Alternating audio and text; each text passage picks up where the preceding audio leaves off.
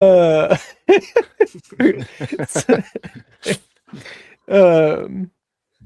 Shalom, Baruch haba, welcome. Is it Jewish? Yeah, Tommy is roasting me in the comments. Well, 1 minute late. As we know, merely being on time is late, so technically that's 16 minutes late. Yeah, he's just roasting me. I think your stream is also, yeah, your stream's starting. Yeah. Oh, good. Yeah. Being a goy is bad enough, but you don't have to be soulless, you know? Are you a slippery goy, though? That's the real question. Yeah, I'm a slippery goy. That's what they call me. Like a newborn cow. The goy man. Yes. Okay. So, for those who are new to Christian Gadfly's channel, hello. We've been going over Genesis. You can check out on Defending a Lion the last several streams we've done on Exodus and Genesis. These two didn't join me for the Matthew stream, but I've also done all of Matthew if you want to go through the gospel. Anyway, we're going to be going through Genesis 2 and 3 today. Possibly do a little bit of typology. Ooh. And go through some of the cool stuff. Some of the cool stuff. Things I do like. So, how's you guys doing? I'm good. I'm a little cold. Yeah. That's why I'm Christian Cold Fly today. Just noticed that. I have on a ski jacket. I'm such a wimp with cold. I feel like it's, You're in the South, though, Christian, aren't you? What's cold for you? What, are you trying to be racist against my accent or something? No, your skin tone. Yeah. Are you trying to say I sound like a hick? Are you trying to say my grandparents fought over whether possum is greasy or not? They did. They did fight over whether possum is greasy or not. He's called Pop, my granddad. He was like, it's not greasy. And then Grammy, his wife, my grandmother's like, it is greasy. It's horrible. And like me and my siblings were just looking at each other in the back of the car like, is this really happening right now? Gosh. Well, it's kind of like we crawled out of a trailer. But I was going to say, as soon as it goes under 69, sorry, I know that's the joke. 69. But for that temperature, I like to sleep at that temperature. But if it goes below that, man, I'm shivering. I cannot take the cold. I'm such a wimp. Wow, it's snowing here today where I'm at, so that's why I was asking. Is no, it's like 26 degrees out today. Same here. Yeah. But that's actually warm for winter here. So, we got negative 15 like 3 weeks ago. Oh wow! You look like you would live where it's negative 15. You look like a Norse guy. I was born in Michigan, and my blood runs thick, but. Yeah, I grew up in the South, so I had both the extremes of insanely stupidly cold and frozen and snow covered, and then insanely stupid hot and suffering, and the sun's actively trying to kill you. I've not really lived in the between stage, like Hawaii or California, where it's like nice out. So you get one extreme or the other.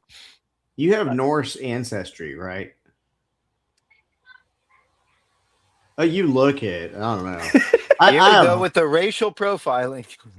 I have Irish ancestry, so you'd think I would be great with cold, but I'm horrible with cold. No, I'm a bit of a mutt. I think I'm like Norse, British, Irish, like just all the white ones in the northern. Just throw all those together, and that's like both sides of my family. There's no melanin. There's a big mix of just nothing but no melanin there. Chris really said, Chris, you white.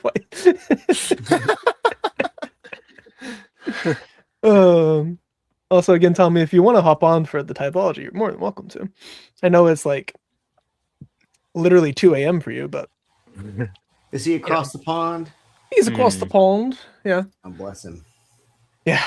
So now that we talked about how white I am and I am the white, like again, my camera is actually like making me I set it to be a little bit redder. You want to see like No, so let's not. That looks futuristic. Hold on. Go back to What it's is- kind of cool. Reminds That me. one's more accurate. So this is like let's still like a little pink there. Are you trying to say you're purple in real life?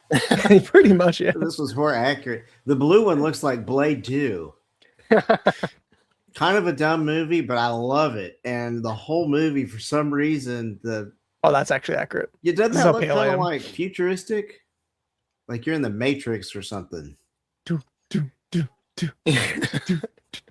Yeah. Welcome to Club Defending a Lion.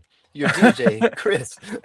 We lied. We said it was going to be Genesis 2, 3. We're really just going to be doing our own impressions of Daft Punk the whole time.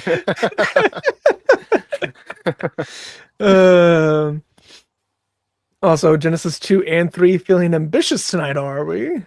Yeah, no. Yeah. For those who are uninitiated, we spent like 6 hours going over Genesis 1.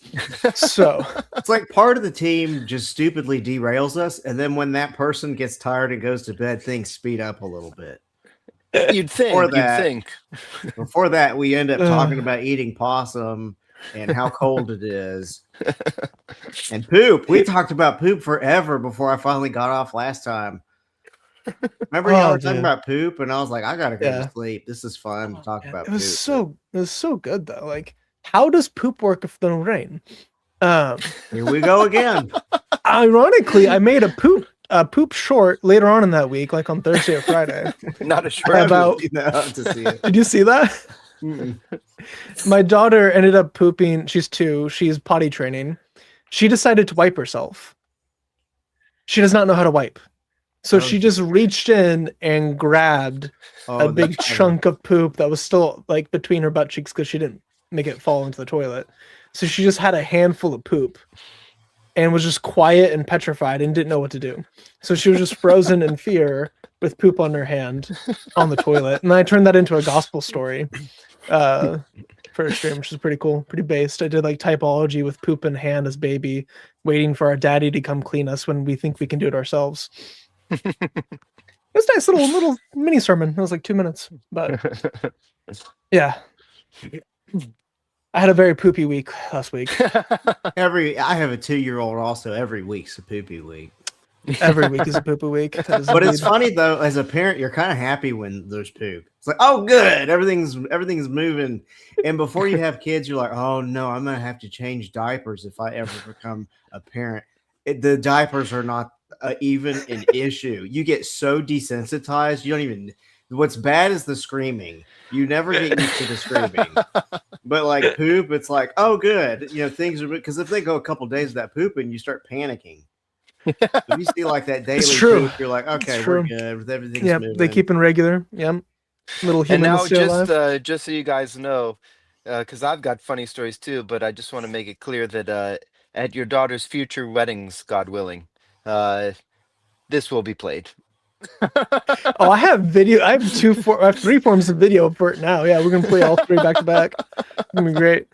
Yeah, no, I don't want Judaizers at my daughter's wedding. Oh no, I won't do it. The slippery ones, yeah.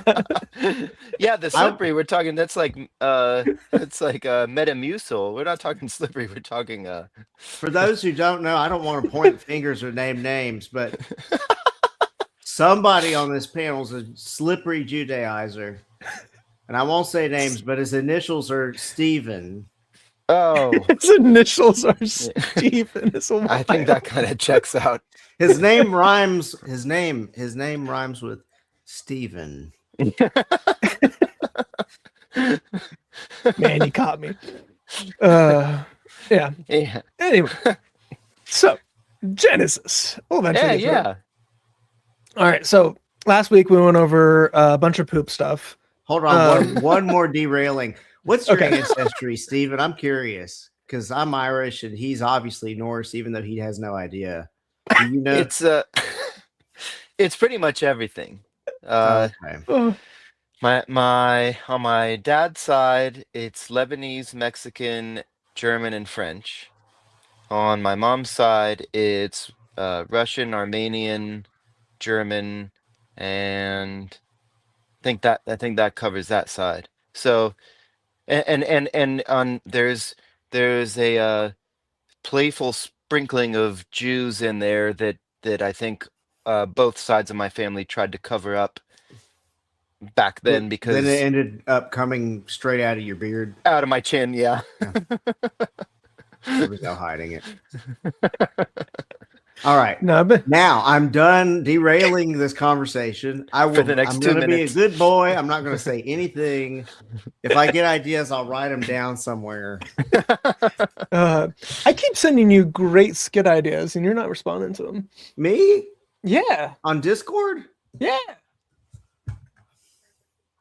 One on the 4th. Anyway, Okay, if I look Yeah. at this and answer it, it's officially you derailing us, not me. Okay. just saying, we got some What skits to date? make. On the 4th? February 4th. Smoke And then signal. I don't know what that phrase means together. So, and I don't want to say it out loud because I don't want to blow if it's a good idea. It's probably crap. But if it is, Ash is the one that came up with it. Ash just came up. Oh, what's up, Ash? I'm not sure what it It's like means. cold I know I don't want to blow whatever it is, but it's like a way that Native Americans communicated with each other and the dissolution of a marriage. I'm not sure what he's talking about. Yeah. It's Islamic. So, like, what's the stupidest way you could get divorced in Islam?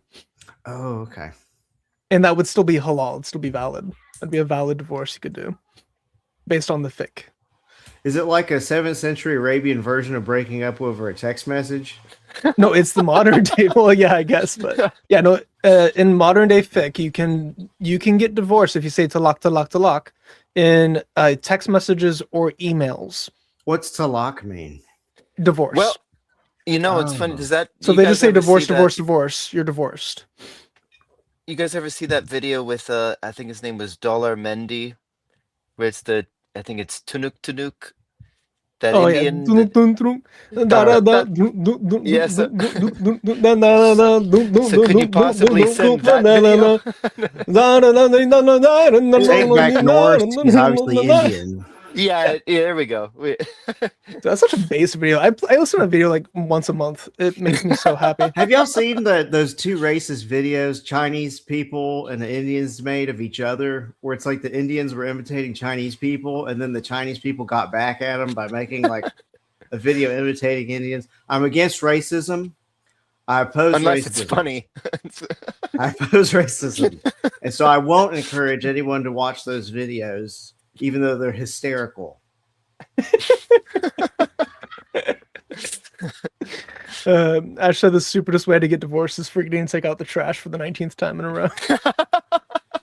I don't know. There seems to be some sort of validity in that, I'd think. Yeah. Anyway, Ash, if you wanted to hop up, you can. It's the same thing as last I emailed you. But anyway, Genesis. Genesis, Bereshit. Just hop into it. We might get through Bereshit. We'll see.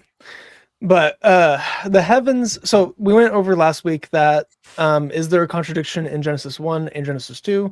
No, just different perspectives of creation.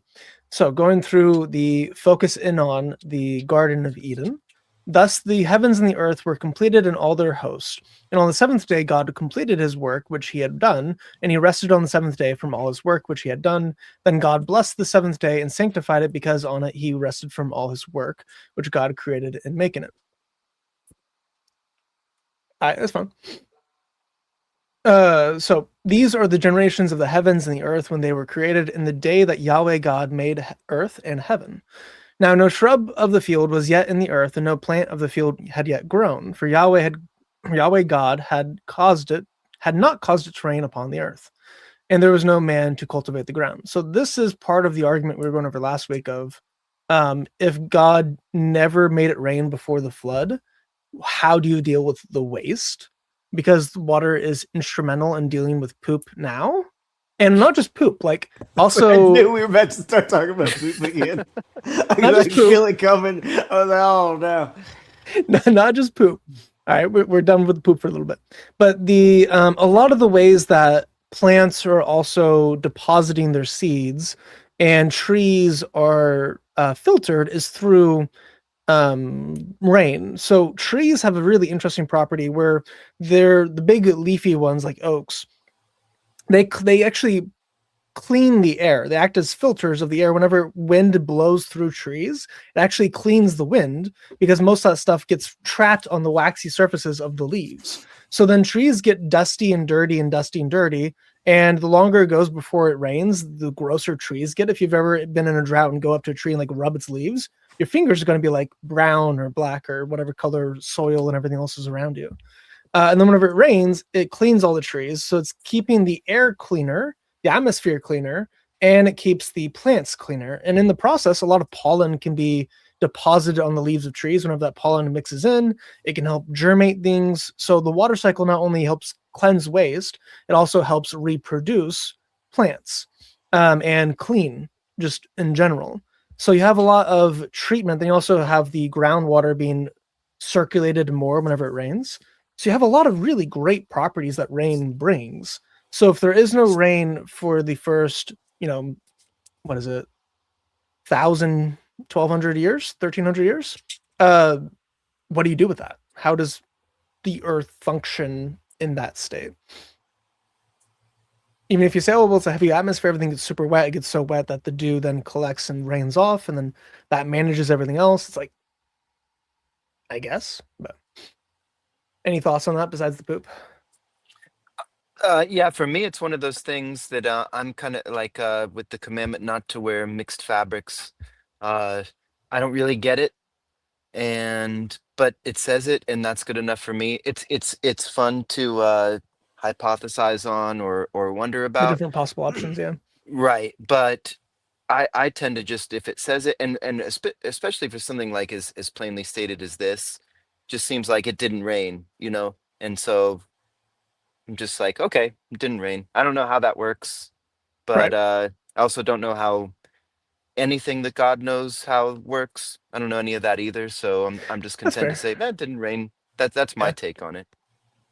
It does make the flood story more interesting, though, because if Noah was preaching, which is from folklore, but if he is actually preaching, the New Testament does call him a preacher of righteousness, but that doesn't necessarily mean he was going out to the people preaching for hundreds of years while he's building the ark. Mm, But if he was, that would be even more interesting to the story of if it had never rained up to that point, and then this like crazy person's coming saying, "Hey, don't do all the wicked, evil things you're doing. You see that right there? That's bad. Don't do it."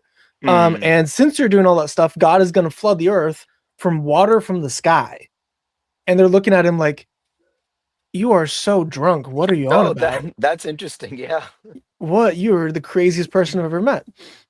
So like the whole rejection of Noah might also like if it had never rained, if that it does mean to be interpreted that way, Mm. then he's saying something that's never happened before is going to happen and kill them all. I don't know. If I was skeptical, I'd be like, yeah, that's stupid. What are you on about? That's never happened before. Yeah. Yeah. McKenna asked, wouldn't that just count as making it rain for the dew? No, that's just called a wet atmosphere. Not literally raining. Anyway. Mm. Yeah. Yeah, we talked last week about the, humidity. If you've ever experienced it, it's you go outside and you get as wet as you would if it were raining, but it's just because it's so swampy in the air. It's like being in Right. a giant mouth. Yeah. Something else we Gross. talked about last time too is we kind of have a spectrum of ideas where, like, at the top it's more young Earth creationist, and then in the middle it's like old Earth, young Earth, and then at the bottom, in more ways than one at the bottom, kind of more loosey goosey. It's like mythical, not in a sense of false, but like in a sense of answering questions of who are we, why are we here, what's our purpose. So I'm like a full-on evolutionist, old Earth, 13.8 billion year universe, all that junk. Yeah. But You if swapped anything, me and Steven. this Yeah. shows you can have like friendly dialogue and see a whole lot that we have in common, even with varying worldviews. And as we go through this, if I find something of significance, like from a mythological point of view, like last time I talked about like the chaos and water, the darkness and all that, and how Yahweh brings order to chaos. If I find things like that, I'll point them out as we go. Yeah. So I'm in the middle camp where I think there Oh, are. sorry, flipped you guys, I guess. Yeah, you flipped us. My quick wrap up of my position is there's evidence against and for both positions that I don't think the other position can actually answer. So I don't think we have one way or the other that's settled. Like there's a lot of things in the old Earth view that makes literally no sense. There's some things, I would say there's less things in the young Earth view that make literally no sense, but there are things in the young Earth view that make literally no sense. So it just depends on which camp do you want to treat as your baseline, then nor ignore in both positions the things that don't make any sense whatsoever, and then you can be settled and happy. But I'm not. I just leave it up of like, doesn't matter. I don't really know, and as long as your understanding of it doesn't contradict or destroy the gospel, I don't really care. So, oh, it's something I pointed out last time, but I want to repeat here. Even the most modern science, least like fundamentalist literal interpretation of this, still the facts point to God having created the universe, just from running arguments like the cosmological argument and any form of the teleological arguments or fine tuning or anything like that. So it's God all the way through, no matter what approach you're going. No matter what cosmological, if you have black hole, Big Bang, or white hole expansion, or static electric universe, like whatever cosmological model you have, whatever age of the universe you have, there has to be a God no matter what, just based on the bare facts of reality as we experience them. You just can't really get past that. So, yeah, pretty based. Anyway, so you have a panel of weirdos that all disagree with each other. Who giggle at jokes about white holes stretching because they're thinking about LZ jokes. I didn't see that. That's great. I was like, does he know what he's saying? No, I don't think he does. A white hole is just the opposite of a black hole. Come on. That's not making it better. No, I'm not. Okay, anyway, it's gonna make a series of also jokes with that black holes contracting and getting expands and gets hard and penetrates, and the white hole takes in and expands, and like the men of Al-Zut with Muhammad's pasty skin. Anyway. But a stream would rise from the earth and water the whole surface of the ground, which would again indicate that there is not need for the rain, but that's again part of the debate. Then Yahweh God formed man of dust from the ground and breathed into his nostrils the breath of life, and so the man became a living being, which is pretty based. And Yahweh God planted a garden in Eden toward the east, and there he placed the man whom he had formed. And out of the ground Yahweh God caused to grow every tree that is desirable in appearance and good food and good for food. The tree of life also in the midst of the garden, and the tree of knowledge of good and evil. So this might indicate the way that this is worded, that the tree of life and the tree of the knowledge of good and evil are both in the middle and may even be the exact same tree. Oh, that's trippy. The tree is able to produce both life and the knowledge of good and evil. But they might be two coins of the same thing, or like two fruits of the same tree, which is kind of interesting. There's some debate on that, on whether or not this tree is one and the same, or if they're next to each other, or if it's just in a general location towards the middle. I feel like they're different trees, because one's kind of like... So I feel like the tree of life, it's going to end up being the typology that's repeated in like the burning bush or even in the cross. And then again in Revelation, it appears at the end. But the tree of the knowledge of good and evil, it's kind of like humans trying to define what good and evil is for themselves. Right, which would be the sin. Yeah. So there's not necessarily any sin in the tree in and of itself, because God has the knowledge of good and evil. So if just mere knowledge of good and evil caused sin, then God and Jesus, being God, would be in sin because they have the knowledge of right and wrong. So even if you want to say Jesus in his humanity didn't know all the stuff in his divinity, he still eventually learned right and wrong, and that didn't cause him to sin. In the way that Romans talks about it, it seems like knowledge makes you participate in the sin. But it might just be the sin, like whenever you actually start doing it, that's whenever it is able to be sin for you. So like, I can covet without the deep knowledge of why coveting is wrong and evil, and it not be counted against me. But once I reach the age of maturity and the age of understanding, the age of accountability, then whenever I covet, it would be sin for me. Or you could say whenever you lose your innocence, your childhood innocence, then you're under the same sin of Adam. You've you've metaphorically eaten of the fruit of the knowledge of good and evil, and therefore you sin and die in the same way Adam and Eve sinned and died by eating of this tree. There's something to note. Oh God, sorry. Go ahead. No, that's basically it. There's something to note too with Hebrew, that yada, that word, and you can see that's the lemma, but you see it there. Hadat, tov, vera. The word kind of mean it's like an experiential knowing to yada something. So you kind of, you know how like you don't really know how to do something till you've done it yourself. That's kind of the feeling of yada, and that's not necessarily, you know, ginosko or whatever the Greek idea of knowing is. Right. So Greek might be more like English, where you can know something without having done it. But I think, so in Hebrew, you can even use yada as a euphemism for sex. Yeah.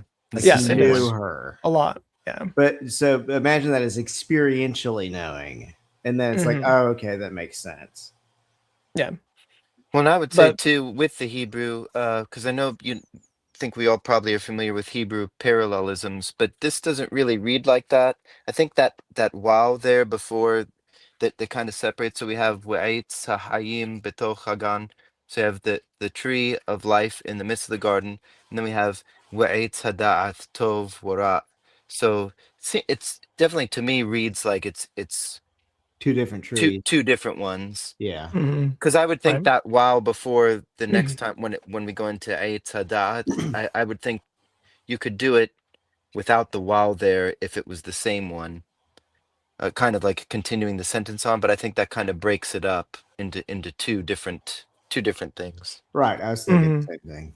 Yeah. I think there's a passages later on that makes it a little bit more explicit that it might be the same tree. Okay. Okay. I can see if I can pull that up real quick.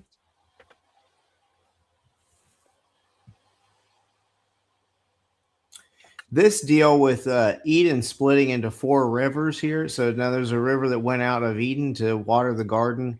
And from there it divided and became 4 rivers. There's this writer named Michael Coogan. And he's like, I think he's from Harvard or something. And he thinks that this is a Semitic kind of typology that's common to all kinds of different stories from across the ancient Near East, where the land of the gods will have these rivers that go in 4 directions and have precious with precious stones. There's like a glowingness to whatever's there. The divine beings glow. So that might be part of what the Edenic writer is wanting to highlight. Yeah. Because this original garden, it's a place where divinity and humanity coexist together. There's sin hasn't exiled humanity from the presence of God yet. Yeah. It looks like the trees are just near each other, not that they're the same from the other place I was looking at. It's because it comes up also in like Genesis 3:3 and 2:17. And it's just described as near each other. So I was wrong earlier. Anyway. So yeah, as you mentioned, they could be taken as metaphorical. These trees also come up a bunch in the apocryphal writings. So it comes up in 2nd Enoch during the night journey, which is definitely where Islam got it from. And it also comes up in the Apocalypse of Paul, which is also a night journey, and also could be an influence of where the Islam gets it from, because it's nearly identical, including the rivers. So the 4 rivers in the Jewish and Christian source is oil, honey, milk, and wine. And the only difference in the Islamic source is that oil is exchanged for, I think, water. Those are the only difference. Other than that, it's identical rivers, and they even go in the same rate, and some of them go under and some of them go over, and it's like, it's just the same thing, man. If you read the 2 sources, they're just identical to each other. But there's Expedition Bible put out a interesting video tracking the four rivers where they came out of near Babylon.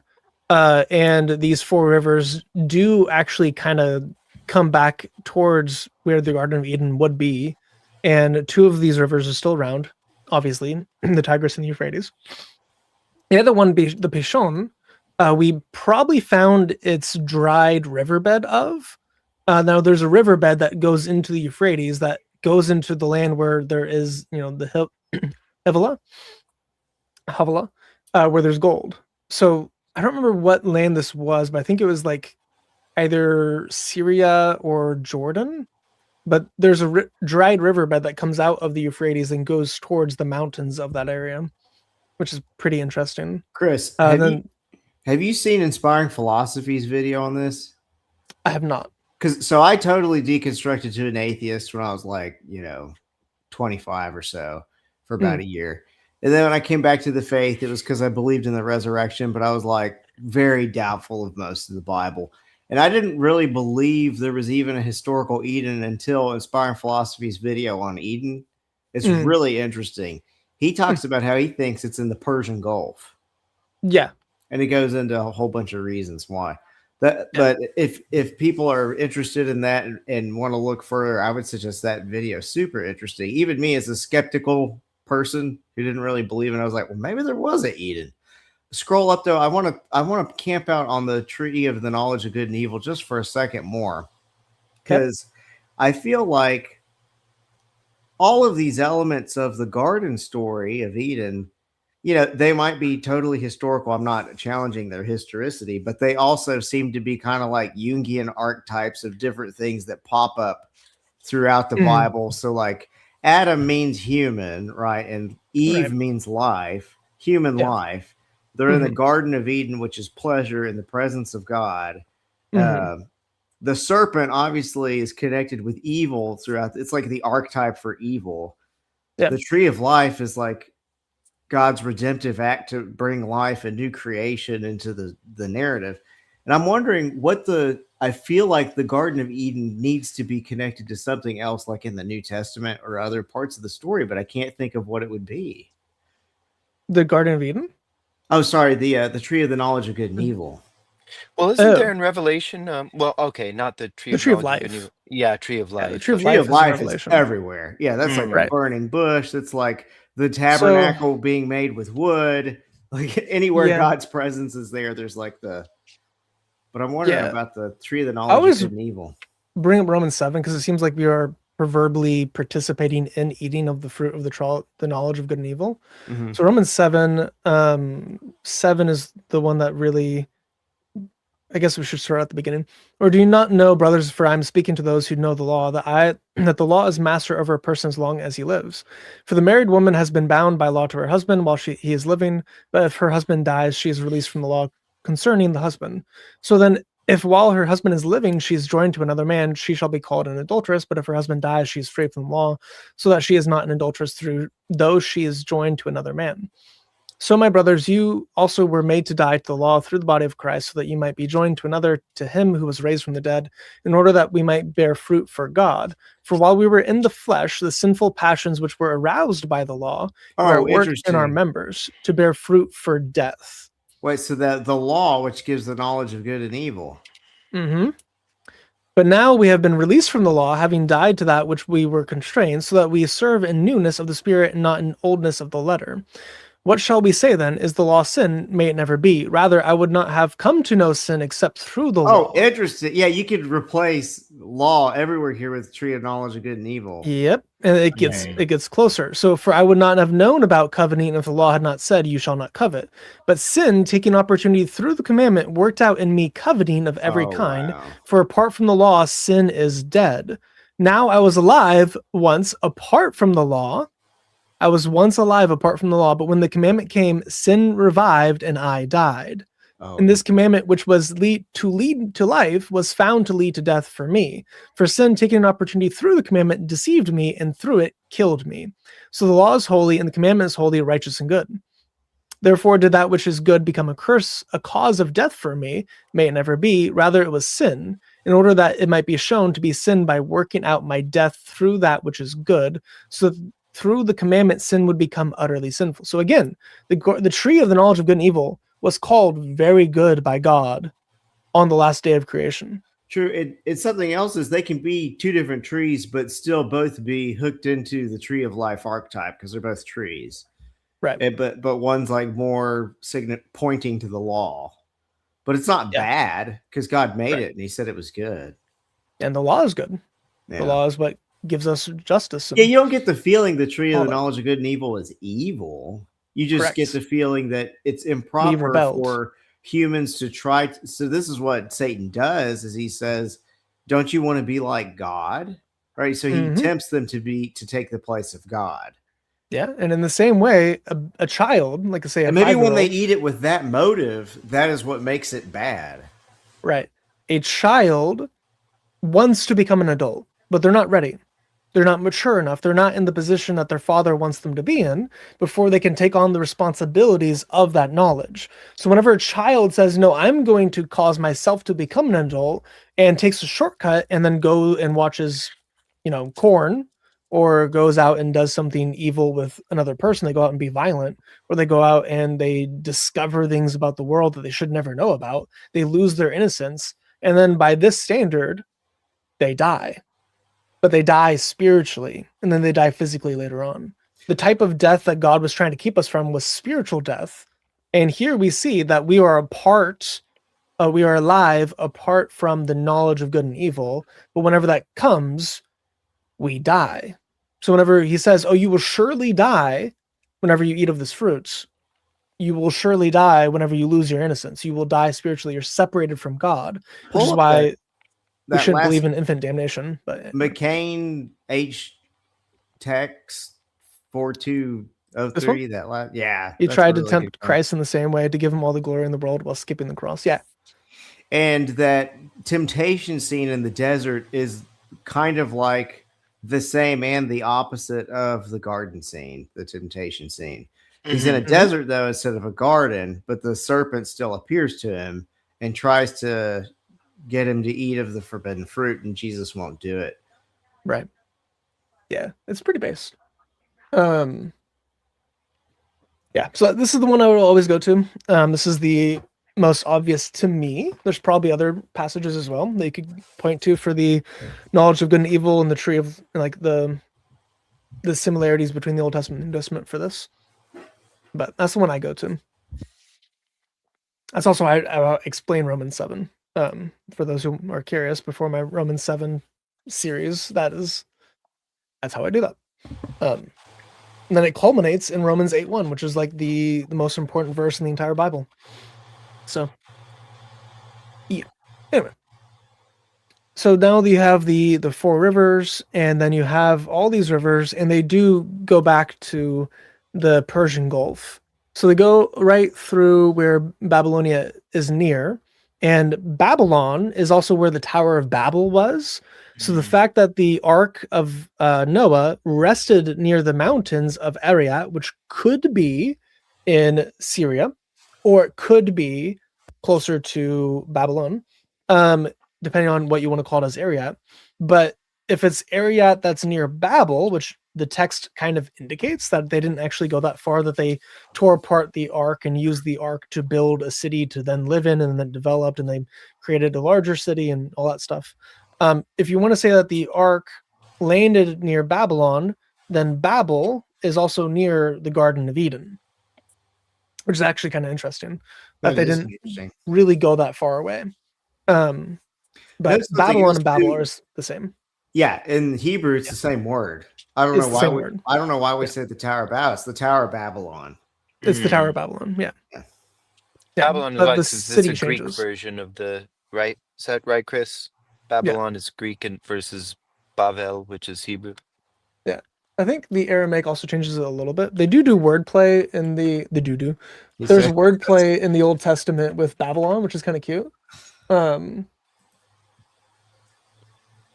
gonna look up what it is in Aramaic. I think it's funny that even to this day, we still use Babel in the same way that it kind of was used all the way back then. Like Babel still today means the same kind of thing in English. Yeah. To speak. So It- yeah. It's cool.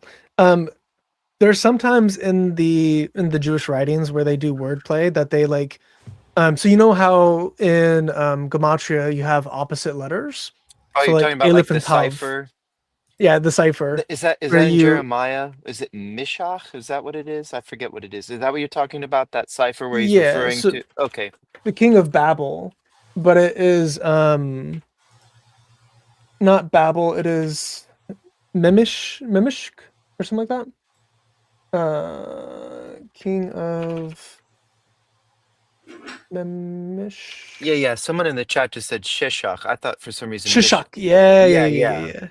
Yeah, yeah. So that's the opposite Where you of just bets, take opposite them of and you bets. lay the alphabets over each other, but front to back, and Yeah. make a So cipher like that. BBL becomes SSK. Yeah, Oh, that's Sheen Ka. cool. Yeah. So you see that in the Old Testament. And it's interesting because they're writing it in Shish Bible verse. Let me see what the exact verse is. If you look at it in Hebrews, it looks like it might be this one. Well, that's pretty much the same. That's not the Yep. one I was looking for. Well, Yes. That yeah, has a yod Kolf, in okay. it. Yeah, it's cool. There's Shishak. another one that is like making fun of the king, and it's pretty funny because he's like, yeah, the king of Shishak is stupid and evil and all these things, and God's gonna kill him. And they're writing it in Babylon, so they use the cipher to not say the king of Babel or the king of Babylon is evil, stupid, and God's gonna kill him. They instead say the king of Shishak is evil and stupid, and God's gonna kill him. Which is pretty fun. So they're like using code words to avoid being destroyed by the king. But it's definitely in one of the prophets. I don't think it's in Chronicles. Yeah, I thought it was Jeremiah. Yeah, I can see if I can pull that up.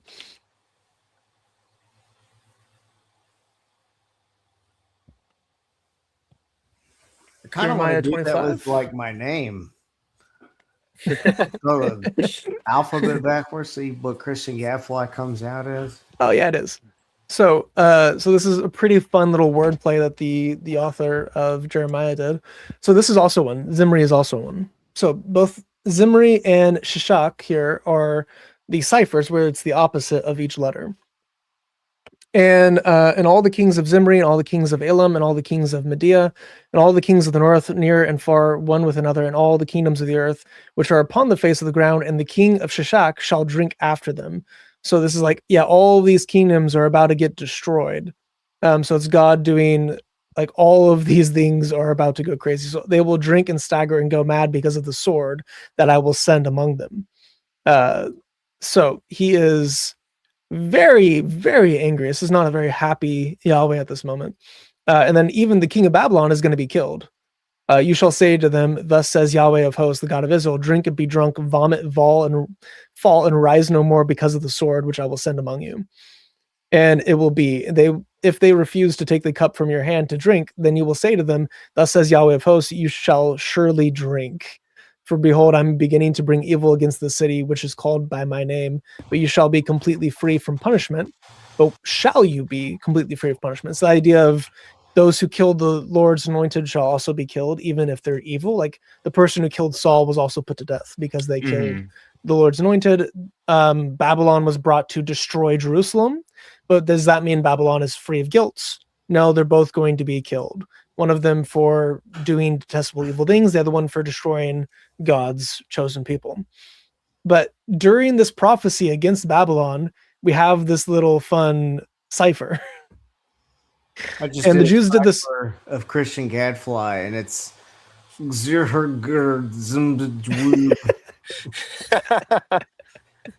just made that my name for the stream. Xirger Zumtwub. The best part about that is you have X Sir in that. So it's like your some Zezer. Yeah, Zezer. I'm just your Zerger. diverse and equitable and inclusive. Yeah. He deserves some woob. Clumps. Oh man, that's a strange word, my guy. I thought that That's said a something lot else. of consonants. Mr. Chris, since I'm still Yes. an old fuddy-duddy and I don't know how to press buttons or touch screens, would you kindly mute me while I go explore the idea of Pishon and the other four rivers, and I'll come back with Yes. an update. And I Yes, you only made it 49 The minutes four into the rivers stream. and a drop of gold, or can. is it just the rivers? I guess. Okay. So that's the tree. Those are the trees. Uh, Getting past that, a little bit of a tangent, but there's a lot of really cool Hebrew stuff with the gematria and the exile writings. So basically, they learned about it in Babylon and then just started using it outright. It's even in the New Testament. David is gematria in Matthew 1. So in the 14 generations of each one, 14 is the number of David. Therefore, it's 14 David, David, David, David, David, David. And it's all 14, 14, 14. Even though it's not actually 14 between a couple of the generations. But God removed 3 of the kings. So instead of it being 17, it's now 14. And it also matches the numbering. So there's a curse on Jehoiakim, and then you have 3 generations removed, and Jehoiakim is part of those generations that were removed in Jesus's lineage because they lost the right to be king. So the kingship of the Messiah goes past those 3 generations down to Jesus, and now it's 14, 14, 14. Almost as if God planned it. Anyway. So we have Pishon, and it is the one that went around the whole land of Havilah, where there is gold. Now the gold of that land is good. The bdellium and the oxen onyx stone are there. And the name of the second river is Gihon, and it is the one that went around the whole land of Cush, which is Ethiopia. So this one is going more west, and then Pishon is going more. It's kind of splitting the difference between the Euphrates and the Tigris. If you look at them, Tigris is going more towards the east. And the name of the third river is Tigris. It is the one that went east of Ashur. And the fourth river is the Euphrates, which goes up into Israel, towards the Jordan. Then Yahweh God took the man and set him in the Garden of Eden to cultivate it and keep it. And Yahweh God commanded the man, saying, "From any tree of the garden you may surely eat, but from the tree of knowledge." What's the word that he used for God setting man in the garden? Like the set thing? Yeah. It's not actually man at all. It's just to settle. So, Okay. Nachanu, I'm gonna look into it. it's All right, you keep going. it's like the we set him. So the root is just the nun, the het, and I think the he. Because I'm wondering if it could be like similar to the wording that would be used for a gardener planting a garden. Mm. Is he planting the man in the garden? That's a great question. The reason I'm curious about this is because that's one of the archetypes too that the New Testament speaks to is God as a gardener. So in John, when Mary doesn't recognize Jesus at the tomb, what does she think he is? A gardener. So deposited, laid, placed, leave. Okay. Yeah, and there's some gardening words there. Yeah. You shall then deposit them in front of the tent meeting in the testimony where I meet with you. So Yahweh Moses deposited the rods before Yahweh. In any event, like, don't let the fact that this is a garden go over your like. Why would God choose for paradise to be a garden of all things? Yeah. So highlight that, and then when you're reading your Bible and you notice garden-like imagery, like the pomegranates being painted in the walls of the temple, go, oh, okay, this is supposed to be that place where God's presence dwells with us because it's echoing the original Edenic ideal. Yeah. Man, there's such great typology all over the Bible, man. Especially in the beginning. In Genesis, like the creation story. So much. Everything is going back to this story. So all these Everything. details, yeah. So the fact that it's a garden and he's a gardener, you got to pay attention to this stuff, and then it makes sense of other parts of the Bible where it's making a callback to the Edenic ideal where God dwells with humanity in the beginning, human life, Adam and Eve. Yeah. I have a list of types. I think it is what am I up to? 90. I have found 90 types of Christ in the Bible so far. Well, going you through. had that gardener one because she mistakes him for the gardener. Do I already have that? I don't think I do. Yeah, there's so much. Nobody stuff. pointed that out to me. I noticed it on my own, and it made the hair stand up on my arm when I was reading John. Because I was sitting there going, "Why would he tell me that she thought he was a gardener? What's that mean?" And then they, well, where does a gardener pop up? Holy crap! God is a gardener by making a garden in the beginning of the Bible. That's pretty based.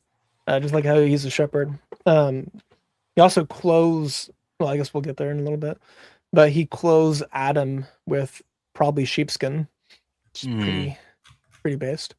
Anyway, so yeah, God is a gardener. We're gonna go through a couple other types too in a bit.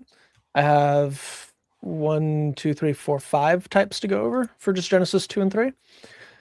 So Yahweh God took the man and set him in the Garden of Eden to cultivate it and keep it. And Yahweh God commanded the man, saying, "From any tree of the garden you may surely eat, but from the tree of the knowledge of good and evil you shall not eat from it. For in the day that you eat from it, you will surely die." I got a little commentary already. Notice how work already exists even in non-fallen state. Yep. He's already doing the work of being a gardener. Well, what can that look like? I like to think of my relationships with my friends kind of like a garden. And you have to pull the weeds. You know, there could be parts of a relationship that are unhealthy, and you got to pull those, and then you got to water the other parts to make sure they grow. You know, if you're having a family, that's kind of like a garden. So gardens are places where life grows. So already humanity, by being an image of God, they're an agent on God's behalf. They're trying to bring about life. And I like to think, so the Garden of Eden, I don't think is the whole planet. It's just one specific point at the planet. But I think it was God's intention that humans were supposed to eventually make the whole planet like the Garden of Eden. Right. Yeah. Which is super base. Like that, we were originally called to tend to the earth and be farmers, essentially. Take care of animals, take care of life. And man, have we done that not very well. With the farm analogy, I have this book that somewhere on my out of sight impressive bookshelf, but it was I forget who it was by, but it was one of those. It was a big name a bit ago, and it was on the parables of Jesus, and it was talking about kind of like what Christian was talking about, thinking of friendships and relationships as a garden. He was talking about with a garden, it's not enough to weed the garden. You want to take the weeds out, but if you take the weeds out and do nothing with the land, they're just going to come back. You have to replace the weeds with stuff you want there, and you still have to continue to take the weeds out. But his whole point was in your relationships in your life, and even like when it comes down to your behaviors and things, it's not good enough to just remove something bad, but you have to replace what you've removed with something good to take that space, or else you're just going to end up with more bad stuff growing there. And also, the point of the garden isn't to be a place where weeds are removed. The weeds are just removed so that you can grow that fruit in the new life. And so you might think of this like being carried over to someone who's just this is not a jab at being a Judaizer and all that, but like if you're overly legalistic, like, and it's good to want to follow God's laws and be obedient to God, but if it's just like, you know, I'm not going to speak to any women because I'm scared of falling into sin. It's like, well, what about all the beautiful friendships God was wanting you to have in your life? but you were just so scared of weeds that you didn't make any fruit. You know, This would probably be where me and Chris would discuss. I mean, this is kind of tangentially come up a couple times where we're talking about if you have a particular weakness, something. I think the other night we were talking about gambling. I think that's where it came up. Or Oh no, yeah. no, no. It was alcohol. It was alcohol. It Yeah. went into gambling. But we were talking about some people. It's like they recognize their particular weakness for alcohol, and so they have decided for themselves they must abstain from it personally, because of how easily they know they are able to fall into abusing it. Whereas someone else can have alcohol and it's no big deal. Uh, so I think in your analogy, Christian, I get what you're saying, but I also think if someone is prone, because we're all different and we all have our own weaknesses. If someone is prone to lust, then they would do well to avoid that, avoid speaking to women, at least for a time, because it's up to God whether or not He removes that particular aspect of our weakness from us. it was But a random example. My point just being the point of the garden is to grow fruit, not to mhm. remove weeds all the time. Oh yeah, So okay, if there's okay, some yeah. weed that kills all of your fruit, then get rid of it, whatever you need to do to get rid of it. But Mhm. my point in bringing that up is just the whole point of the garden isn't to sit and pick weeds out all day. Right, Grow right, crops. Right. right. You're building up. Yeah. McCain has if your hand causes you to sin, and Mhm. cut it off. So if there's anything keeping you from being fruitful in your garden, remove it. Yeah. Yeah. Pretty based.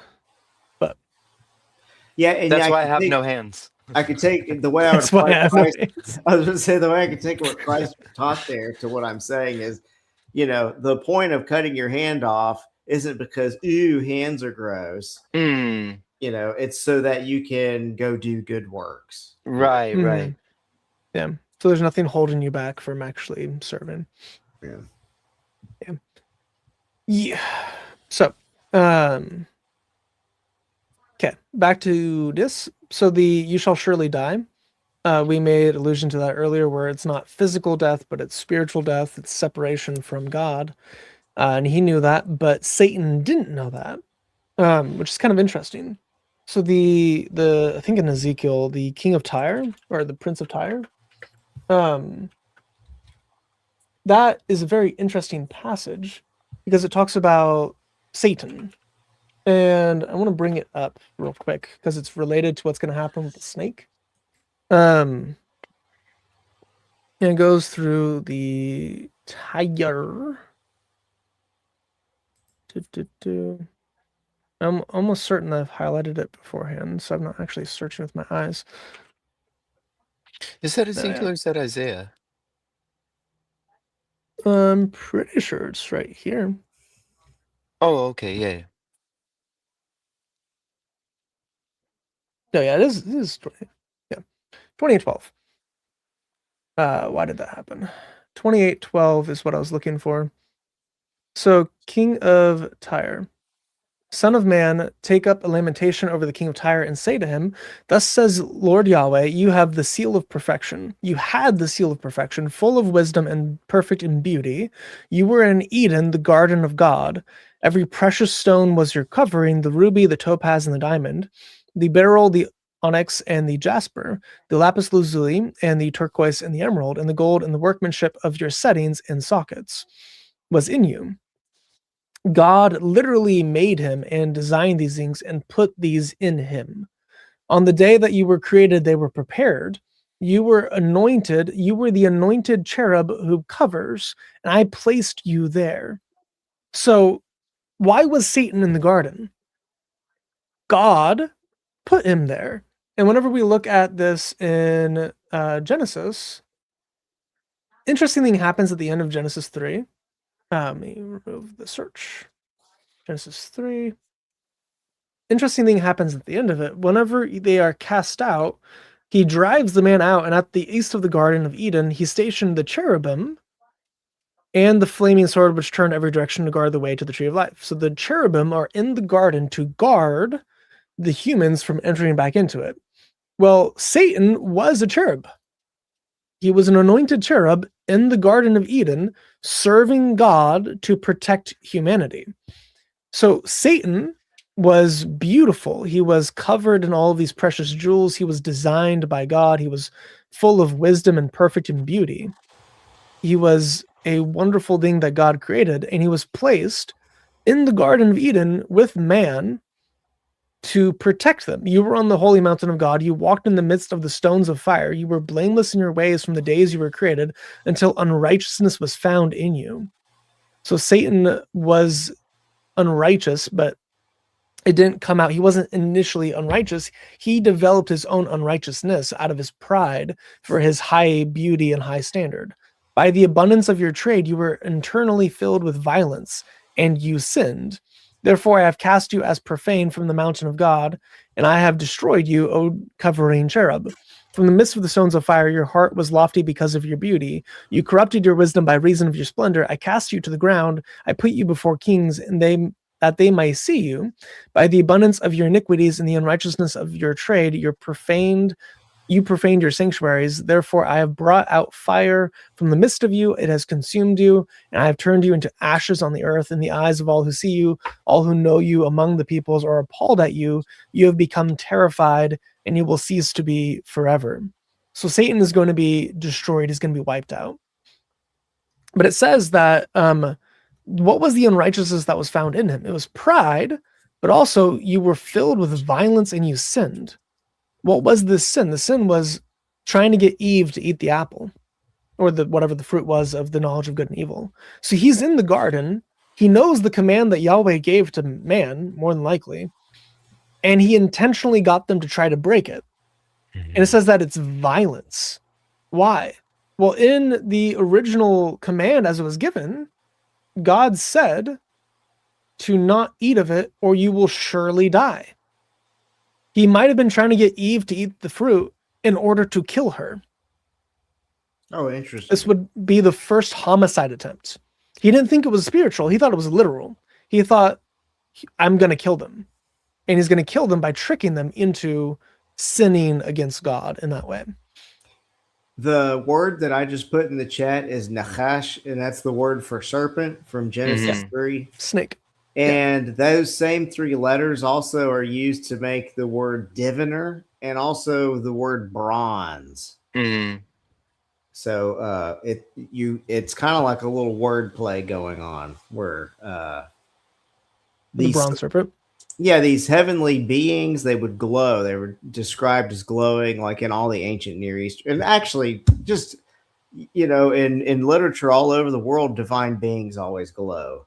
And so the snake, it glows like bronze. And if you read Gilgamesh, there's like a bunch of metals, shiny metals in the area of the gods.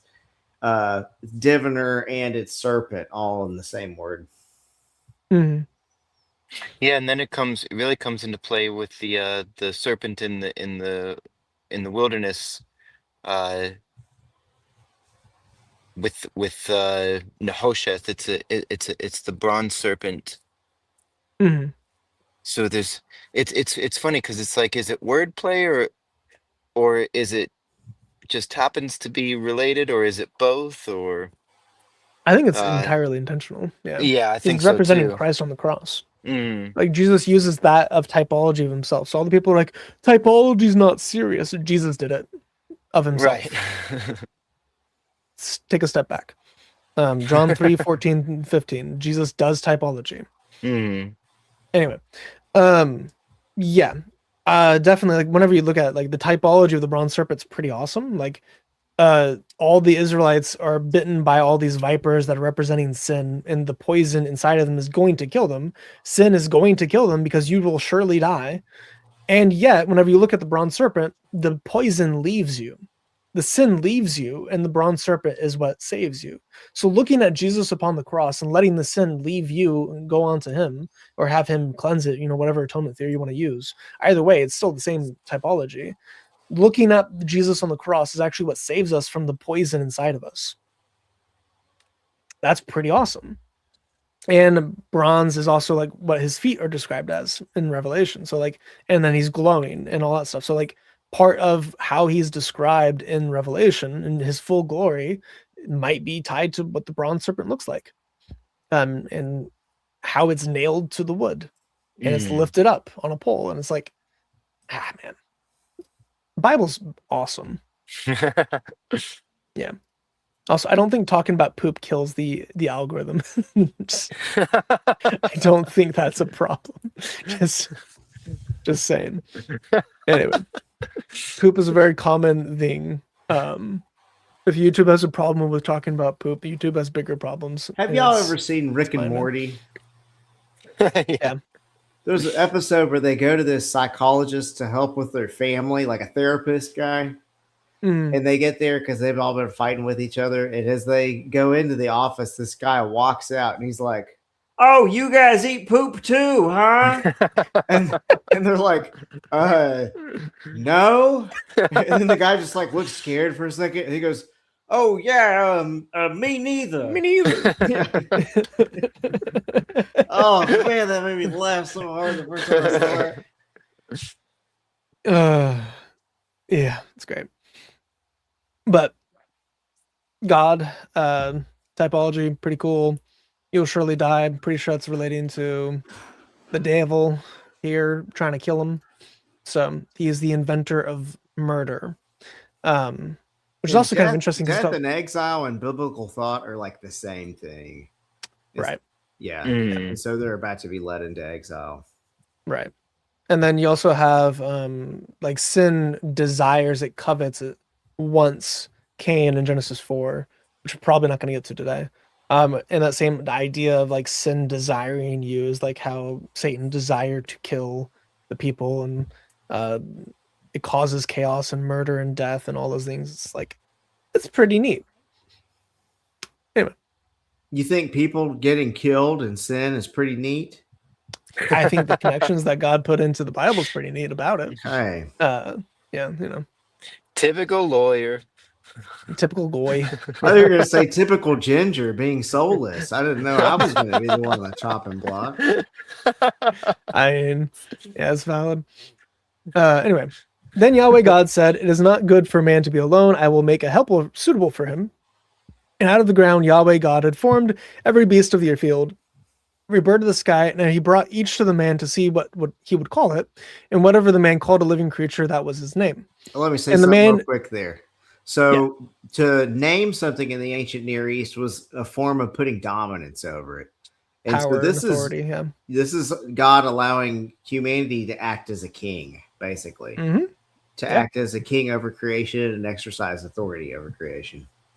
Yeah. There's a lot of that in the Jewish and Islamic Apocrypha because the Muslims stole it from the Jews. So in the Jewish Apocrypha, they did. Yeah, it's crazy. In the Jewish Apocrypha, mostly in the Midrash, there's a lot of stories about Adam and Eve and Adam naming the animals. There's also some wild stuff, like instead of Satan just being jealous that humanity gained the role of king that he wanted to have intercourse with Eve. So he was trying to make her a sinner so that he could steal her for himself, because God obviously wouldn't let Eve be married to Adam if she was a sinner. So he could then marry her. And then he would get some other woman created for him.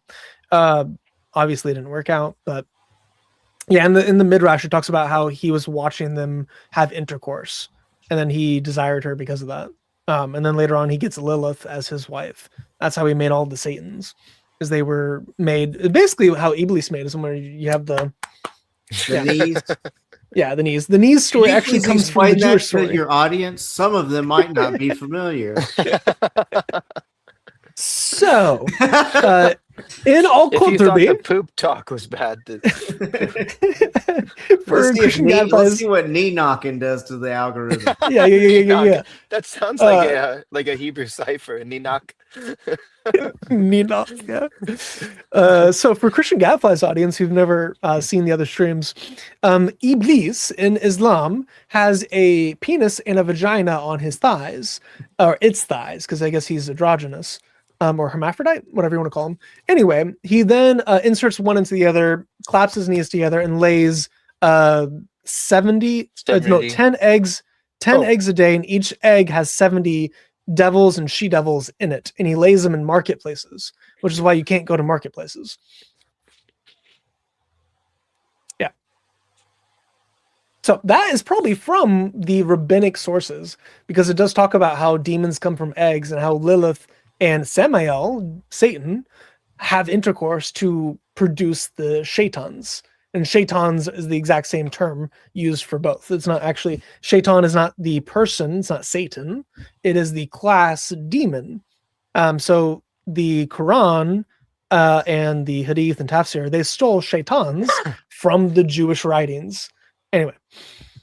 And that's something I want you Islamophobes to explain to me. Okay, so if Christianity is so true and Islam is so false, then why are all the marketplaces full of demon eggs? Right. Why can I not come back from the grocery store with just hordes and hordes of demons unleashed on my household? Right. How come if Islam's so false, there's a bunch of shaitans out there with a weenie on one knee and a vajuju on the other, clapping their knees together? These are questions that I've not seen any Christians try to answer. There's no answer to these arguments. You sit there and talk about typologies.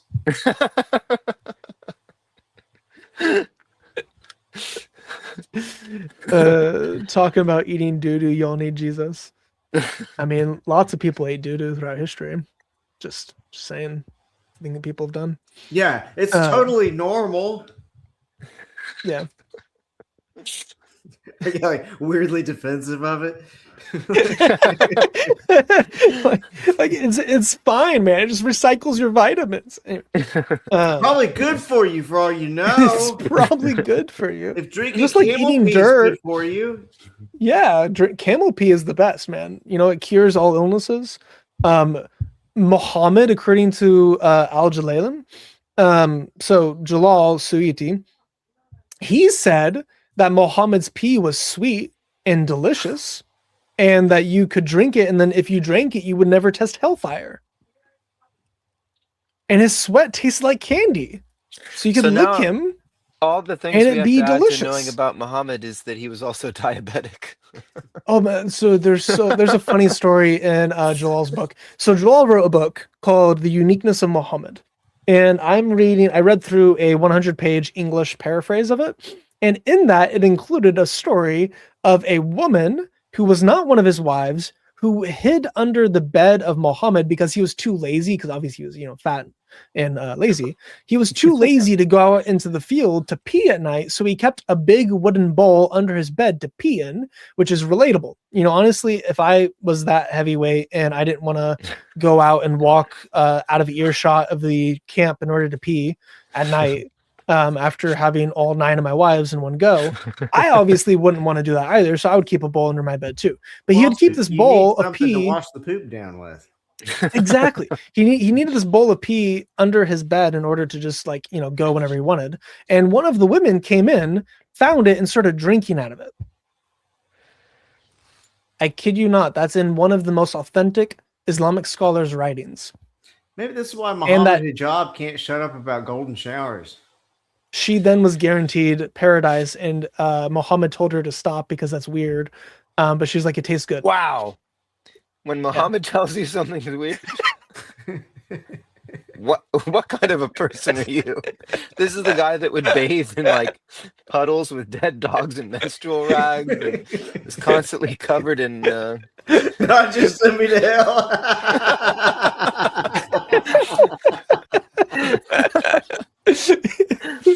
Wow, that person, that poor lady.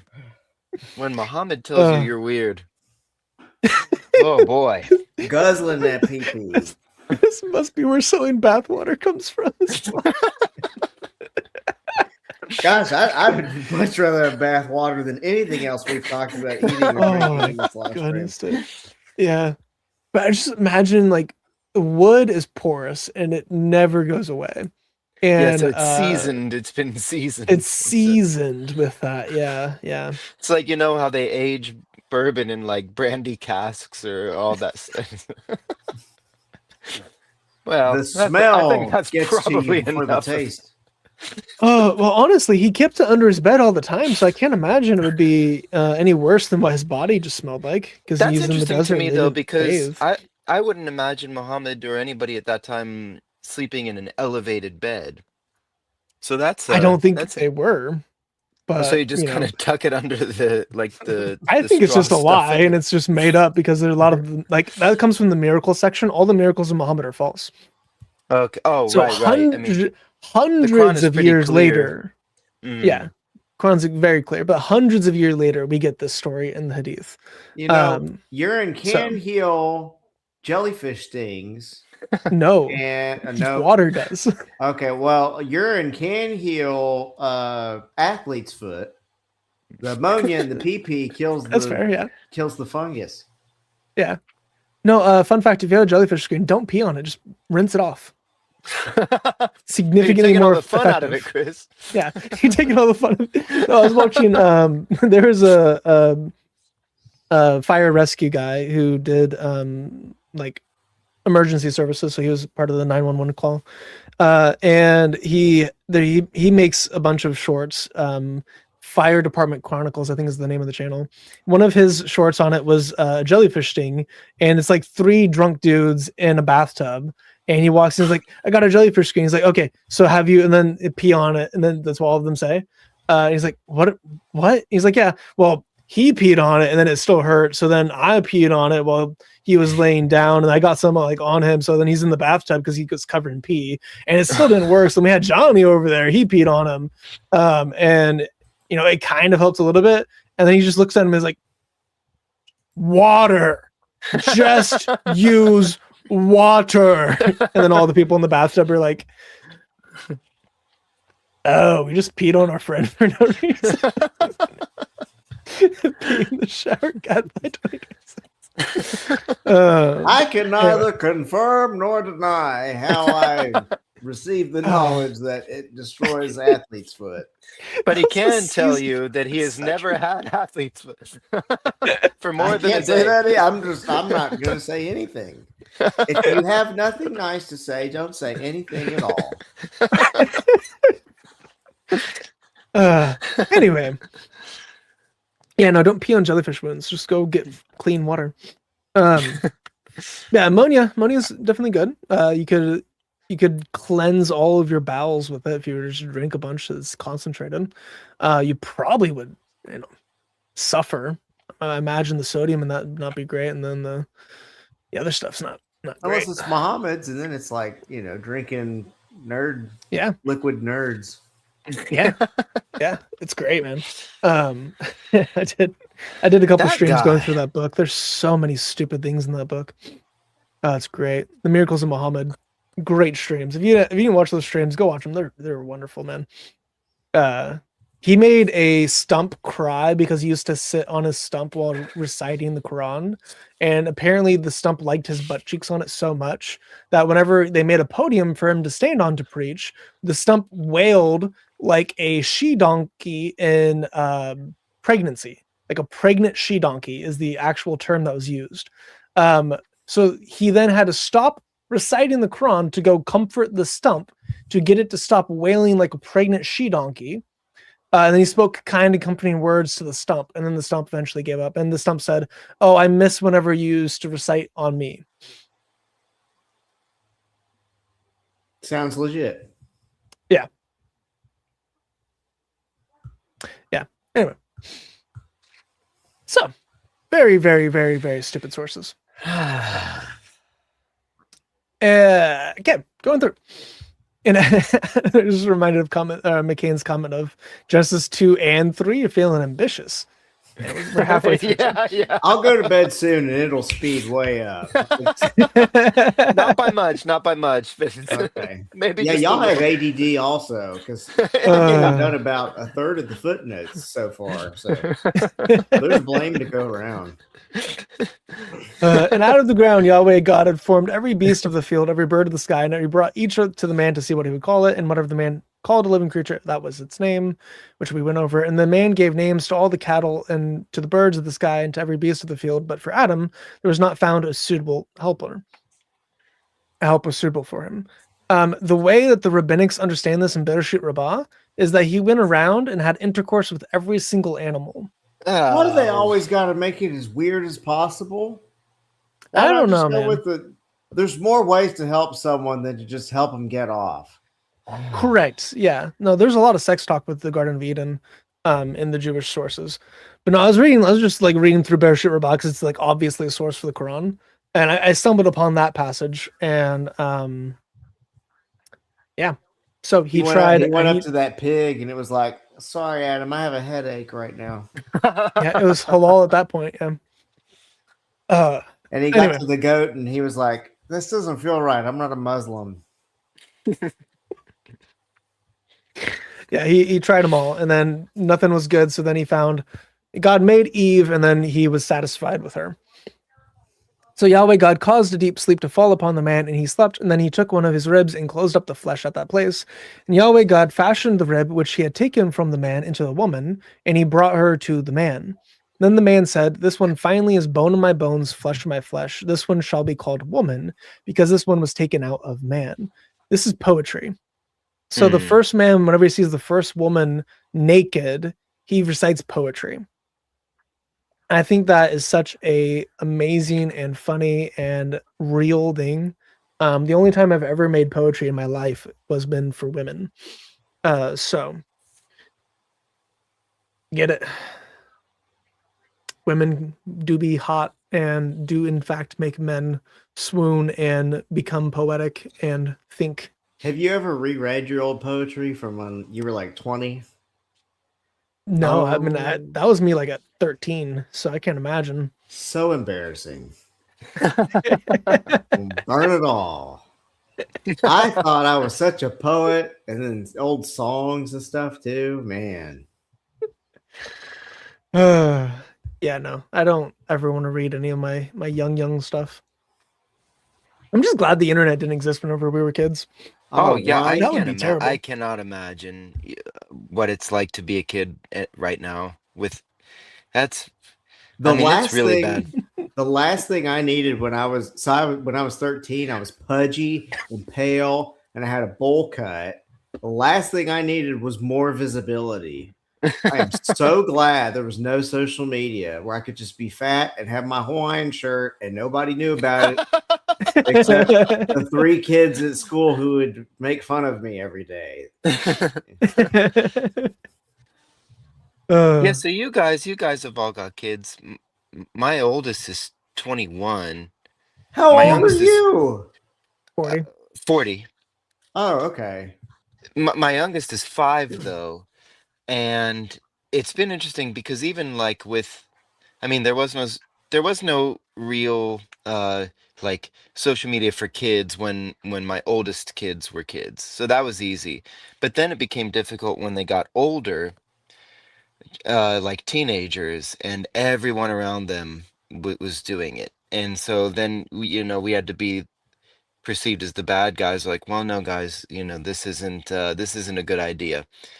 And the funny thing is, for our newest, I say youngest, but there's a 9-year gap between the 14 and the 5-year-old. They don't have any trouble with it because they see how terrible it is, because it kind of, in the space between the 14-year-old and the 18-year-old, that's when it all kind of, the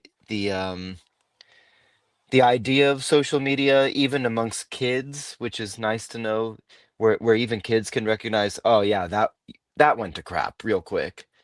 And so for our youngest, there's no real push to be like, oh, can we do this? Can we see this? Can we do that? And they're like, no, and they're like, oh yeah, thank you, thank you.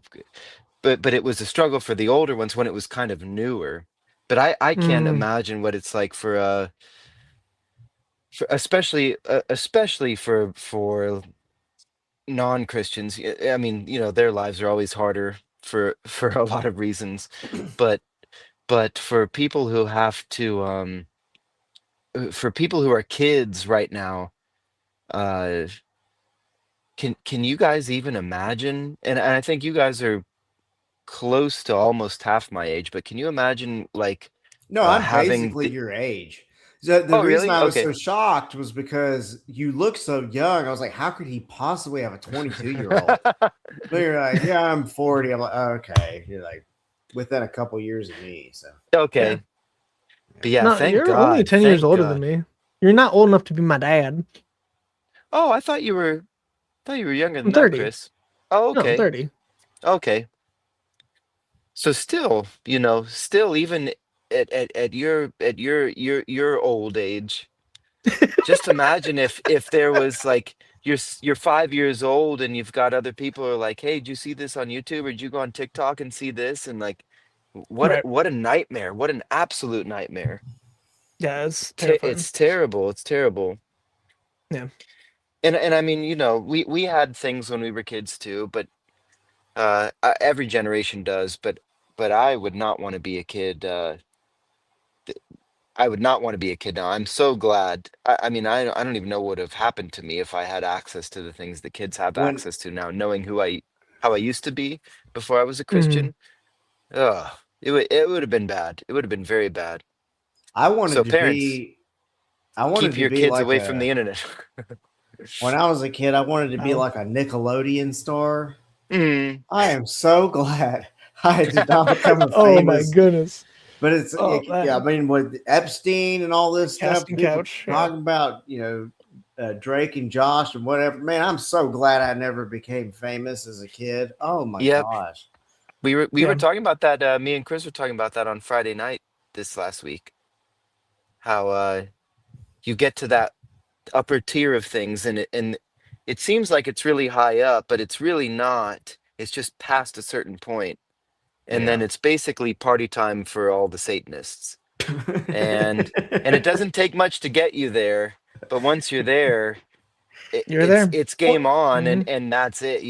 They just eat you alive. And it's a Sometimes perfect seemingly example. literally, like Sometimes. yeah. Yeah. My 6-year-old daughter, she's kind of a skeptic, and so she's struggling with whether God exists. And so one of Mm. the reasons she doubts is because she'll pray for something and it doesn't happen. Mm, And Mm. I was like, well, God isn't just going to do whatever you want all the time. mm. Right. So me not becoming a child star is a perfect example of, not getting something I asked for. But I was telling my 6-year-old, I was like, what would happen if I had to do whatever you asked me to do? She was like, well, probably for dinner, I would eat nothing but candy. I was like, Mm. yeah. You And would die. all you would do is just eat candy all the time and you would never go to sleep and you would Right. get as big as a house and then have a heart attack and die. That's what would happen. Mhm. But I sit there and I tell you no, and it's because I love you. Right. There's depth to that, right? Mhm. Oh, why is God telling me no? Well, maybe the answer is because he loves me. Right. It's something to think about. Yeah, it's almost Yeah. like or Jesus talked about that. Like, you like, oh, things are good for you, but not everything. Like, some things are bad for you. Mm. Just because And you can and ask for things doesn't mean you should. even Like as the fruit of the tree of knowledge of good and evil. Yeah. we're really bad at being able to tell what's good for us. Yeah. Yeah. Just like we're really Exceptionally bad bad at at it. seeing who we really are and like what, because like I'll have a friend tell me something and that's like I did not even know that about myself, Mm. or my wife. I was always happy after I had been dancing, and I Mhm. never put the connection together that I might like dancing. And so my wife was like, "I think you like dancing." And I'm like, that makes sense because I'm happy every time I'm dancing. That's funny. I've never Um, once purposely danced in my life, and my poor wife always asks me to, and I don't because they say, well, so what are you Which doesn't make dancing? any Is sense for white guys. Why would we like dancing? it? Yeah, I dance all the Presbyterians time. are up there dancing. No, Oh man, I can't. it's like this Can't is be how done. you worship if you're a Presbyterian. Yeah, yeah. If you're I've never. really into it, you might do this. Oh, it's too much. I acknowledge that the dancing is a thing. I'm the weird one, I'm the weird one, but I've never once that'll be a fun day when I actually Dance? dance. Yeah, I don't yeah. think Western society dances enough. That Because you is look at true. every I other agree. culture, they all dance more than we do. Yeah, Yeah. and it's more of like a celebratory thing. I think Western culture kind of sensualized dancing, and Yeah, or you have to be maybe that's cool to my problem dance, with it. or but like Yeah, look at little kids. Little that's kids are able to true. return you to the archetypes. They're not worried about what the crowd is thinking. Do they Yeah, dance a lot? Yes. For yeah. those who don't know, if you have little kids, I had Michael Jackson's "Beat It" going during bath time, and my 2-year-old she was cutting it up in that bathtub. Well, and that's also it makes me think of David dancing and Hmm. getting made fun of Nude. for like you looked like an idiot Yeah. out there. Yeah. Yeah. My man out there, nothing, everything hanging out. He just doing Mm, it. Mm. His wife was not happy. yeah, so I Um, guess I got to work on that. So many times I come on these streams and then Chris ends up tangentially pointing out what a terrible husband I am, and I don't know if I should come yeah. here anymore. Here's something You want else another one? big too. So when my family, it's just blind spots we have because of the culture we grow up in. Right. My family lived in Chile for a year, like in South America, because my dad wanted to start a branch of his business down there. And that's why you hate the cold. Yeah, it was pretty warm down there. And we had a nanny. Her name was Noelia. And one time she just started yelling at my dad out of the blue, like, why don't you ever hug your kids? Why don't you ever hug them? And he was just kind of like, whoa, what is happening? What's going on? He was just like, I just never really thought to do it. So he started hugging us more because, he grew up, he was raised by a first sergeant in the Marine Corps from World War II. And, hugging is not a big priority. Hmm. Like the Chilean influence from this nanny, and now I hug my kids all the time, but it's because I got hugged all the time from my parents. Mm. It's like dancing and hugging. It's just not something us white people do a whole lot. Yeah. No, my Argentinian friend, whenever he met me for the first time, we'd been friends for like 7 years. He came to my wedding. And then he was like introduced to all my family and no one hugged him at all. And he was very weirded out by it. He's like, They kiss each other too. they do kiss each other. Yeah, like I And work then in a Latin American church, and it's like kissing each other on the Yeah. cheeks. he kissed my mom on the cheek, and then she was like, he was weirded out that no one did it, and it was pretty funny. His mom also came with him, so she kissed me on the cheek, and I was like, "This is It's different weird culture." at first, but once you get used to it, it's like, oh, like it's actually pretty Yeah, it's nice. nice. Well, you know Yeah, what? as long This as it's is not flu interesting, season. and I didn't realize it till I said it, but like I have no problem. I'm very like I'll hug another guy that I see especially like another Christian who's just like Gay. like you know I feel like I Really heard throwing his something. mic What way was louder that? than I It thought sounded it like was a gonna be. bullfrog. That Gay. man put it in the back of his throat for that one. But like with my wife, we're out in public and and I'm like, oh no, no, no.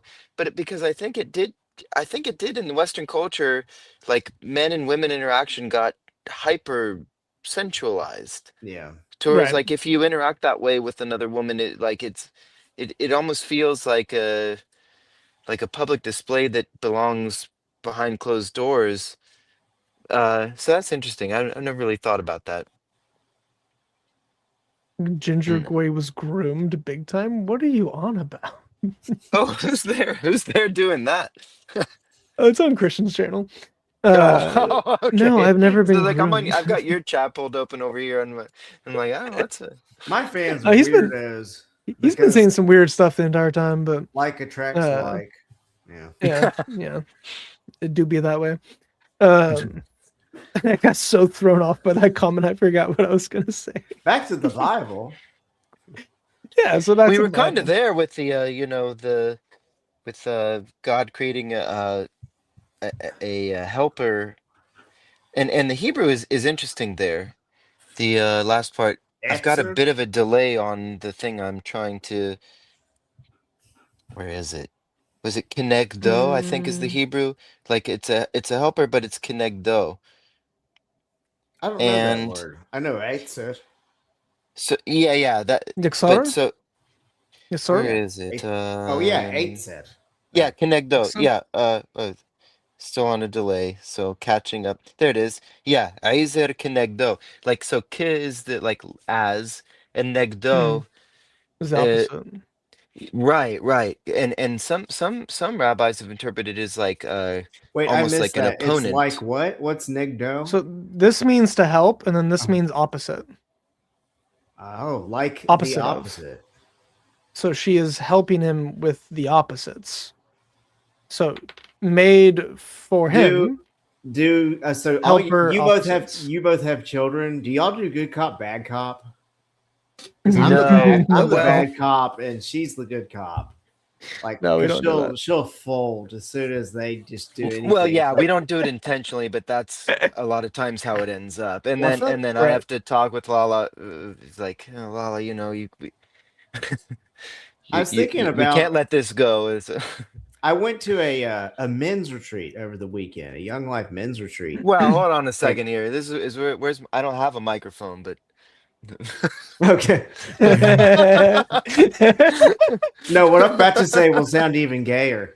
So the like if you're in an auditorium and it's a bunch of men you don't know, it's like I feel so much more comfortable approaching women I don't know than men because they're just easier to talk to. Like with a table of women, I can go up and go, "Hey, if y'all had unlimited money, what kind of house would you buy?" Or whatever. It's Mm, like you could ask these questions and have these conversations, and women are less judging of weird quirks and stuff. But like when it's just a bunch of men you don't know, it's like, what do you even? How do you even start a conversation with them without them thinking you're gay or something? You know? that is right. something that is something I definitely think it exists. I would say, in my experience at least, amongst Christian men, like genuine Christian men, that level of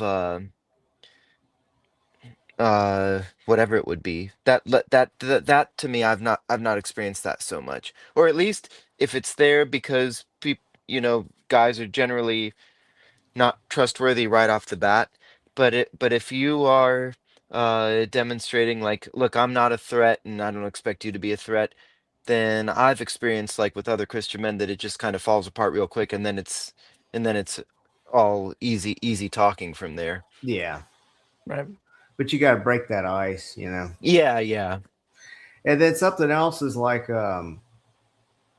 women, they see the periphery, they scan the periphery better, and men are more like goal oriented, looking ahead. So I saw like this heated map talking about how people drive, and it's like the women's eyes were just scanning everywhere, and the man's eyes were just right ahead. This Yeah, kind of yeah. carries over to my friendships. So like with my friendships with dudes, if I've had a rough day and I don't want to talk, like I get on like Age of Empires 2 with a friend and we can barely Age talk of and just like, Empires, wow. yeah, I love that game. And then I we'll remember just that game. That was take the over the coolest map. game to me in the world. I still remember the priest would go, hi-oh, hi-oh. Me and my brother would always laugh about that. You'd have like That game's the fun. But if like wow. if I'm feeling lonely, it's fun to sit with like a group of my friends who are women and just drink coffee and sit on a comfortable couch. You know, they're just the way the brains are set up of the sexes are just different. Yeah. Have you And have you like if seen I those? have pictures of my kids, I'm not gonna go show that to my guy friends. Totally unsatisfying reaction. That's what I was You know, gonna get at. There's people that make these funny videos. They're like, it's a guy and he's just looking at his phone and he says, "What my wife expects me to like, what she expects me to talk about with my friends," and so he's going like, "Oh, so your wife's pregnant? What do you hope it's a boy or a girl? Or what would you yeah. think of naming her?" And then he's like, "Oh, you want a vacation? What did you do? What did you get up to?" And it's like guys will get together and be like, "Hey, wife's pregnant." I'm like, "Oh, cool." Yep. And then that's pretty much it. And then you go home and then like maybe your wife will hear from their wife, "Oh, they're pregnant. You didn't even tell me." I'm like, "Oh yeah, I knew it." And she's like, "Well, why didn't you tell me?" Like, "Oh, I don't know. Is it just That it?" literally happened. One of my closest friends had a baby and sent me a picture. I didn't even respond. I was just like, "Oh, that's nice." And then like 2 days later, I telling my wife, yeah, so and so has her baby. What? Yeah, You right, didn't right. tell me? And then my other friend, I have another friend who's also named Chris, and I had hung out with him a whole weekend. And then I'd come back to my wife. Well, did he find a girlfriend? I'm like, I have no idea. Right. Well, what? That never came up. No, I'm not going to ask him that. We just like killed aliens together. So Based. not to like totally take Chris off course here, but it does tie into the Kenegdo thing That's there. So, that was what was but bringing it up. yeah, And yeah. I feel So like it balances you to have friends of both it sexes does, it Right. does. and have parents Yeah. of both sexes. Right. Well, I think Correct. that's the most important thing because I was a kid who I don't know what you guys child was like, but my parents got divorced when I was young, and that was probably the worst thing ever to happen to me. And I only say that because it kind of set a precedent for the rest of my life, Hmm. where it kind of removed all the idea of safety or security from me. How old were you? And I was, I think I was 9 years old at the Oh time. yeah, you're old enough to understand everything happening. That's rough. Mm, And also, though, not understand any of it, kind of in that Yeah, mm, middle and area have where none it's of your like, own self stability. right, right. right. And so it pretty much every kind of like psychological thing that I deal with, uh, I can trace it back to that. And it really does go to the point of having like the mother and the father. I mean, even when I was a kid, my dad and especially being a boy, you think like and my dad he would like take us, we'd go hiking in the desert and we'd do all these like manly things and uh but if I like fell and bruised my knee, immediately I just wanted my mom. And Right. my dad even kind of smelled weird to me. It was like it kind of like what Christian was saying about like going to the men's retreat, where there's like you're there and you know you're good and everyone's there for the same reason, but at the same time it's kind of like ugh, like I don't know what's going on. Yeah. And it was kind of like that with my dad, where it was like that's kind of its own thing. I just want my mom. And but then with the way the divorce happened, it was pretty crazy. Uh and so then we ended up kind of clinging to our dad through it. And he did an okay job mothering us, but it's still, there's still that Not the void same. of like Yeah. a dad can do a good job at mothering if he needs to, and a mom can do a good job at fathering if she needs to, but they can never come close to the actual people Connect doing their dough. job. The actual Yeah, connect dough. Kenegdo. Yeah. Right, Yeah. right. And Actual. it's I think divorce is a huge thing. Um, well, especially with children involved. That's one of those things that I don't know gets talked about enough in Christianity about how, I mean, there's no such thing as a good divorce.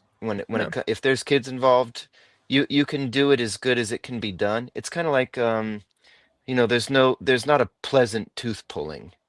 It's good to get that bad tooth out of there, but no one goes, "Oh yeah, I'm just gonna get my tooth pulled, and no big deal." Or like, yeah, I mean, it's you're getting your tooth pulled, and it's a bad situation.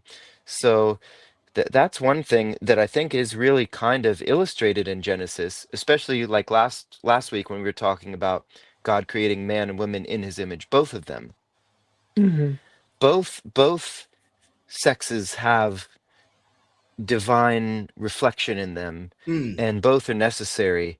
And it's when you get them together that you get the full picture of being in the image Humanity. of God. Yeah. Right. And so that I just went on a divorce tangent, which I did. Uh, sorry, Chris. It was It's fine. related, but it was not what we were talking about. But but it's a definitely it's a thing that I think should be talked about more. I think divorce should be one of those things that amongst Christians, again, Right. with kids especially, that will be the worst thing that God willing, that ever happens to your kids, but it's a pretty safe guarantee that that's going to be something that really uh Messes them just up. yeah. Yeah. And you And can't I undo it, you cannot go back and undo it. right. Even It's if an exile. It's like it's an exile from the garden. it's the Yeah, death of the family. absolutely. Yeah. Yeah. But when you're a child and you still don't know what it means to go out on your own, or to have that going out on your own exists. Normally it's a thing that's like a brave mentality of like, oh yeah, one day I'm gonna go out and do my own thing. But when you're a kid and that happens, it's like, oh, and yeah, you know what? Everything you thought was safe no longer exists, and uh, there's no ideal good in any situation, and all of a sudden here you are, and then you're like, well, I don't want to. What do I do now? Like, Well, it makes no sense to the child's mind because the hmm family it's kind of like the greatest good. So I'd like to imagine, how anthropologists will dig up the art of different cultures to try to figure out what they believe. hmm Like if an Mhm. anthropologist looked through like my 6-year-old's art, everything is just the family. It's like Right, right, mommy, daddy, Mm. and the her sister and Mhm. her, just over and over, and all kinds of flying through the air with balloons, riding unicorns, but it's right. always us. Yeah. So you can tell Yeah, it's My really central to her idea of who am I and exactly. what's the point of life? What's to be loved by my family? Right. mm, we So if lose that that when we splits become up, selfish. suddenly a kid has to go, well, who am I? What is hmm the point of life? Because the myth that defines who they are has collapsed. Yeah, all of a Mhm. sudden you have to think about things you never would have ever thought about at all. And now it's just kind of thrown on you. That's probably And how Adam and Eve felt when they were exiled from the garden. mm, Yeah, like what do we do now? Yeah. right. Yeah. Broken. Mm. Yeah. Speaking of which, It's Andrew. so funny to have such a serious conversation, but like my credentials under my name, Christian P. Fly, is PP Guzzling Champion 98. Oh, I didn't even see that. So if You anyone ever, changed it if halfway anyone through ever the clips stream. that to try to get some like deep clip out of it, the whole time I'm talking, that's going to be what my name is. That's exactly why I avoided last week putting Slippery Judaizer under my name, because I thought it'd be funny. And then I was like, yeah, but you know what? If anything ever worthwhile gets said, which I would hope something does, you know, and then there's going to be Can't Slippery clip it. Judaizer. Yo. PP Guzzling Champion uh, 98. what are we doing here? We can just trim off the bottom of Just to of that. suffer. Yeah, we can That's still true. see your face there. But Oh, it's speaking funny. of PP, which we won't be, because I think we've done enough of that. Chris, would you mute me one more time, and I'll just Yeah, I see can mute Quit you. myself out Yeah. this way. drinking. You got all four rivers coming out of you. Okay, you're muted. Okay, so finishing out this last little section. Therefore, a man shall leave his father and his mother and cleave to his wife. Cleave here has been used as a euphemism. Literally like penetrate his wife, and they shall become one flesh. And the What's man and the his wife were Hebrew both on naked that? and were not shamed. The cleave, Yeah. dabak. Okay, that's not the same as the word for split from the creation story. If it was, I was No, gonna be like, that's interesting. Okay, I don't know, Devon. yeah. No. So it's to basically to hold or to cling to. Um, so you come and then you like wrap your arms around each other. And you can say, oh well, it's in like the purpose of intercourse. You could just easily say it's like in embrace. So he shall leave his father and his mother, and he shall embrace his wife, and they shall become one flesh. They shall become Echad. one chad. Hey, echad. Just like how God's echad. In the Shema Israel. Yeah. So It can be a Yahweh one with a Elohim, multiplicity in it. Rip, Yahweh Elohim, Yahweh Echad.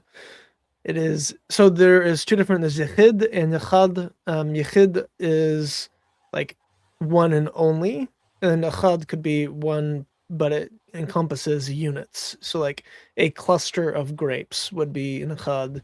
A man and a woman, a married couple is an Echad. It's one couple, but it's one flesh, one unity there. And God is one, yet three. Trinity. Anyway. And the man and the wife were both naked and were not ashamed. This makes me think of children. Because, like, children don't know that they're naked, and they also don't Yep. know good and evil. Yep. And gonna get a little dark here, but with all this Epstein stuff, they're all Luciferians, they're worshiping Satan. And I'm like, why is it little kids that are targeted? And I feel like a big part of how Satan operates is he likes to attack the Edenic ideal. I mean, he does it in the garden as the snake. But I feel like using kids as your target is a way to try to destroy the Edenic ideal, because in a way, kids are sort of an image of the original human before the fall. Mm-hmm. Yeah. McCain said something about that like 20 minutes ago. 30 minutes ago. That's a calling card of satanic influence destroying the Edenic ideals. Yeah, so you have the man and That and the woman, cross. and that becomes like the trans movement or homosexuality instead of the man and the woman together, or they have a bunch, Muhammad with a bunch of wives and sex slaves, but it's supposed to be a single helper. Mm-hmm. So it's all these redefinitions of these Edenic ideals, and man is made in God's image, but that's rejected, and so people kill each other, they abort their babies, they don't treat other humans like they're in the image of God. Right. So anytime you have these satanic things, it's always a reversal of the Edenic ideal. And this one might be a stretch, I don't know. But have you heard in the Epstein files where supposedly they were eating human flesh all the time? I have. I've read it, and it does look like that. Yeah, I think so too. But that is like a weird corruption of the Eucharist. So potentially. So like they supposedly, I don't want to get too off topic, but supposedly they get this drug called adrenochrome by stressing out kids, and then it's extracting it from kids and eating kids, and it's supposed to make them young. But to me, it felt like a satanic corruption of the son being a sacrifice to give us life, and the eating of the bread and the wine being his body and blood. And maybe right. Yeah, it's there's a lot of really, really, really creepy stuff with all the Epstein things, man. It's hard to say just the depth of the evil they're willing to go through, and like, but thinking about them not being destroyed, how bad is Sodom and Gomorrah? How bad was the flood generation that God did destroy them whenever Epstein and his ilk were not destroyed? Yeah, when I was first reading that, so back when I was like an atheist, I'd be like, man, why would God send a flood? And now I'm kind of like, send the flood. Send it. You didn't do enough. Yeah, do more. No, but I don't want to get all into the creepy weirdness just for the sake of creepy weirdness, but I think it's interesting because I think it points to the truth of the myth that the most evil people out there are always doing things that are a weird reflection of the Edenic ideal. It's like, why are all the Satanists so obsessed with this story and trying to corrupt this story? Because they hate it. They hate it.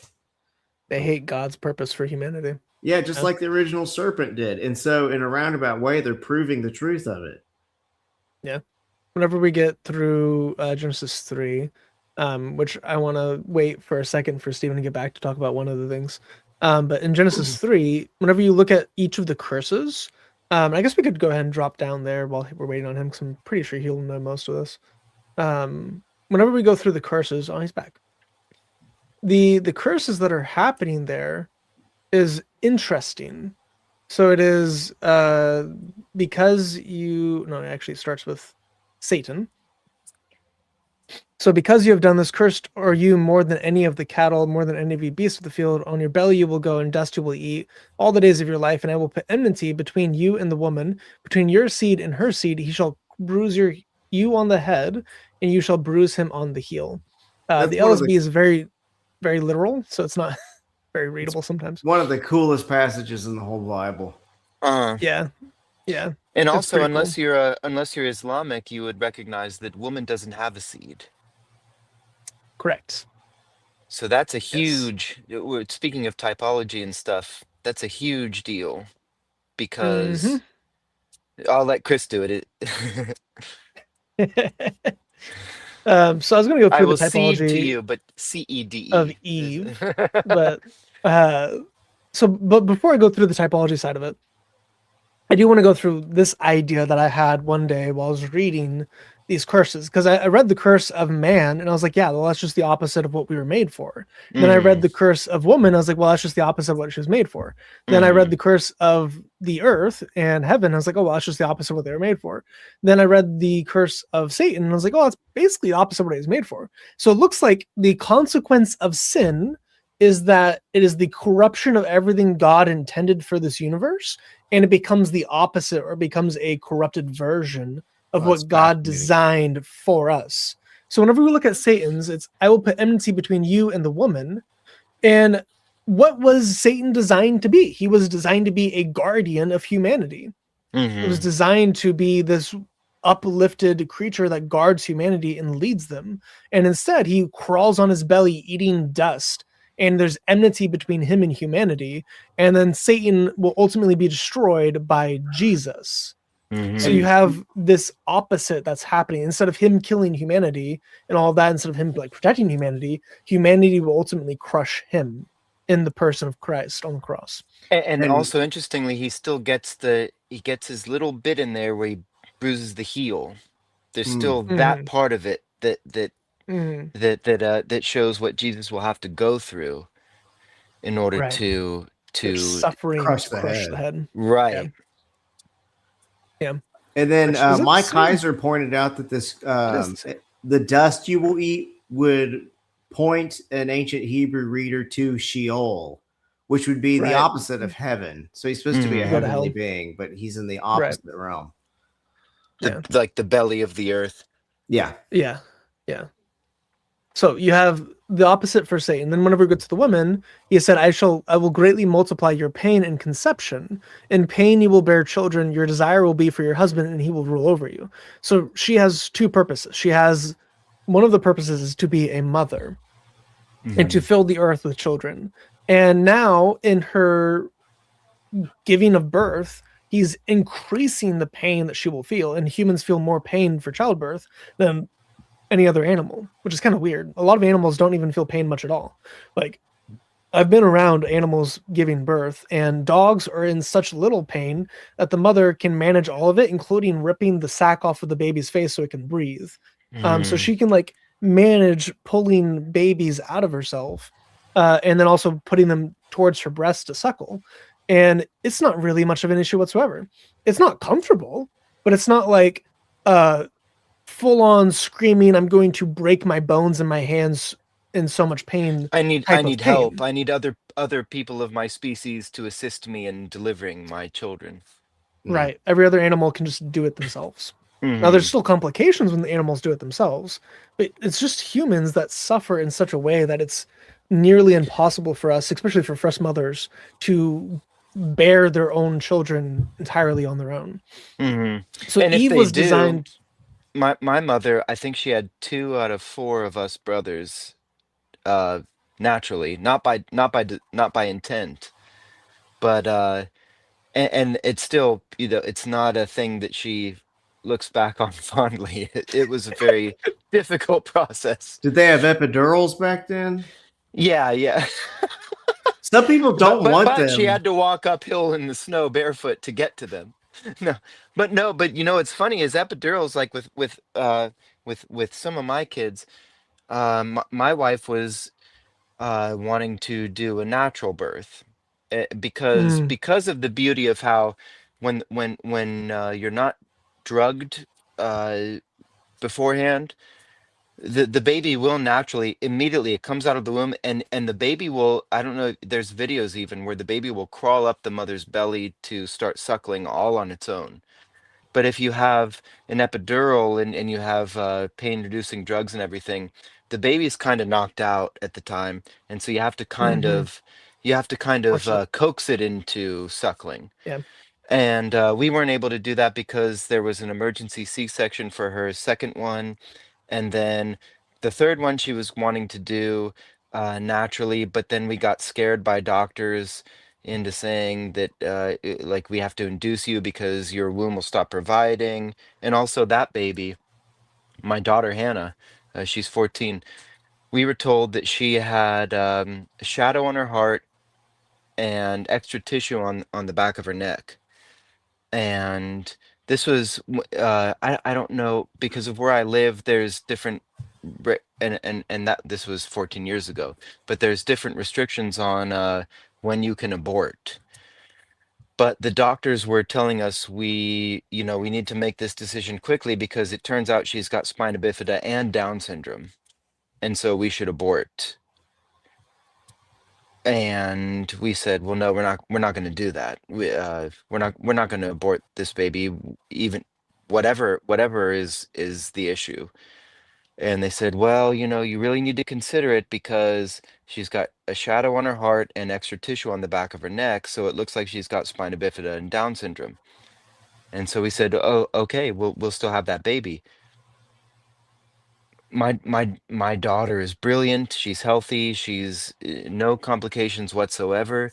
And the idea of, if I would have trusted the the the leadings of the doctors and the nurses at the time, I mean, I wouldn't have her today. And and all that to say, if she would have come out with spina bifida and Down syndrome, I'd still have her, and I wouldn't second guess it for a second. But uh, this it's when it comes to stuff like this, when we were talking about like Satan and oh, here comes Ruby. Oh, by the way, she's a runt. She's the runt of the litter, so she would have naturally gone the way of the world, and we were blessed with her. So let's see, what was I getting at? If you had aborted your daughter. Yeah, Yeah, we're we trying we to were encouraged to abort. We were encouraged to abort. Mm. And it was really pressed on us to, like, you've only got a week left to make this decision before it's legally not allowed. And we said, no, we're not going to do it. And and so that's the thing. I mean, my daughter came out perfectly healthy, and She's super but based too. she is. Oh yeah, yeah. Chris has got to talk with her. But She's a little but spitfire. absolutely. Oh yeah. But even if she were to come out with spina bifida and Down syndrome, uh, abortion's off the table. It's not a thing. And so back to when we were talking about with Satan and how he tends to kind of try to disrupt the order of things. The idea of eliminating a child in the womb before they even have a chance to exist in this realm. I think Satan is, I mean, that's a badge of honor for him, abortion is. Because it Mm. used to be back in the paganism days, you'd have the child, and then you'd sacrifice your child to him, Mm. for the preservation of your community or to participate in all these things. And now where we're at, which is why I really think we're getting towards kind of the end of the timeline, we're at a point where women are encouraged to view their preborn children as parasites, and uh, Yeah. not valued in any, their clump of cells. Yeah, And they're gonna ruin your life if you have them. Yeah. exactly. And I personally think that if not the strongest bond a human can have is the relationship between the mother and the child. And in current Western civilization, we have eroded that so much to where if a mother can look at her preborn child and think, this is a parasite or something I need to get rid, like they treat it like a tumor, basically, like a malignant tumor. And I Mm-hmm. think, I mean, that illustrates the depravity of humanity, where we're at right now. Yeah. It's really kind of appalling to see, and heartbreaking, because I think women Mm-hmm. are naturally, I mean, I was playing with my 5-year-old earlier. She had me play a baby doctor, she calls it. She's got these dolls, and she goes, the baby customers come in and their teeth hurt. so we got to fix them. And she's got them all laid out, and she's got blankets on them, and she's got her little bag of doctor stuff, and she's like, "Oh, this baby has a hurt foot with blood. So here's a band-aid." I'm like, "Okay, I'll put the band-aid on." And she goes, "This baby's tooth hurts. We got to put the medicine on the tooth." I mean, they're just naturally. Whereas, like, I think all of us have sons. Is that correct? I have a son on the way, Okay, so you don't have a son yet. but I'm just a girl Oh, dad just for wait, now. Christian. Just Yeah. wait. I mean, my knuckles. I've gained like 2 ring sizes on my knuckles because my son would like to sword fight when he was a kid, I would let me tell and a story real quick. I would try to have my oldest daughter fight with like a little creature. So I'd get like a stuffed animal and be like, "It's a monster, you gotta fight it." And she would be like, "No," and like instead want to hug it and like, did he have breakfast this morning? Maybe he's yeah, just just cranky. like she would talk to him and convince him to become a good guy. I'm like, I Mhm. literally invented this monster just to be a bad guy. That was the whole purpose of his existence. Right. And I also want to tell another quick story, which is my unborn son who's on the way. He's almost here. They told me that he tested positive for a rare genetic disorder called trisomy 22. Oh And wow, that I've heard. Yeah. almost Mhm. all the kids who have that, they die as stillbirths. And so, or no, they die as a miscarriage. And then the ones that Mhm. do survive, they die as a stillbirth. And as the ones that don't die as that, most of them die in early childhood. I think the oldest case is like 19. Mhm. So they told us all that, just scared us, tried to get us to do an abortion. I was like, no, I'm going to love whatever comes out of my wife. I'm going to pray Oh my way man. through this. And then we did like our, week 20 ultrasound. Everything's normal. All of his organs, all the bones. And he's like in the top 70 percentile now. So we're like getting pretty close. He's in the top 70 percentile for size. Totally healthy looking baby. Nothing wrong with his heart. Nothing wrong.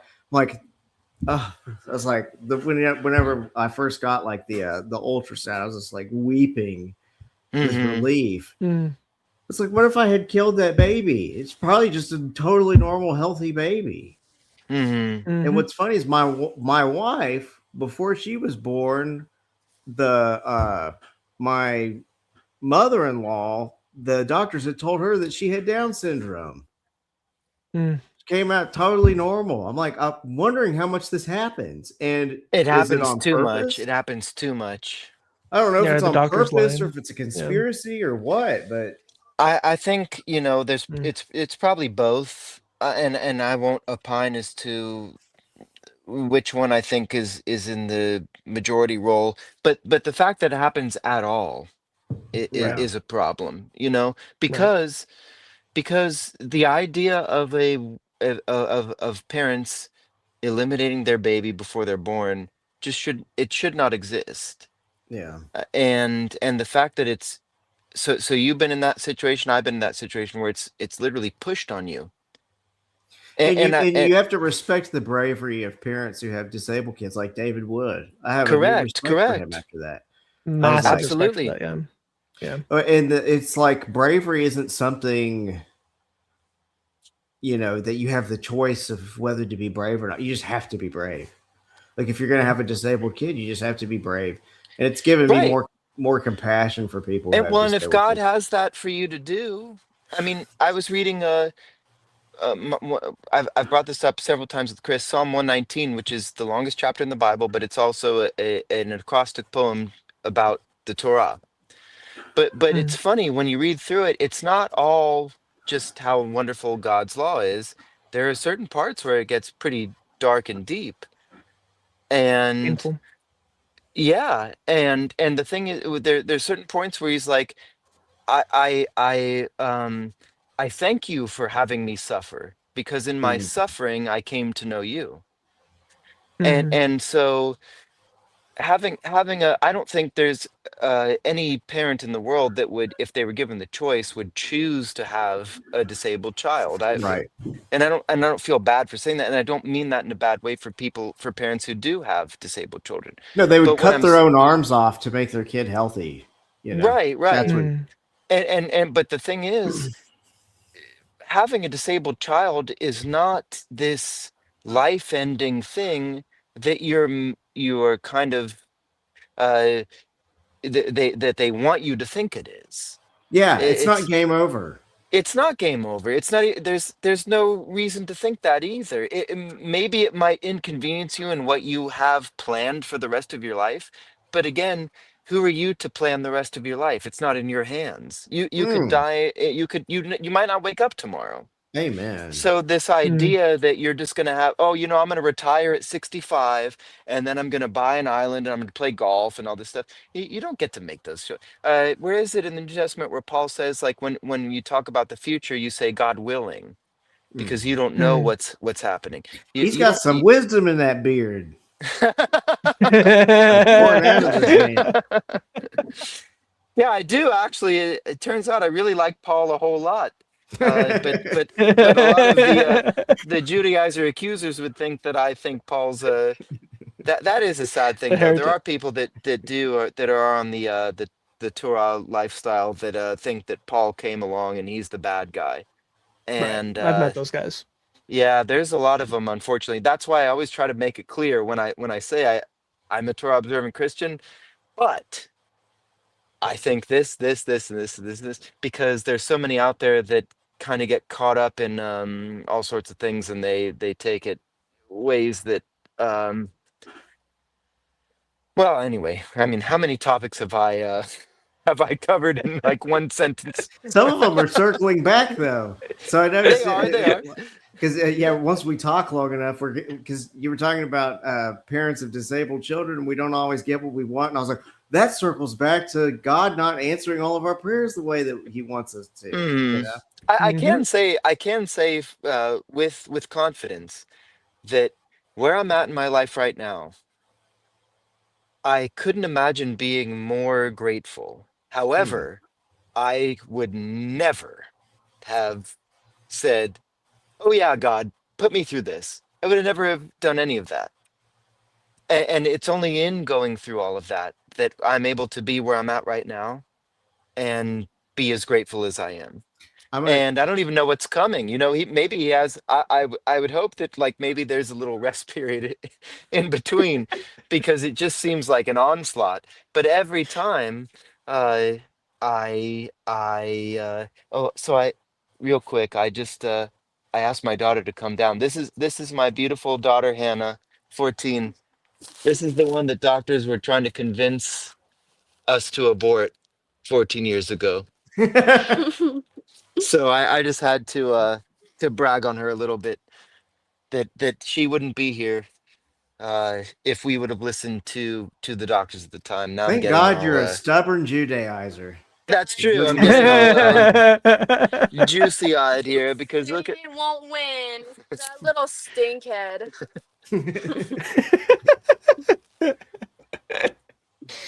so that's cute. just had to do that real quick because I'm a I'm gonna proud tell dad. one more story, and then I'm gonna get off because I have to pee so bad that my bladder's about to explode, and I'm so tired. Whenever I was married to my wife for like close to a decade or so, she started to want kids, and I didn't want kids, and I was like worried about our marriage because she really wanted kids, and so I fasted and I prayed. And I said, God, please take away this desire for kids that she has in her heart. Make it where she doesn't want kids anymore. And I woke up the next day and I wanted kids so bad. And so the way that we started having kids after that, but it was like 100% changed my heart instead of her heart. And so that's an example of God not always giving you what you want, but giving you what you need. So I'm so Yeah. much better off for having had my kids. And I'm so glad I did not abort my youngest son, who is on his way to come out of the womb. You need to learn a bottle trick from David and AP. What's the bottle trick? I can't You do pee it into a because bottle I and sit on the stream? floor like a true Middle Easterner. Peeing into a bottle? Yeah. I mean, yeah. I could, but it's going to make silly sounds. Also, like, oh, you live stream now? No, I'm just stealing this from Chris. Was so nice to share this with me.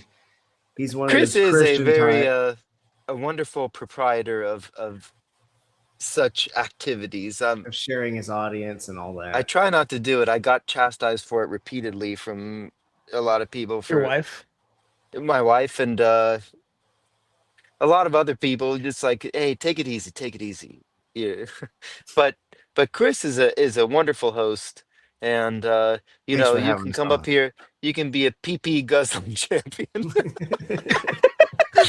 That's And it. here you I'm so are. mad I'm leaving. I don't want to just sit here and be insulted. Hey, we know what he's gonna do. He told us how bad he had to pee, and all of a sudden we. He's the guzzling champion, all right. Yeah. Oh, that's great. Ah, Yeah. yeah, it's hard. It's difficult. God is so good that, especially those of us, like, I mean, me and Chris, we get together to talk about him, and we have a specific topic in mind. And but God is so good that, I mean, he's God. So there's Mm, 10,000 different ways that he impacts that topic. And then we go off on one or the other, or 10 or 20. And then it seems like we're not really on topic, but we actually are, because how do you talk about how great God is on one topic? You can't do it. right. So we it's kind of a lot of people can do it. But me and Chris, I think, especially when we're together, we tend to Yeah. push each other here and there. Like, oh yeah, that's cool, that's cool, that's cool, Go that's down cool, rabbit and then we, holes too much. yeah, Yeah. yeah. Yeah. I So know. apologies, Yeah. apologies, audience. I mean, you still get good content. There's good stuff here, but it might not be what you clicked for Yeah. specifically. Uh, so I do want to go through a couple other chats. This is from Christian Stream, but I feel like this enmity narrative also plays itself out in the enmity between Pharaoh and Moses, or Haman and Mordecai. In other words, the seed of the woman and the seed of the serpent. It's like those who oppose God and his Hmm. people and those of his people. There's always this enmity between them, and then obviously the cross. But Stephen's point really plays into the biblical idea of Moses saying in Deuteronomy of telling the children of Israel to choose life.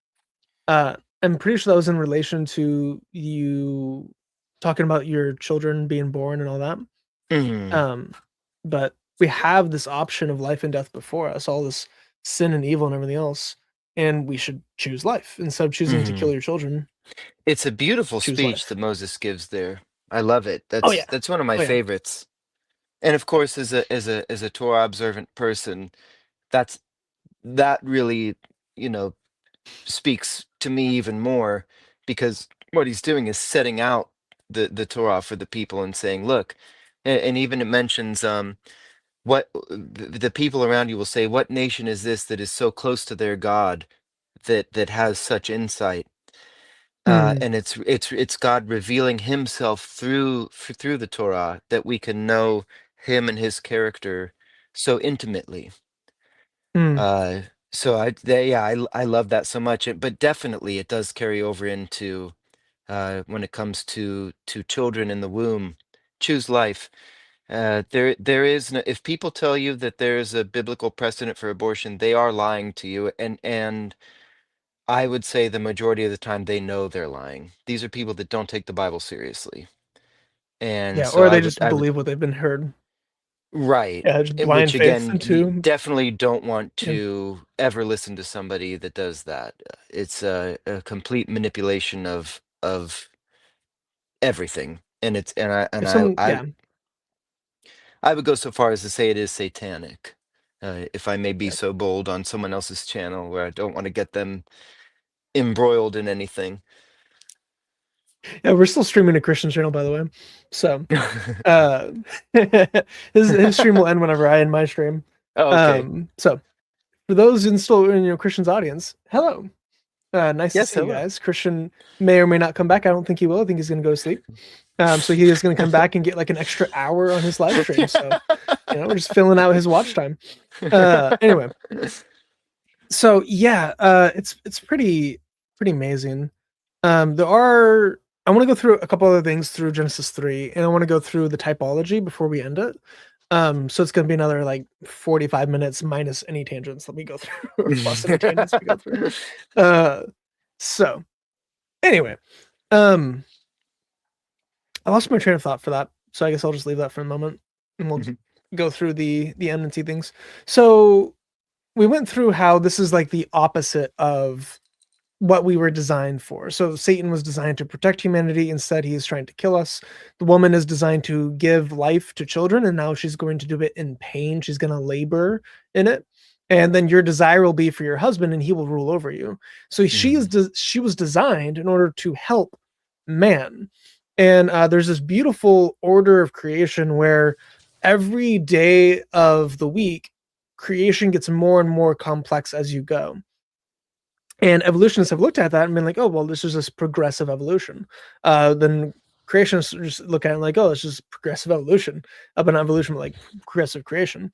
But it's interesting that he starts with the base level of just water, and then it goes into light. And those are the two fundamental properties of the universe that creates life.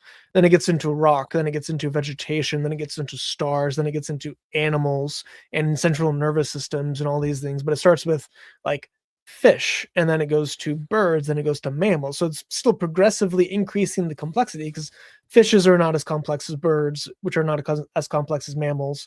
And then you go to man. So you have this progressive increase until you get to man.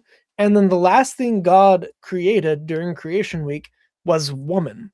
So the most complex creatures in the universe from that view are women. That's interesting. And all the men can say, she did come after, hallelujah, she came amen. after men. Yeah. So women are definitely more complex than men, but not necessarily worse or lesser or any of that stuff. I think any honest man would tell you that. Absolutely, yes. And then God also appears to be a girl dad, and I love it. God, all throughout the Old Testament, treats men and women differently. He always is way nicer to the women, way gentler with the women, way kinder with the women, and way more protective of the women than he is the men. And every single time you look at God's interaction with a woman and then juxtapose it to his interaction with a man, it's night and day. He's definitely a girl dad, and I'm all for it. It's awesome. Make a video on that sometime, but it's great. The parallels there are awesome. But women are designed to be our helpers. They can help with multitasking. They can help with all these things. And before you think helper is a bad thing, the Holy Spirit is called our helper in the New Testament. So the same way that women help man, Holy Spirit helps Christians. So not belittling whatsoever.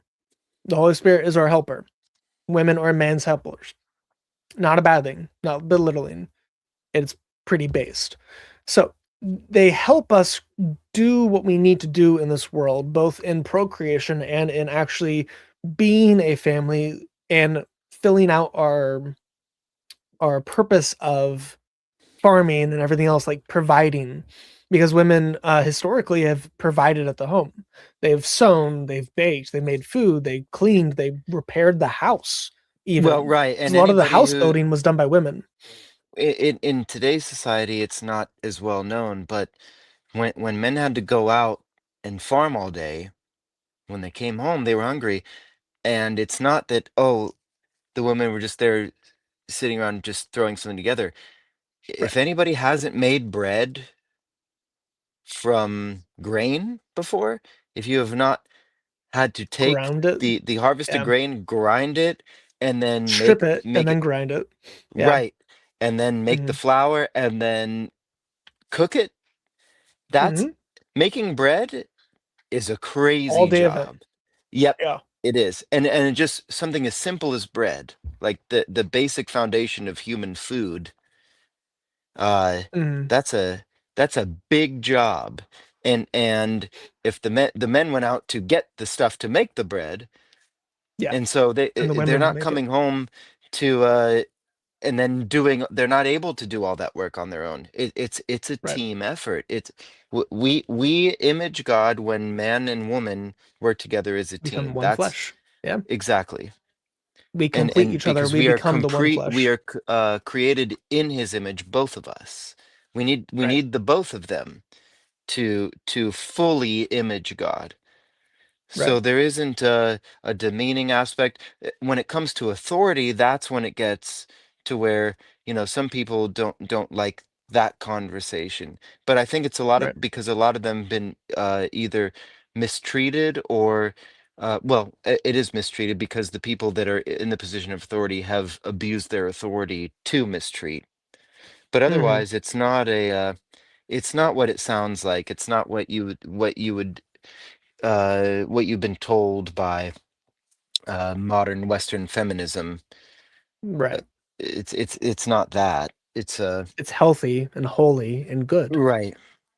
Yeah. And part of the curse is the opposite of that. So your Hmm. desire will be for your husband and he will rule over you.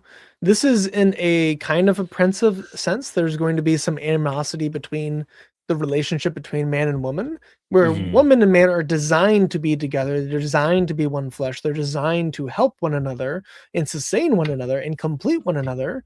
But this word desire is used also in Genesis 4 when it says that sin desires you. It's the same Hebrew word. So the Hmm. same way that woman will desire man is the same way that sin desired Cain. It wants to rule over him. It wants to be in charge of him. It wants to possess him. It wants to be in that position.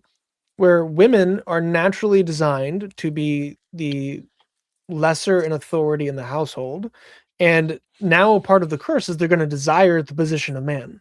They will Hmm. desire to be the head of the household. They will desire to be the one with authority, but it's not good for them. It's not good for the Hmm. man. It's not good for the family.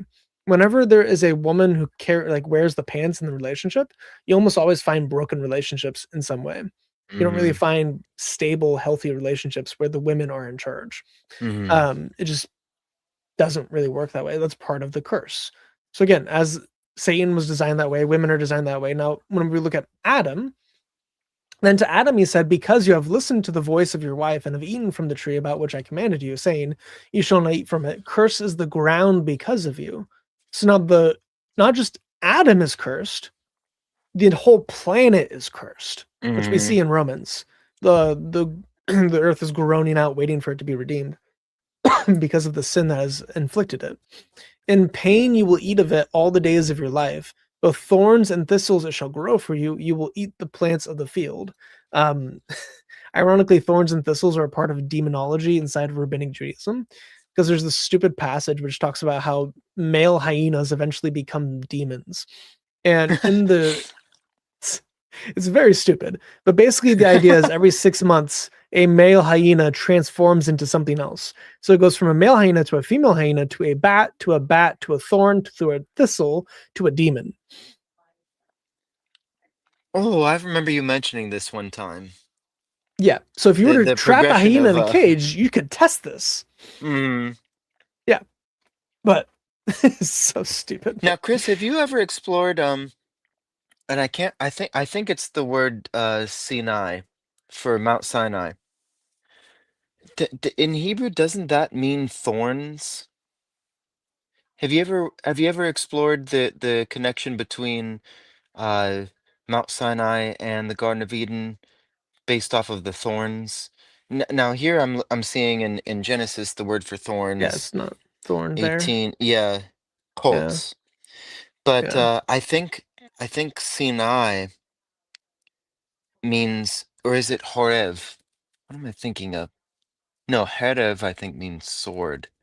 One of those words means thorns, and I always wondered if there was a connection between the burning bush, like Christian was talking earlier about Uh, the trees in Eden, the burning bush and the connection there. I can't I think it's Sinai. It's either Sinai or Horev, but I know Herev in Hebrew I think means sword. But is there a connection between the sharpness of the oh blade of a yeah, there's sword and one. the Yeah. So thorns as in the prick of a thorn hmm. is sanim. Okay. So I didn't know if So it's that's was one Zed thing and that I Nun always and Yodana Nun. okay. So I always thought is that actually is there a connection there where maybe Moses where he met God was sort of like a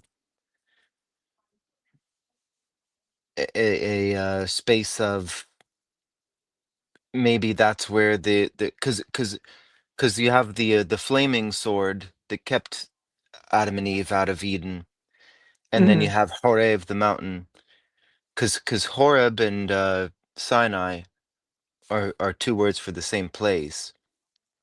And so I thought, okay, we have thorns and a sword. Linguistically, is there a connection there with Eden? The flaming garden, yeah, the flaming swords of the garden, and the thorns Hmm. being produced out of it. So I don't know if you had ever explored that or not. No, I haven't. I've never put that together before. My gloss for Hebrew is still fairly shallow, so there's a lot of words I just don't know yet. Hmm. But yeah, uh, it's an interesting thought. But we have so going back to the point of it's the opposite of. So we are Hmm. designed as men to work the ground, and then instead of the working of the ground producing fruit, it's now Hmm. producing thorns and thistles. Hmm. And you will eat the plants of the field. By the sweat of your face you will eat bread, till you return to the ground, because from it you were taken, for you are dust, into dust you shall return. Now, we are to die. We were meant to live forever. Now we are going to die because of Adam's sin. Hmm. Specifically Adam's, not Satan's, because Satan was the first one to sin. Not Eve, Hmm. because she was the second one to sin. Adam, because he had the covenant. Right. So Adam had the covenant with Yahweh, and Adam sinned, and that brought sin into the universe in this way of corruption. That now Hmm. the earth is corrupted, the heavens are corrupted. Heaven, like the dwelling place of Yahweh, is corrupted and needs to be remade, which is kind of crazy to think about. But Adam's sin caused a irreversible trajectory where Jesus needed to come. There's like maybe like if you subscribe to uh some level of open theism or like a unsettled future, um there may have been some possible reality where Jesus never needed to come and die if sin never entered. If we were able to live in Eden forever, there's no need for the cross. So Hmm. once sin entered, Jesus now needed to come, and God created the universe knowing that he may one day die on the cross, which is a crazy thought that he loves us enough. He cares for us enough. He wanted us enough that before he created, he knew the likelihood of dying on the cross, whether that was certain or not certain, that's its own debate. By the way, he accepted death on the cross in order to have fellowship with you and me. And doesn't that That's make you sad for especially I think you get the most pushback from Muslims who the idea of a loving God is so foreign to them that mm, you preach a loving God to them and they actually laugh it off. right. And Even though and Al to Wadud is one of Allah's names. Yeah. right, but to a Christian who's experienced, who's actually has experiential knowledge of God's love, that's you couldn't talk enough on that. Right. I mean, that's the selling point, really. When you feel that love from God, when you know, when you can realize that I could never even aspire to deserve a fraction of it, and yet Right. you love me even before I deserved it, and now Yeah. you still love me, even though I know I don't deserve it, but you're so kind to me, you're so loving to me.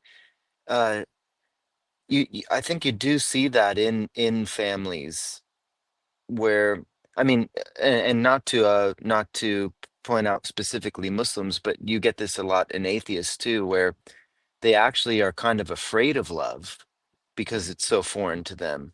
And it Mm. feels like when you're witnessing to them as Christians, it feels heartbreaking because they They don't will understand it. reject it. That I don't Yeah. deserve that, or you'll hear like I clean up my own messes, and it's like, well, hold on though. You First of all, can't you clean the can't poop clean off your up your own. hand. Yeah, Yeah. exactly. There we go. Yeah. All ties together. Eh, It's all connected. Yeah.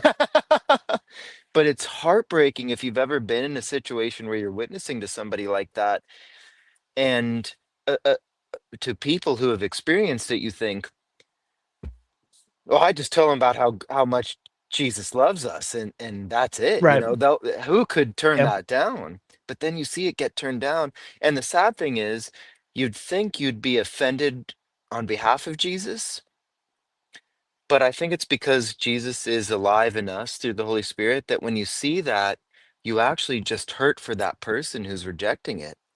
Because it's like, why are you willfully suffering like that? It's Yeah. offered to you. It's very difficult. It just happened to me not too long ago, so I think that's probably why it's still fresh on my brain, but it was just someone I was watching that was suffering so bad, and I was trying to let them know that Jesus can take this all from you and replace it with love you've never experienced before, and they were just kind of like, I'm not really interested in that. And it's like, well, oh man.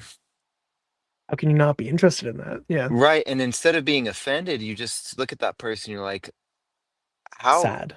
I can't even Yeah. comprehend how terrible you must feel right now.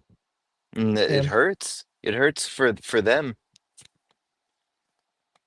Yeah. I mean, Weird. I met so many people. It's like, I'm so broken and evil. I don't want to approach God because I don't deserve it. It's like Hmm. none of us deserve it. That's the secret. Right. That's the Right. secret, Cap. None of us are worthy. Yeah. And it's heartbreaking whenever people that's the obstacle because the devil uses whatever method he can.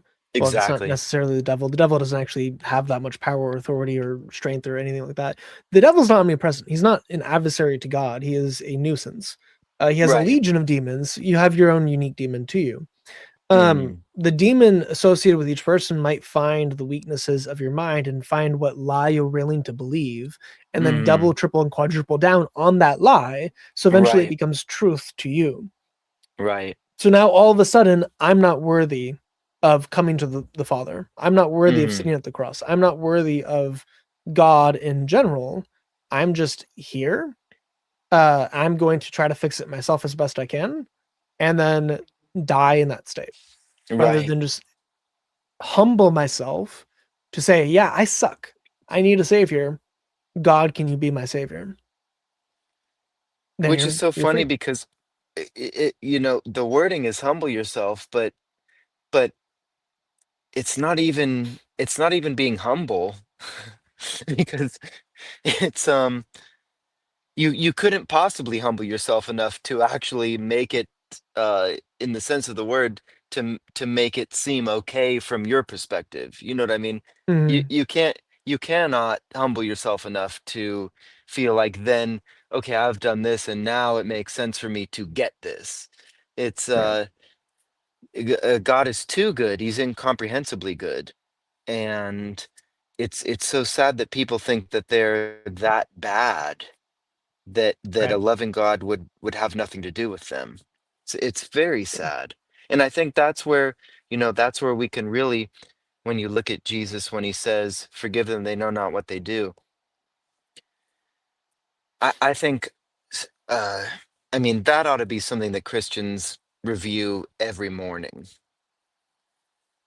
Right. because if you can't put yourself on your own cross where you can look down and say the same thing, then you need to take that to Jesus and like Peter did, teach us, Fix your heart that issue. Yeah. right, because Yeah. that is the pinnacle of the biblical God. That is the greatest expression of love I think that has ever been recorded or ever will be recorded and demonstrated, where you've been tortured beyond human recognition for that purpose and completely undeserved. And you are still Mhm. able in that position to look down and say, forgive them because they don't know what they're doing. Because they Right. knew what they were doing, but they didn't know the weight of what they were doing. But Right. they did it on purpose. And so he had every reason to look down. It's not like Jesus wasn't clearly the Messiah. It's not like he wasn't didn't prove himself in all sorts of ways, in ways that were never shown ever publicly amongst the human Mhm. race. And these people still decided, well, we should probably kill you, but we'll torture you first. Right. And even in that moment, he's looking down on them and saying, he's praying to the Father, please forgive them because they don't know what they're doing. Yeah. It's So this is a you little bit you deeper go too. ahead. Yeah. So this is in Luke 23:34. And it's the Father forgive them for they know not what they do. Mhm. That verb to speak is lego. Here it is elegon or elegon. And that is in the imperfect indicative sense of the word. And it's active. So So the it's continuing grammar, on into the future. it's continuing on into the future. Wow. So Jesus didn't just say this once on the cross. He said it He's saying over it eternally. and over and over and over and over and over again on the cross. So it's interesting. It's an interesting parallel. Look, the thief on the cross is making fun of him at first. Both the people on the Mhm. cross are making fun of Jesus, mocking him. Mhm. And then by the end of the narrative, a couple hours later, the thief repents. Mhm. Why? Jesus was saying over and over and over and over and over again, Father, forgive them, for they know not what they're doing. They're hurling insults at him, maybe even throwing rocks. They're making fun of him. They're mocking him. Every time he breathes, he has shrapnel going into his spinal cord. Every time he breathes, you have to pull up on your vein that is your funny bone. So imagine having a nail in your funny bone and lifting yourself on it. He's lifting himself on his nerves Which and again, then I don't know having if a lot of wood Western chips Christianity go is into familiar him. with this, but you're crucified naked, And you're naked. So your testicles and your completely butt cheeks are naked. also You running. don't have the loincloth like Yeah. is portrayed in No. the artwork, Fully because it nude. wouldn't be very good artwork if you had but Right. yeah, Which completely there is naked. early artwork of him being completely naked, and then Oh, they is there really? decided to cover it in order to Mhm. not scandalize the children. Okay. Yeah. But we have Jesus here tortured to death. And even in all and he got way worse torture than the other two on the cross. Yeah, This is oh yeah. arguably the worst torture any crucifixion victim ever went through that we have recorded. And even with that, he's beaten. He doesn't even look like a human. He's just a bloody mess on the pole, suffering every moment of his life. Every breath he takes hurts him more. And he's using those breaths to proclaim, Father, forgive them, for they do not know what they're doing. For hours. And then the thief repents.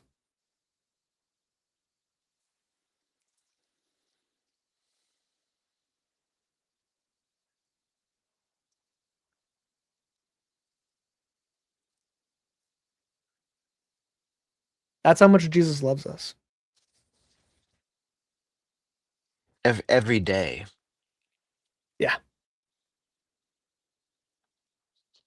Taking the cross for us. And that's how much he loved us before we even put our trust in him. Yeah.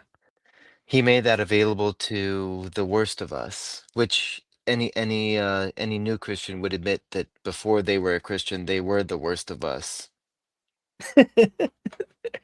Right.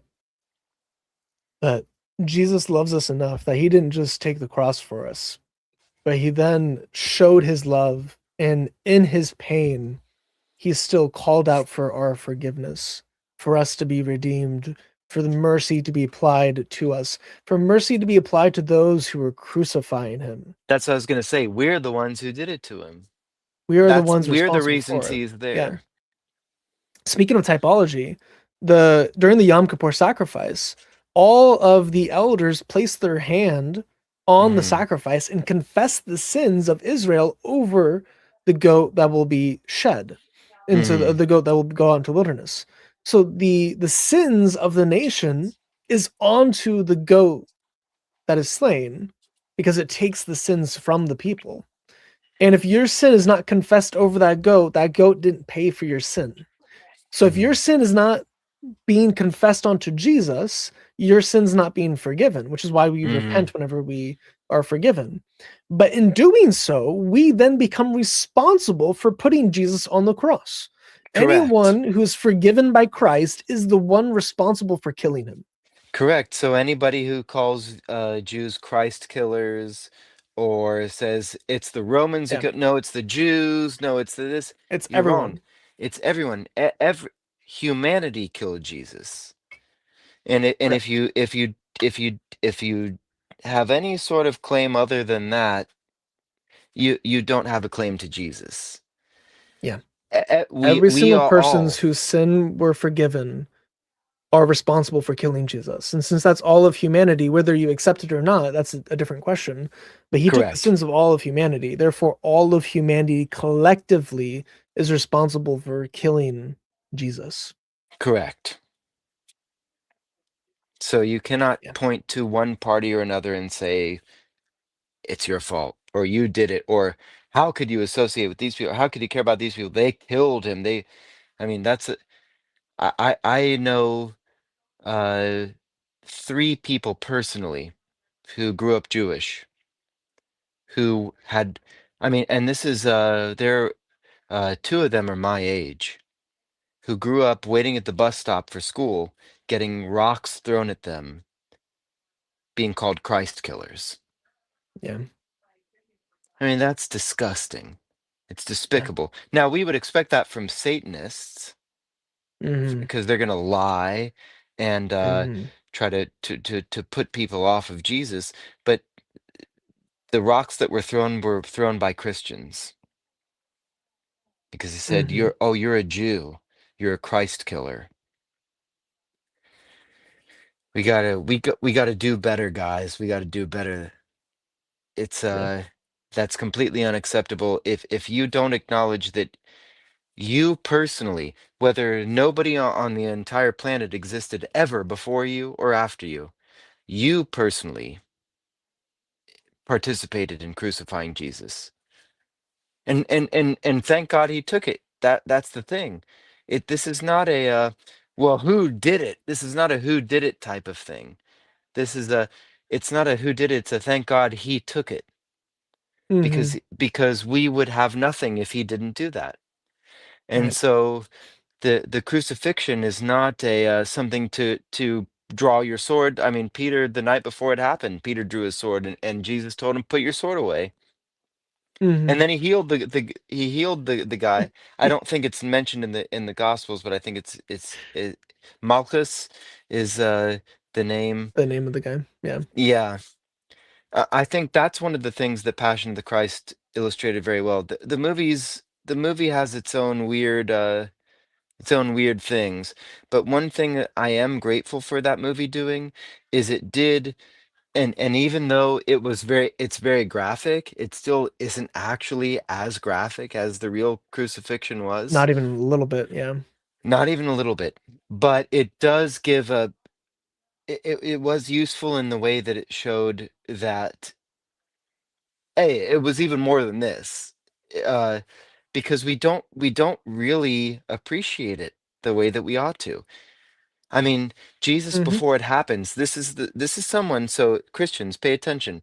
This is someone we view as the Son of God, and he's in the garden on Passover night, and he's sweating blood and begging the Father, if there's any way that I can avoid this, please let that be the. But then what we see, the beautiful, uh, the perfect behavior of the Messiah, the Son of God, says, "Not my will, though, but your will be done." And then he's strengthened. But we have to consider how terrible what he went through is. I actually know I was talking this is like I'm old. This is like 15 or so years ago. And someone say, well, if I knew that like if I got tortured it would save the world, I mean that sounds like a pretty good deal. I could do it. And it's like, hold on a second though. You're not considering that Jesus wasn't tortured just to save like the good people. Jesus was Mm-hmm. tortured to give all the bad people a chance. And so I said, Yeah. so I pointed out because this person, she really didn't like a certain person where we were working, and she thought he was actually had like well, I won't go into it, but I was like, "Would you die for him?" And she goes, "No." I was like, "Well, there you go." Jesus died for the Yeah. worst of us. The best of us can't even compare I mean, the best of us can't even compare to Jesus, and the worst of us can really we're on the same level. Jesus Mhm. is too good for all of us.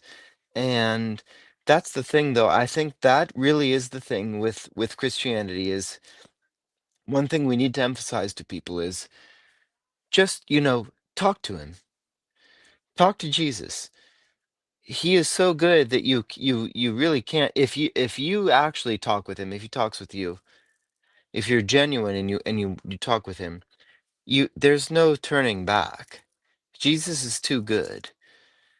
And you can read this and you can study this and it's all good because it's there for a reason, but he's available to you individually, so seek it out, seek that out, because he loves you and he will show up.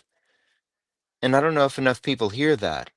I think that a lot of people are encouraged to just trust, and again, that there's something to that too, because we have very reliable sources for Jesus, so you can trust in that. But he desires a personal relationship with you.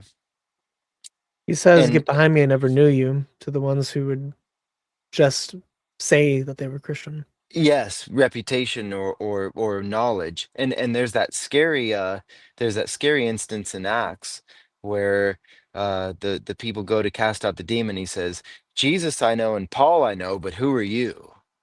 Mhm. Because they're just using the names. Without the God power or authority. desires, Yeah. yeah, God loves you, the individual, which is, I understand, especially in a Western perspective, it's a very difficult thing to comprehend. But God loves you individually, and God wants to speak with you, and God wants you to speak with Him. And just do it. It Mhm. seems weird at first because we've been so put off to the idea of divinity and God and everything, but just talk to God, just do it, and he will talk back.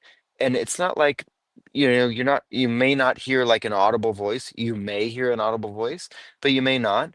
But there will be something in you that recognizes that this is not me, and you won't be able to argue it. That's what happened to me.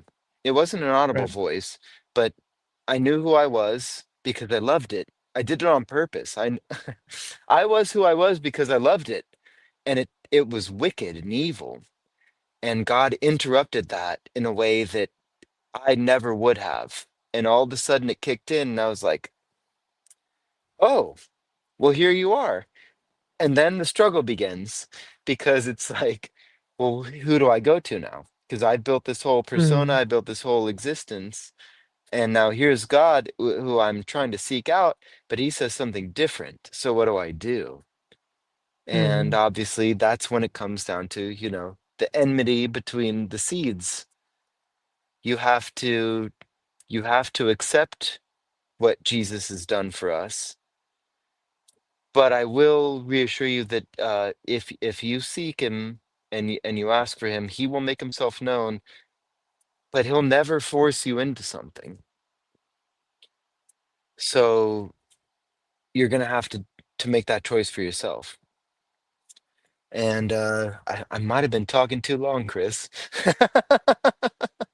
But I'm really worked up. Uh Jesus is really awesome. And I have Yeah. experiential knowledge of him. I mean, he's made himself so known to me to where it's, I mean, people who know me before I knew Jesus don't know me anymore.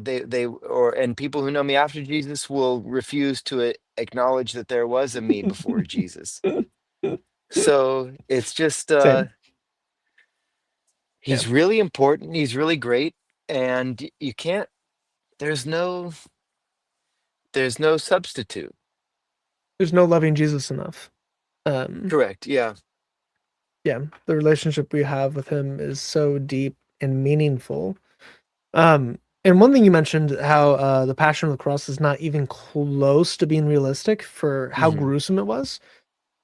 If someone wants to see a picture of what Jesus' face likely looked like, there is an excellent example that is photographed of Emmett Till, Oh yeah. E Yep.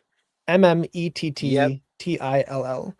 If you look What a sad Emmett story. Till lynching, Mhm. he was beaten to death. If you want to see what a face looks like whenever it was beaten to death, that is what it looks like. So Prepare whenever in yourselves, though. Isaiah, it Prepare is yourselves. gruesome. It is not safe for work. Because it's You real, should not eat. it's real Is life real. too. And this is a It's black, it's a young black. I think he was a teenager. yeah. He was a either late middle school or early high school. He was like 15 or so. So He hit it's on a white girl in a convenience store, and then right. the guys went out and beat him to death, put barbed wire around his neck, and then lynched him with barbed wire. Yeah. And then they had an open casket to show everyone his Right. face. He was beaten so much that he does not look human. So in Isaiah, whenever it says he Disfigured was beyond man. disfigured beyond recognition, Yeah. that's what Jesus likely would have looked like. Now again, don't look that up around children. Don't. And And don't don't look look it that up up at if you're work not prepared for it yourself. or But if you're eating. Like, yeah. yeah. But good It is mention, brutal. Chris. That's yeah. And That's what I always go probably to it was for worse for looking for like Christ. Jesus. Yeah. Yeah. Yeah. Plus he had the crown of thorns. So I Right. mean again, like Emmett Till had the barbed wire in his neck, but it is such a brutal reality of human evil and suffering. But what Jesus went through is significantly worse than anything you've seen. I might Mhm. make a video just on the gruesomeness of Jesus, but I'd have to demonetize it, and I don't Mhm. know. YouTube algorithm doesn't really like me because I talk about things that it doesn't like in general. Truth. But YouTube doesn't like truth. YouTube Big does not like surprise. truth, indeed. Right? Yeah. So I might eventually make a video on just how gruesome Jesus's death actually was. It's significantly worse than you realize. I mean, Especially whenever you probably get you into could the see science and his biology of organs it. through his back Right. after And the through his whipping he chest. received. Yeah. Yeah. You could likely see organs still functioning And as he's up there they're praying moving. that God forgives Forgive us them. for doing that to Yeah. him. Yeah. It's yeah. Again, I could not show you a picture that's even remotely close to what it actually is because it would be too much gore. Yep. But what's up? If you're just joining now, Christian Gadfly was here for like 2 hours, then he went to bed. So I have hijacked his channel for the next, however long we're gonna be doing this. Yeah, no. We don't do that here. Subhanallah. No. We don't do that here. So I have gotten, I guess, permission. I don't know if he knew that the stream is still gonna go on his channel. I don't know if he cares. I don't think he did. We're here. I don't think he cares. No. Yeah, as long as I don't say anything that's gonna get him his channel strike, like I did mine the other day. So anyway, let's go through some typology real quick. Let's do it. So, marriage. I think marriage is the first type of Christ in the Bible, other than maybe Adam. But marriage is typology of Jesus. So, God loves his people, and we are to love our wife as Christ loved the church. So you have some typology itself. And in Ephesians 5:30-32, Paul quotes the mystery of a man leaving his father and mother and being joined to his wife as Christ and the church. So there is typology already happening in the New Testament of marriage representing Jesus. But we also have like human marriage is temporary and limited, and the marriage we have with God is forever and eternal and pure. And human marriage can be faulty, it can be broken up, it can be adulterous and all that, but God is not with any of that. God is a perfect husband. He will not divorce us no matter how terrible we are to him. And marriage is made to like represents that relationship where Jesus is our husband. He is going to lead us. He's going to care for us. He will build us up. We will be helpers to him, companions to him, because just as like Eve, it wasn't an afterthought of creation. God likely intended for her eventually, but Adam was created first. He was given the covenant. He was given authority, and then Eve came later to be companions with Adam. So just as Adam represents Jesus, Eve represents the church, and the church is coming in and being joined in unity with Christ for eternity. Interestingly, though, how many churches does Jesus have?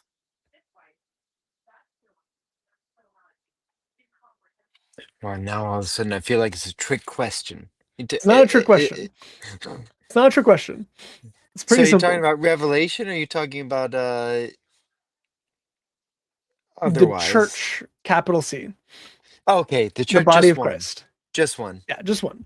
We have just Mhm. one church, the body of Christ. So all believers in unity are the body of Christ. All those who will be saved are the body of Christ. God only has one church. Jesus only has one bride. Adam was made with only one bride. Most of the fathers only have one brides. Every single time any of the people in the Bible have multiple wives, it always leads to disaster.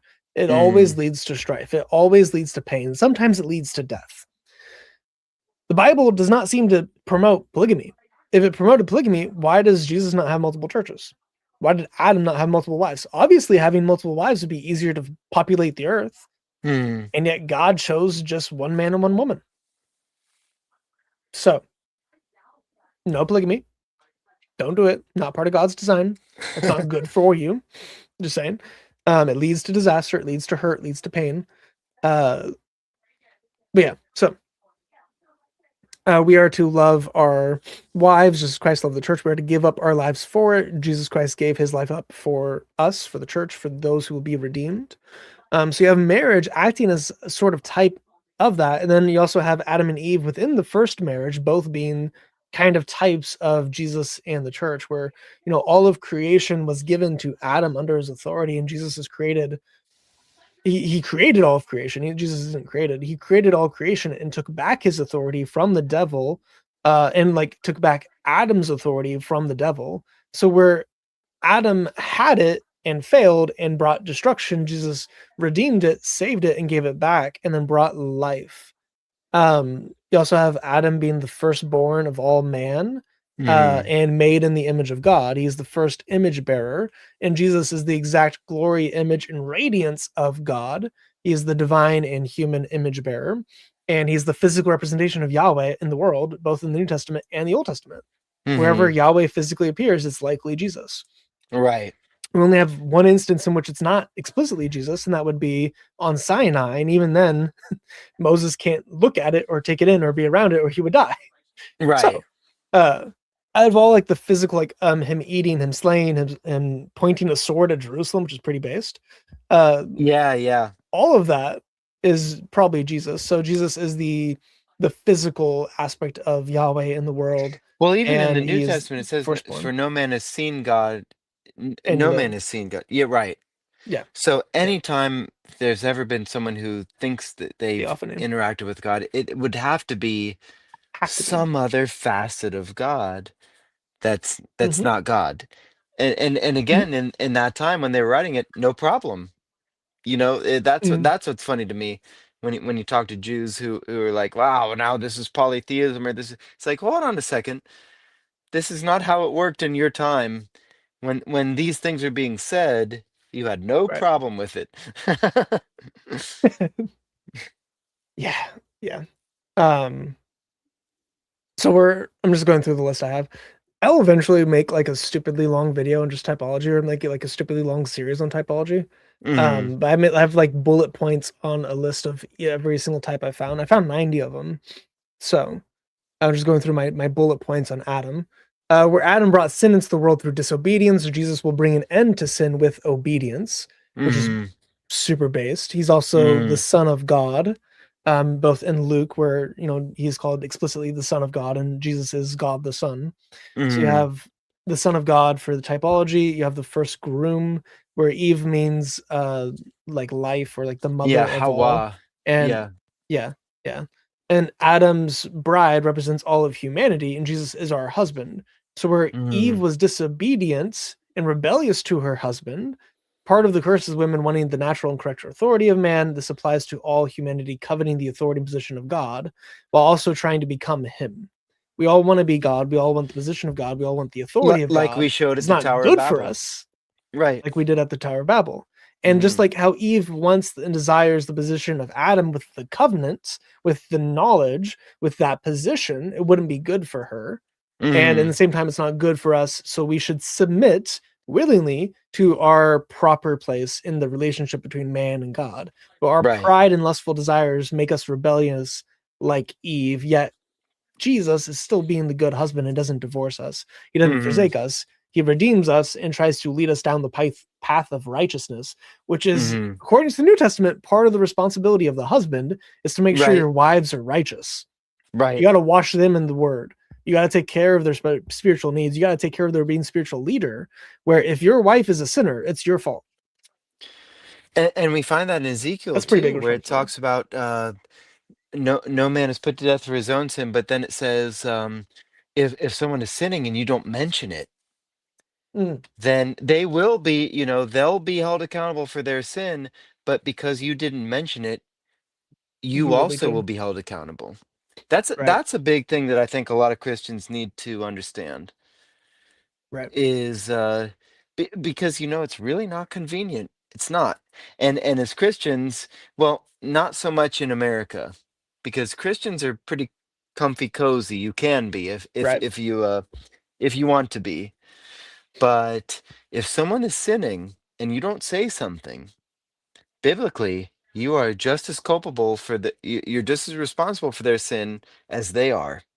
And God says, "Yeah, I will hold them accountable for their sin, but with you being there and not mentioning it, I'm holding you accountable as well." So it is on us Right. to point things out, and that kind of supersedes convenience or social currency, likability. If something is a sin, we got to point it out because if we don't, God's going to look at us and say, "Why didn't you say something?" Mm-hmm. And that's not an easy thing to well, at least for me it wasn't. That's not an easy thing all of a sudden to be like, "Oh yeah, I'll just go out and tell, hey, that's a sin. That's a sin. That's a sin." And again, I don't that's probably not the best way to do it. You can in certain No. situations you can do it that way. But Mm, there are other situations where because really what you're trying to do is, again, image God. You're trying to do it how God would do it. So you got to imagine Jesus on the cross. And it's a very loving way. It's not mm, an abrasive, oh, now there are times when it is important you need to be abrasive like that because there are certain people that mm, only hear that way. But a lot of the times you have to be loving and say, "Oh, oh, really? Because I don't think that's a good idea, this or that." But it is important for you to say so. Whether or not you'll be ridiculed for being like oh, you're a Jesus freak or oh, you're one of those people. Take that as a pride of honor or a badge of honor. You want to mm, be one of those Jesus people. You want to point out these things to people because, and only because you're doing it for the sake of their salvation. You're not doing it for you. You're not doing it to brag or this or that. You're doing it because when you see people engaging in sin, you recognize that this is not going to work out for you, and so you point it out to say, love again, lovingly, to say, "Well, I don't think that's a very good idea." The motivation must always be because you care about them and you want to I think what is it, Chris? Which is it? First Peter, like snatching them out of the jaws of Satan. Do you know that? Do you know that reference? yes, I just don't remember if it's from First Peter or Second Peter. Yeah, it's I think it's in one of the Peters. but it's snatching them out of the jaws of Satan. Yeah. That's Jude also has it, but Oh, Jude it might be. 1:23. It actually might be Jude that I'm thinking of. Yeah. Um, Or no, which one? Second That. Timothy 2:26 also has it. Hold on, Okay. I'm bringing up some of these passages. They're So all probably good. Second So. Timothy 2:26 has man. And they may come to their senses and escape from the snare of the devil, having been held captive by him to do his will. Mm. That's one of them. I don't see any from Peter. Uh, I might be conflating the things between because Satan walks about like a roaring lion. right, that is, yeah. To open the So I eyes so might that they be may mixing turn them. from darkness to light and from authority of Satan to God, that they may receive forgiveness of sins and inheritance among those who have been sanctified by faith in me. Mm. Which is pretty based. Yeah. Yeah. Anyway. Yeah, but that is, the overall message is these people are, they're held captive by Satan. Right. And if it weren't for us doing our jobs as Christians, I think every Christian, every follower of Jesus is called to take the message of Jesus, the gospel, the good news out there to whoever they come in contact with. And depending on your situation, it will be a different approach. Mhm. But the approach should always be, have you heard of Jesus? And introducing them to that. Because what we are dealing with is people who are destined for hellfire. And it's a very You have to love them serious enough to thing. be able. You have to love them enough in order to be able to offend them. Exactly. If Exactly. you don't love that person enough to offend them, to keep them from going to hellfire, you don't really love them. Correct. Correct. Yeah. And That's that's not something that a Nabil lot of really us are convicted me used on to. that too.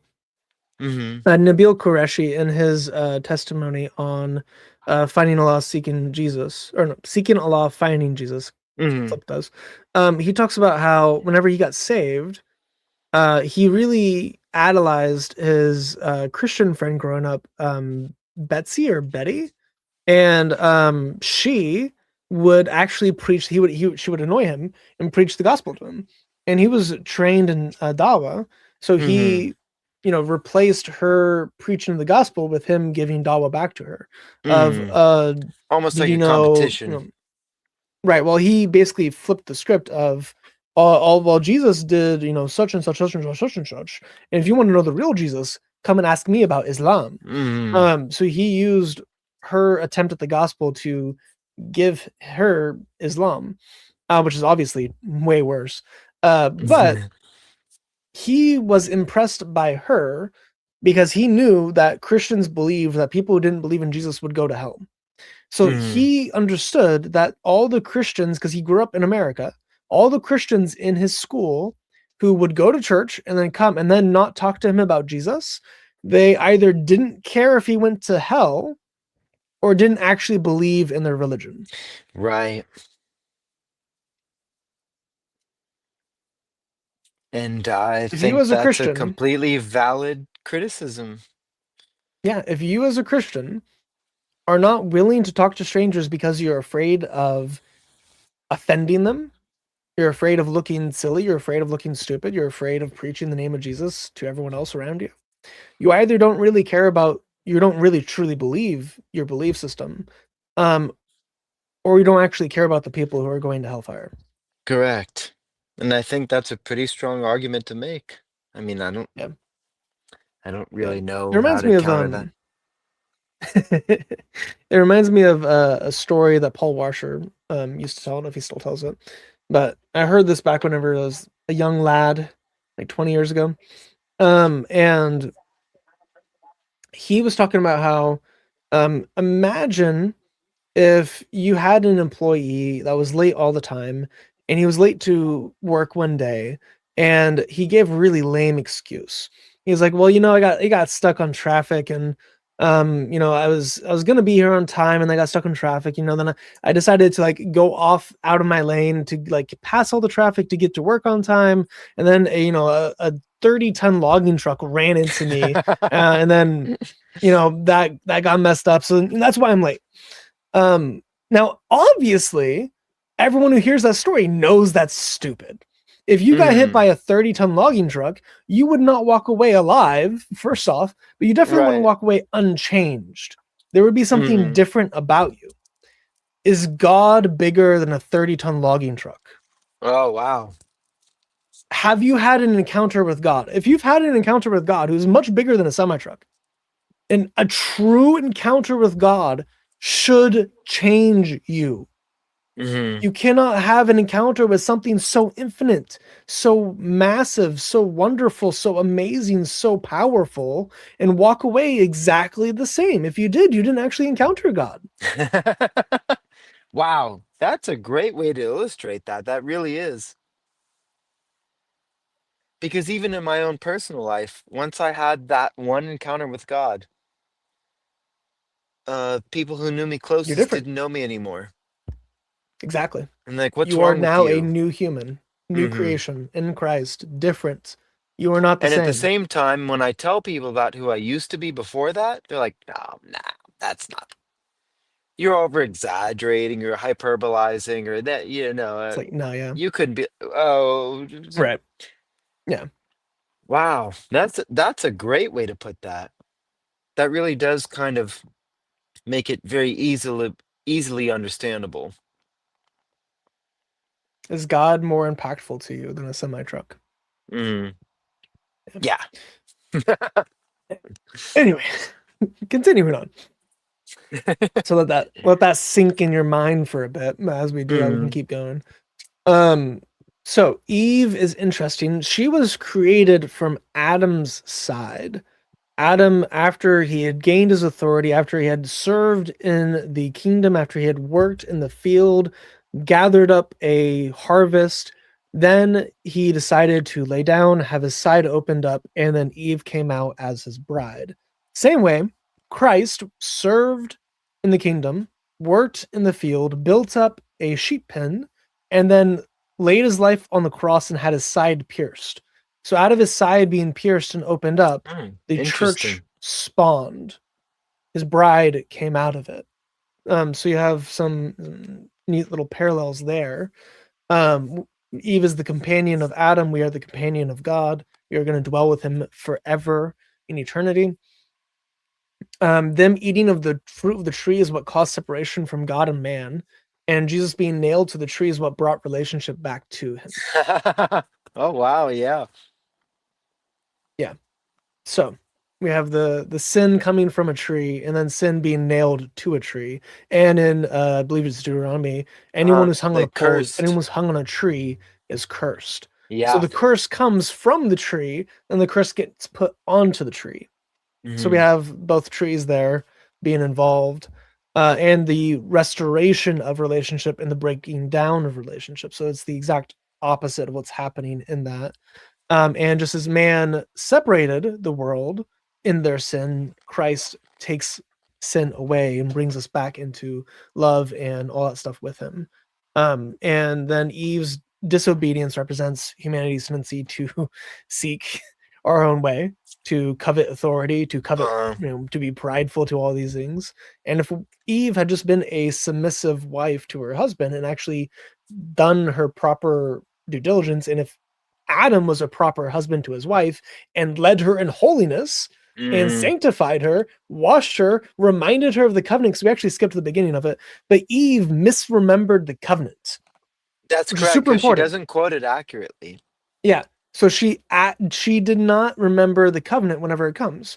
God from the let's just go through it real quick. Now the serpent was more crafty than any beast of the field which Yahweh God had made, and he said to the woman, "Indeed, God has said, you shall not eat from any tree of the garden." So he's trying to get her to doubt the statement. And the woman said to the serpent, "From the fruit of the tree of the garden we may eat, but from the fruit of the tree which is in the midst of the garden, God said, you shall not eat from it, and you shall not touch it, lest you die. Right. Never And the was serpent it said to the mentioned woman, touching.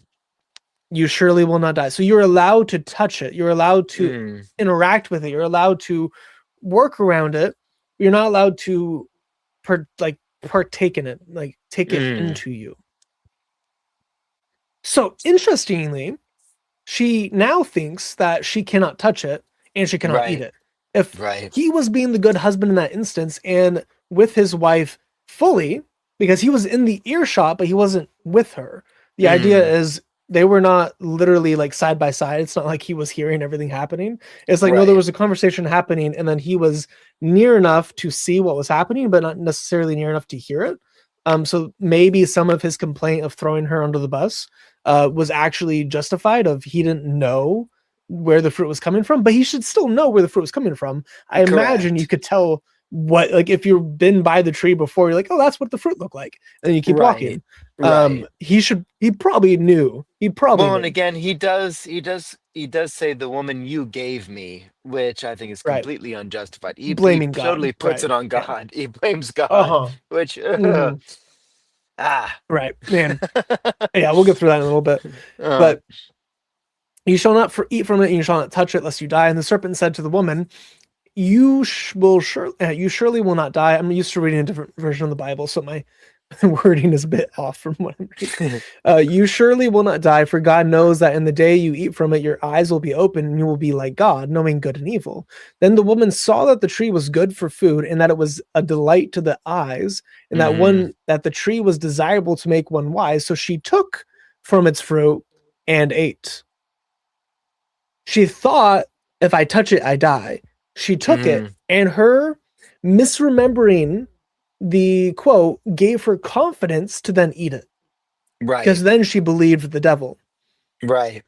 If she touched it and died, or then that would have been, or if she knew, like, hey, touching it's fine, that might have not been as, boosting of it. So But she he took it clearly was playing first. to her lack of knowledge. Right. Yeah. And it was the husband's responsibility to make sure that she was Right. faithful in this regard. Which is Right. also why whenever he sinned, sin entered. And her eyes were not open to their nakedness until he ate the apple. Mm. So he and took its fruit and ate, and she gave also to her husband with her, and he ate. And then the eyes of both of them were opened. And they knew that they were naked, and sewed fig leaves together and So made just themselves imagine, loin actually, coverings. when we parallel it with Jesus in the wilderness, just imagine what would have happened if Jesus would have taken the satanic bait. What would have happened to humanity? Right. Yeah.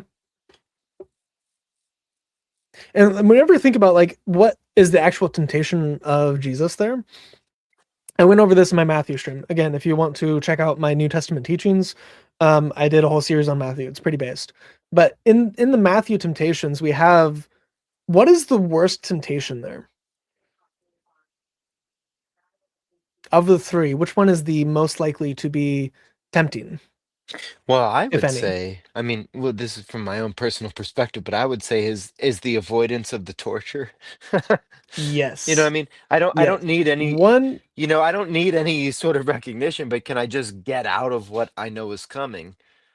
exactly. Whenever Jesus knew the torture was coming in the Garden of Gethsemane, he was sweating blood, which is an Right. actual medical condition. Whenever you're that stressed out, Correct. you can literally sweat blood. You This is can not do it. make believe. Right. People do this, Yeah. especially people who know they're about to die. Death row Right. inmates have been known to sweat blood. Anyway, Jesus is sweating blood because he does not want this cup. He says, if Even though there's he already any way, knows what's coming. Right. he knew that this was going to come whenever he created it. Right. Even though he's And sweating blood, even though he's saying, can I pass this cup off of me? In the temptation, the devil says, hey, you can be the Messiah. Hey, you can be in charge of all of the you universe don't have to that go I through currently have any of authority that. over. Right. Just avoid the cross. Now, the That devil was doesn't know the cross is that going to was the happen. real temptation. The real That was the temptation real was avoiding the temptation. cross. Yes. It was not It wasn't, he was not it was not thinking he worshiping was the going to devil. buy him by look, you Right. can have this, you can have this. It was not that. It was Yeah. avoiding what you know is coming. And that's Yeah. where, again, Jesus is just like hits a home run, and you're like, how could you not be Yeah. behind this guy? Right. Dude, He like knew it was imagine. coming.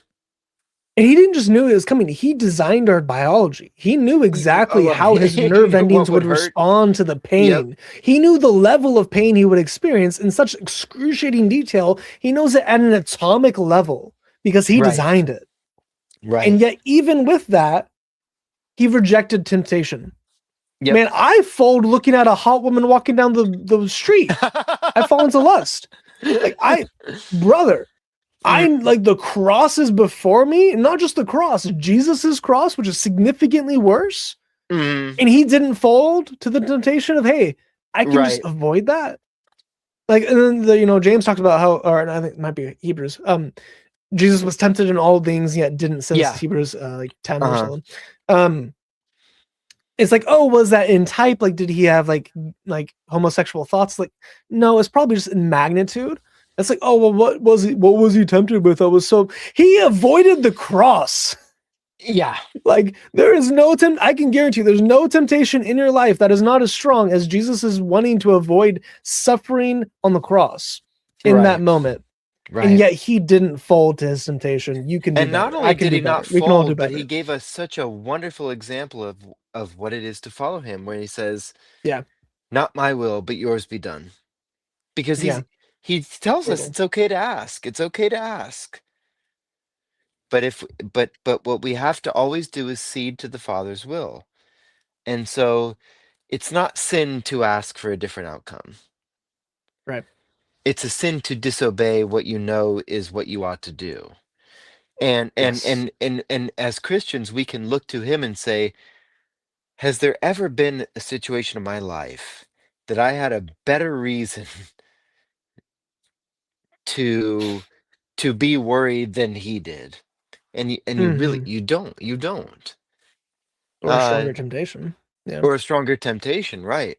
You don't. And that's also not factoring in that he lived 33 or 30 or 33 and a half years of his life Mhm. just like we did. Just like we Mhm. did. Working, pooping, eating, struggling. Exactly. Which is why it's always like a thing for me that makes me so sad about Muslims. Are like, oh, your God pooped, your God ate. It's like, yeah, It's because like, he loves yeah, us. that's awesome. Because he Yeah. loves us. And Mhm. I'm sad that you don't feel that from your God. Your God wouldn't do that for you. That's very Mhm. sad. Yeah. But it does kind of Your God illustrate doesn't love you why there's enough. the exactly. So Yeah. it kind of illustrates why they don't really get it, because they were trained to think, well, no, my God doesn't. My God wants me to be a good slave, which again, a God can demand because they're God. But our God just wants to love us. Right. That's what our God wants. Mhm. And so this slave thing, I mean, Jesus says, you are friends of God. He loves us so much that this isn't a slave master situation, which again, if you are God, you can demand that, and you have every right to do that. But that's why our God is so much better, because he can demand that. He doesn't. He loves us. I don't want you to be my slave. I'm not interested in Mhm. that. I love Mhm. you.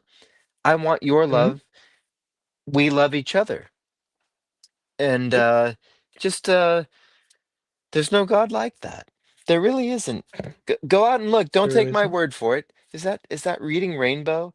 Chris, you're too young for Reading Rainbow, I think. When I was a I'm not kid. too young for reading Rainbow. Come You're on not too now. young for Reading Rainbow? Reading Rainbow You're the was same age great. as my brother. You're not that. We're in the. Anyway. Thinks I'm a child. Anyway. Don't take my Yeah. word for it. Go out and look. And so it's like, but there's even a biblical verse that says, The "Taste and barber and me. see that the Lord is good." Taste and see. Yes. Yeah. Do it. Do it. Don't take my word for it. Don't take Chris's word for it. Everybody, we're telling you, we have all this great information about how wonderful Jesus is, and you'd be smart to listen to us.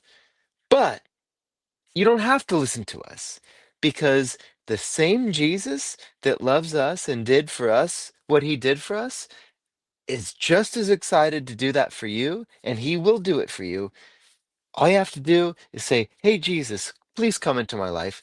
There you go. You're good as gold because he's just waiting for that. Jesus loves you, and you ask him into your life, he'll show up. Mhm. So you don't have to take this is not a blind faith thing. This is not a, oh, Chris on YouTube or Steven on YouTube said this or that. I mean, you're not dumb for trusting us because we're being honest with you because we can't be dishonest because of Jesus. Right. But if I mean, you mentioned talking to people about God earlier. What is that supposed to look like in daily life? Because it's one thing to talk about Jesus to people, Hmm. Yeah, and she also Oh, brings up but it's that's not not practical to practical to ask us. every gas station worker or pedestrian if they know Jesus, or being Well, worried about offending friends. So, and then Jesus to someone you barely know, it'll turn them off rather than you build up a relation first. So this is what I was going to bring up this book. there we go. So Now, Chris, I've been trying to get through this book. It's been my thing, and I love it. But I'm gonna go attend to my personal live stream real quick. You tell. okay, It's a great book. It really is. My daughter Hannah, she's reading it right now. It's a great book. But it's a great book. but I do have something specific to address to that question. So you do your thing, Chris, and then I'll be Okay, back. I'm gonna meet you. Yeah. Okay. So this book, it would be my recommendation. The idea is, and he gives many different examples of how you can actually do this type of preaching, where it's not necessarily preaching. It's more like, what encounter can I have in someone's life at that moment in time that plants a seed, tills the ground, waters, or tends to? Because the Holy Spirit is the one that actually harvests. He's the actually one that grows. He's the one that is responsible for the harvesting of everyone around us. But are you willing to be used by God to have genuine conversations with people that plant a seed? And it can be very simple, just be asking a question or like just complimenting someone. It doesn't even have to be about Jesus. Just like, "Hey, I really like your necklace." They're like, "Oh, thank you." And then you can just ask simple questions. And he brings up very good ways to ask questions to talk to people. And this can be 2-minute like 2-minute encounters, or it could be a 30-minute dialogue or a debate, even like mini debate. But once people get angry, you both lose, because then they are turned off from the gospel and then you are annoyed. So really, you just want to work out a way that you can encounter someone and put a little bit of truth in their shoe. It's the shoe and rock method of evangelism, where I'm going to put a little bit of truth in your shoe. If you had a pebble in your shoe and you're walking, it is a minor inconvenience in all reality. It's just the smallest little piece of earth. And yet it hurts. It's hyper annoying, and your brain instantly fixates on nothing but that until you stop to take your shoe off, to examine what's on your foot, to then take it out and fix it. Well, whenever you do that with truth, whenever you do that with Jesus, there's going to be something in their brains of, oh, did Jesus actually resurrect from the dead?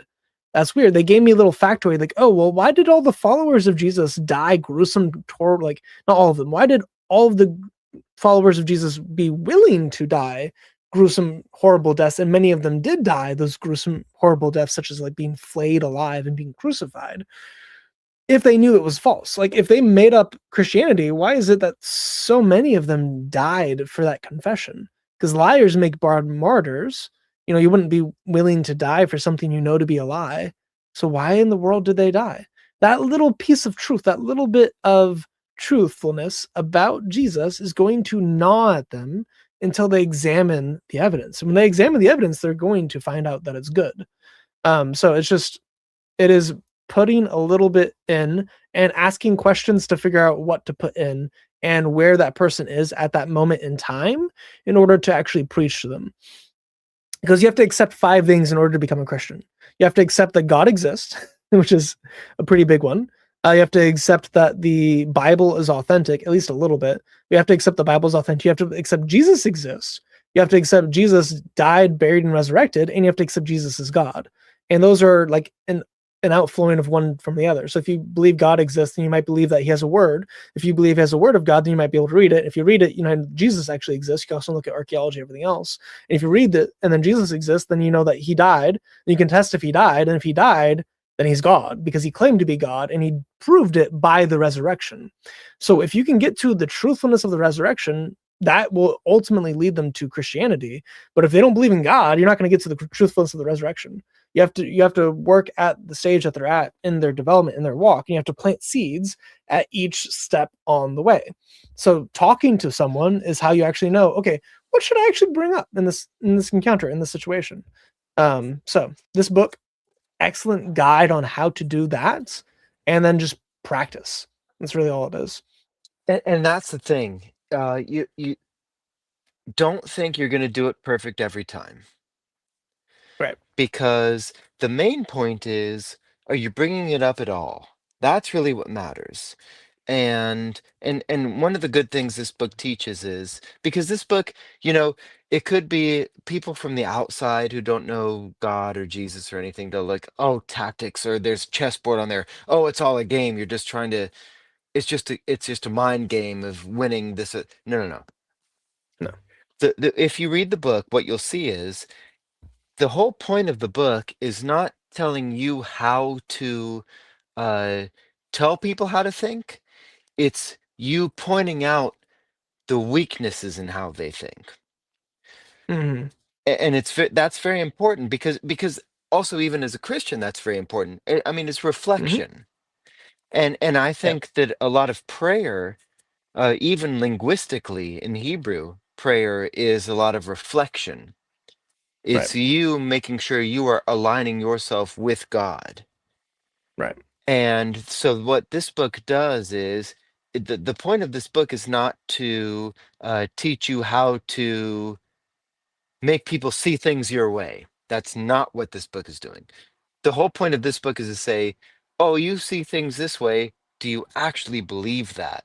Which is Mm-hmm. very, very important and useful, because so many people, I mean, I would say every They're person, hypocrites. but Yeah. but I'm biased, right?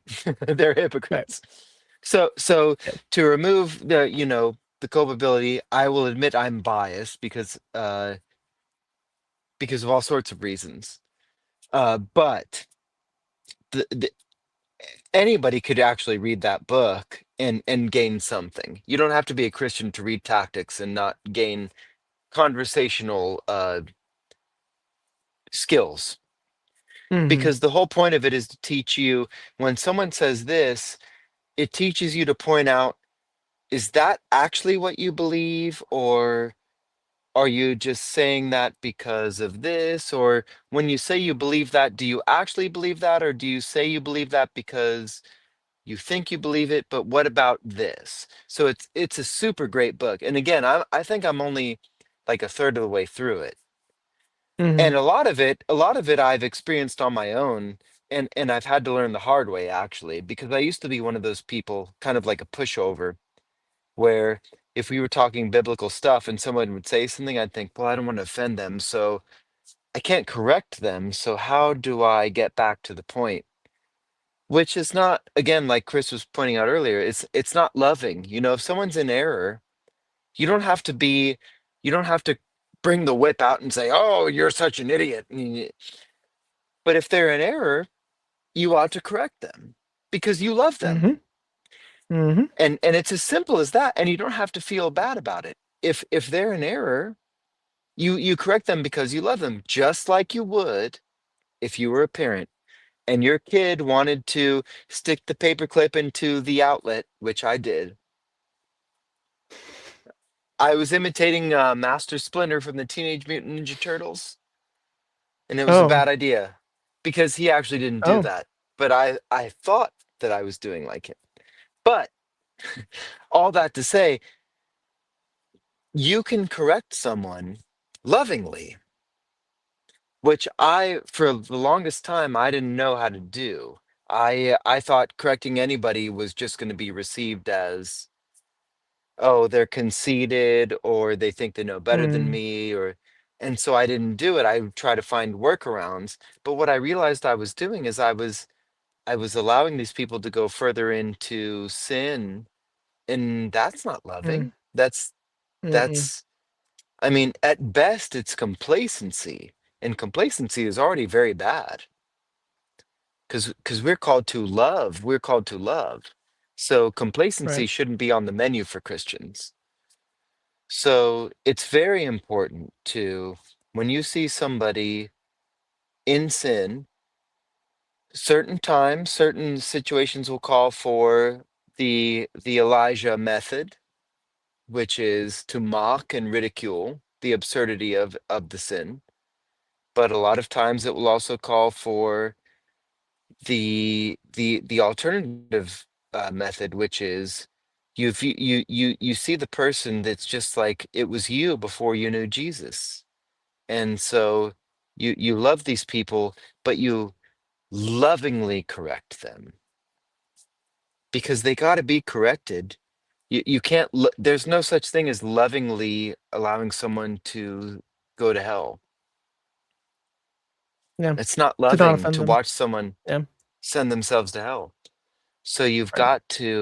you've got to say something. You got to say something.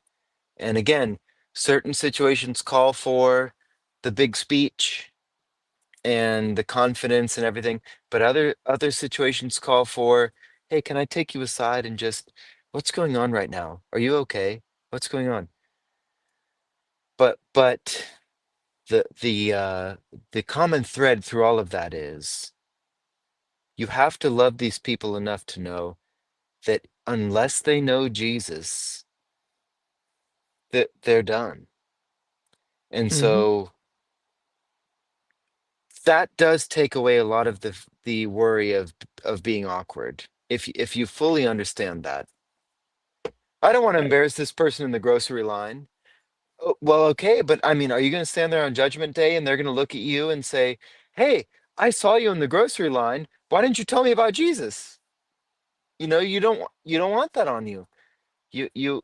We are called to spread the gospel. That I mean, as Christians, that really is our one and only assignment is to spread the gospel. To be faithful to And them. Yeah.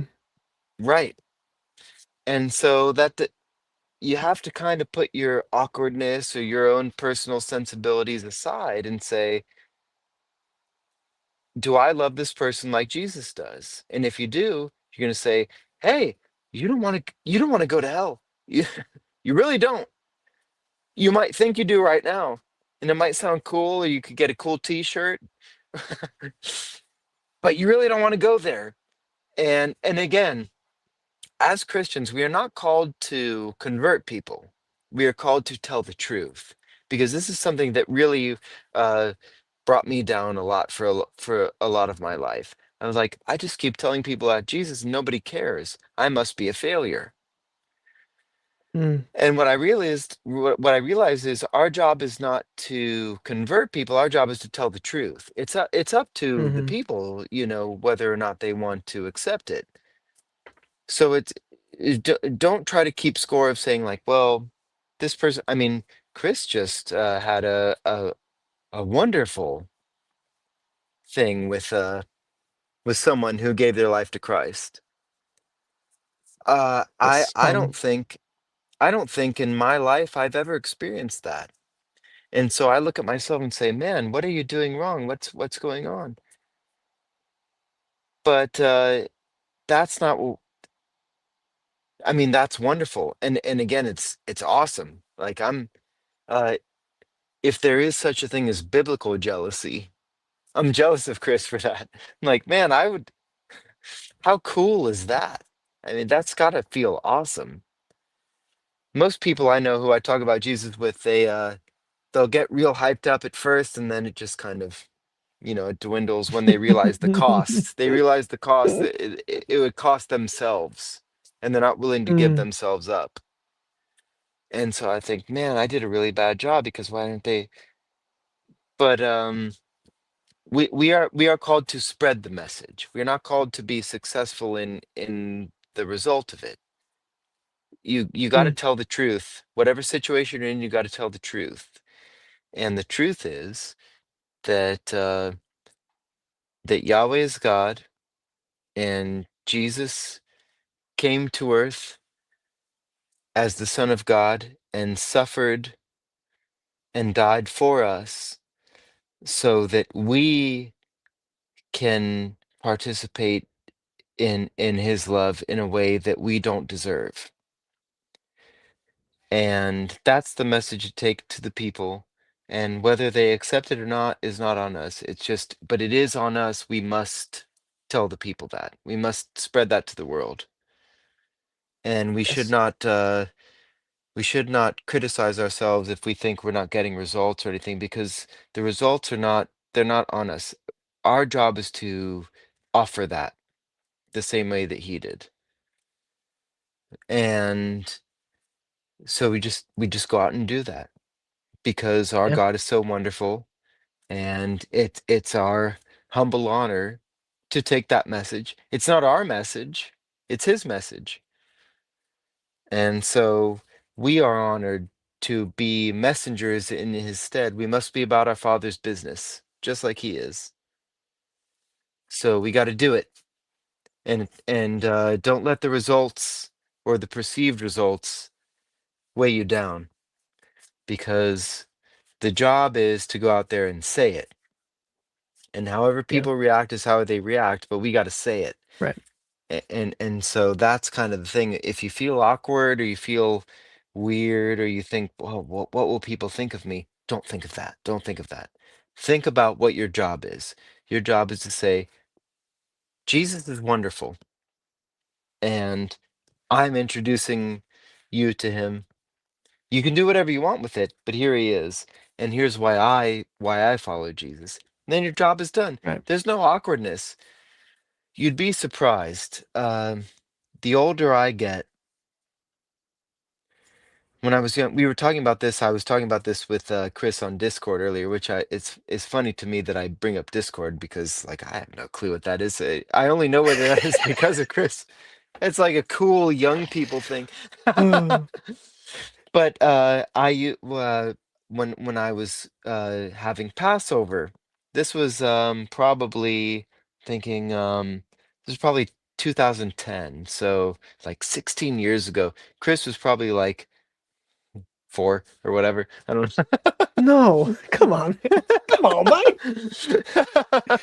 know. But so Okay. I'm already, I've been ostracized from my family, and so things are a little bit better at this point, but I'm having Passover, and there were people that were saying, "Oh, you're doing that? Like we would like to attend." And so in my naivety, I thought, "Wow, these people want to, I mean, they'll come to Passover, they'll see how great God is, and then there they go. They're good." No. That's not how that works. It's up to every individual person. Um, Yeah. and that's kind of what hurts, I think, is we're so we think, especially if you know Jesus, if you relationally know Jesus, you think, well, I'll just introduce him to someone else, and I mean, how could they how could they turn him down? I mean, it's incomprehensible once you know Jesus to turn him down. But then you look at Pharaoh. You look at Nebuchadnezzar, you look at Pontius Pilate even. I mean, Pontius Pilate did an okay job, but I mean, he played his part, Right. but he still was not a good guy. No. And so you get on fire for the Lord, and you just think like when you are personally saved, you think, how could anybody turn Jesus down? The sad thing is, you can, Mm, and I think our hearts hurt just a fraction of what his heart of must what hurt. just yeah. Right. It just it really is seems incomprehensible. I mean, that's why I Yeah. say everybody out there, you don't have to take Chris's word for it, you don't have to take my word for it, you don't have to take Billy Graham or Paul or Timothy or anybody. If you actually want to know Jesus, just ask him. Just talk to him. and let him talk to you because he loves you. You don't have to take our word for it. This is not a pyramid scheme or anything. We don't benefit from you loving Jesus. Mm-hmm. So just give it a shot and see what happens. We know people. We both of us personally know people who have done it and their lives have changed. Their lives are different. I know Yeah, lots of our lives are people. different. Our lives have changed. Yeah. Our lives personally. And Right. again, I would We never both were want you to scumbags. oh yeah. Oh yeah. Yeah. It would be fun to have like a shootout on who was a bigger scumbag. I think I would win, but yeah. I was such a big scumbag. My wife doesn't even let me like talk about it. Um, like, yeah, no. I always joke like I would be Muhammad if I was in 7th century Arabia because I did everything Muhammad Mm, did. I was a terrible person. mm. Like I could definitely see myself as Muhammad. I don't mean that in a joking Oh way. yeah. Um, Yeah. yeah, no, I was wicked. Yep. So the fact I'm not anything close to what I used to be Hmm. is weird, especially because I had no reason not to be who I Well, used to it's be. unexplainable, Chris. That's the thing. That's what I'm Yeah, trying to say. When Jesus actually stepped into my life, I was asking him to, and then he did. But I was asking, expecting like that he would back me up, basically. I thought, oh yeah, like if you're God, I'm pretty cool, I'm pretty good, and you step into my life and you'll just like you'll make me, and yep, yeah. no, he Just like slapped me to the smack you over the floor, head. yep, Yeah. and completely humbled Hmm. me. And here's how I knew it was him because he did it. I'll tell the story one day. We won't talk about Genesis. We'll make it maybe we'll do like a testimony stream or something like glorifying Jesus through our testimonies. But Okay. it was in such a way that it was not me because I was angry what was going Mm, on. He completely shut me down in the midst of a moment of me flexing, basically flexing my superiority. And so I was like, what? Well, that's not me. So I'll save that story for another time. But yeah. when Jesus meets you, you know it's not Hmm. it's not a hint. It's not. I Hmm. mean, you'll if you seek Jesus, you will meet him, and most You get hit likely by it. you'll get hit by it, and it will not be what you expect Hmm. because we are carnal. We are Hmm. Adam. And when we encounter God, it feels very foreign. And Mm. that's when you know when it goes against everything in you. And then now for me, this was 23 or 22 years ago. I'll never forget it when it happened because it was literally life-changing. And I didn't even know it was life-changing at the time. But my entire life was completely changed from then until now, and it caused a lot of trials, and I lost family members and friends, and the thing is, though, I would never take it back for a second because it was Mm. so real and meaningful and I mean, that real, I think, is the thing. It was just I can't Mm. argue with it. It wasn't me. Right. It wasn't me. Right. Especially because of how much suffering it brought on to me. Mm. Hmm. And so I don't take any credit for it. People are like, "Oh, you lost this, or you did this, or you gave up that." Well, no, no, I didn't. I didn't do it. I had no choice. How could I resist how wonderful God was? How could I fight against that? He did that. It's all glory to him. I uh, Hmm. I take no credit. I can't take credit because again, I knew who I was, and I'm not that person anymore. Yeah. So telling, she said, sometimes it feels difficult to whether I'm living for Jesus or not for lack of effort, but I've always grown up in Christian values. I don't have a pre-Christ version. My sister is the exact same way, and Mhm. I want you to know right away that is a glorious and wonderful and amazing testimony. That is the My most daughter powerful says the same testimony thing. I can think of. Um, Purity is not a diminishing value as a Christian. Just because Yep. you weren't like an ex-gang member, just because you didn't abuse people, just because you didn't try to kill people, just because you don't have all of this terrible past, like some of us do, does not mean you are any lesser. If anything, God's glory is so much greater because you didn't have to live through any of the struggles that I had to live through or had Stephen had to live through. We're jealous of you. Yeah, like I'm jealous of my sister. She never rebelled. She never went through that. She was a virgin when she got married. I Mm, wasn't. I mm. did I did all the terrible things. I was down that hole of depravity. I suffered endlessly, depressed, self-harm. I don't know if I should actually say that on Christian's channel. But I wanted to unalive. Um, I suffered greatly because of my lack of relationship with Jesus. Not having that is a wonderful, amazing, beautiful, awesome thing that you should never feel ashamed of or never feel like you're lesser of a Christian because you don't have an awesome backstory. It's not awesome to live in sin. It's not cool. The greatest thing, the greatest accomplishment you could have as a Christian is I walked faithfully from the moment I was a toddler to the moment of my deathbed. That's the greatest Christian testimony. That's something that's wonderful. That's something that's unique. That's something that's rare. And to Us being bless scumbags, whoever that's put the you in that standard. position, whoever Right. enabled you Yeah. to be in that position, bless them. Yeah. You go, But sister. I will say my daughter has made the same claim.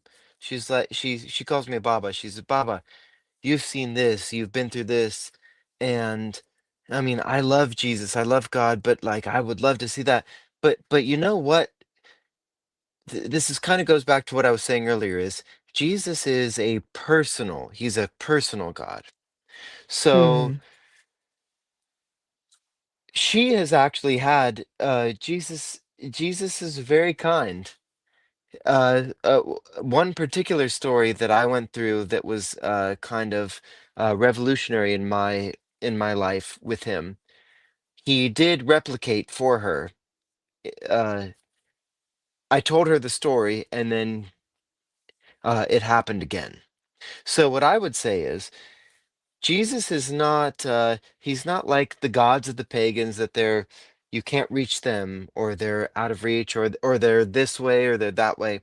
Jesus is available. Mhm.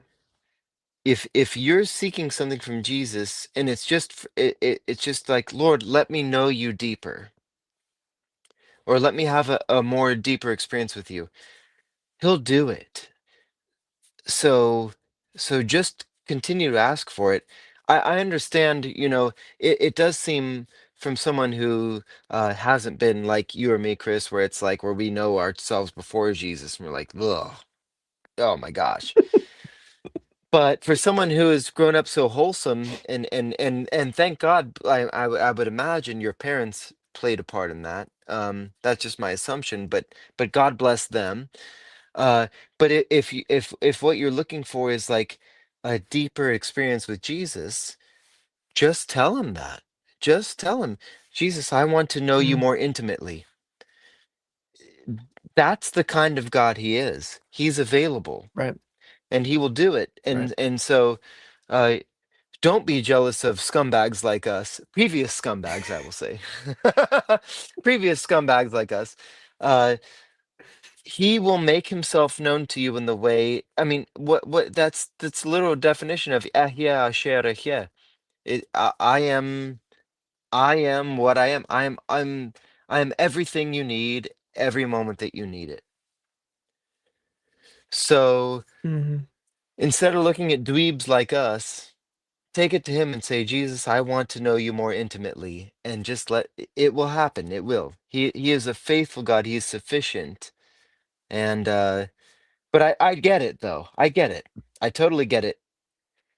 But I Yeah. would direct you to say, just continue to press in further, seek him out, and ask him. Just simply ask him, and he'll show up. He will. He's faithful. She said my Christian background goes back several generations, and God has done great things, and Mhm. yeah, that's awesome.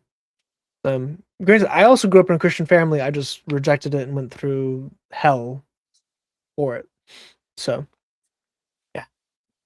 Okay, I do actually want to try to finish Genesis 3. We're currently at 4 hours, so let's just try to finish it real quick.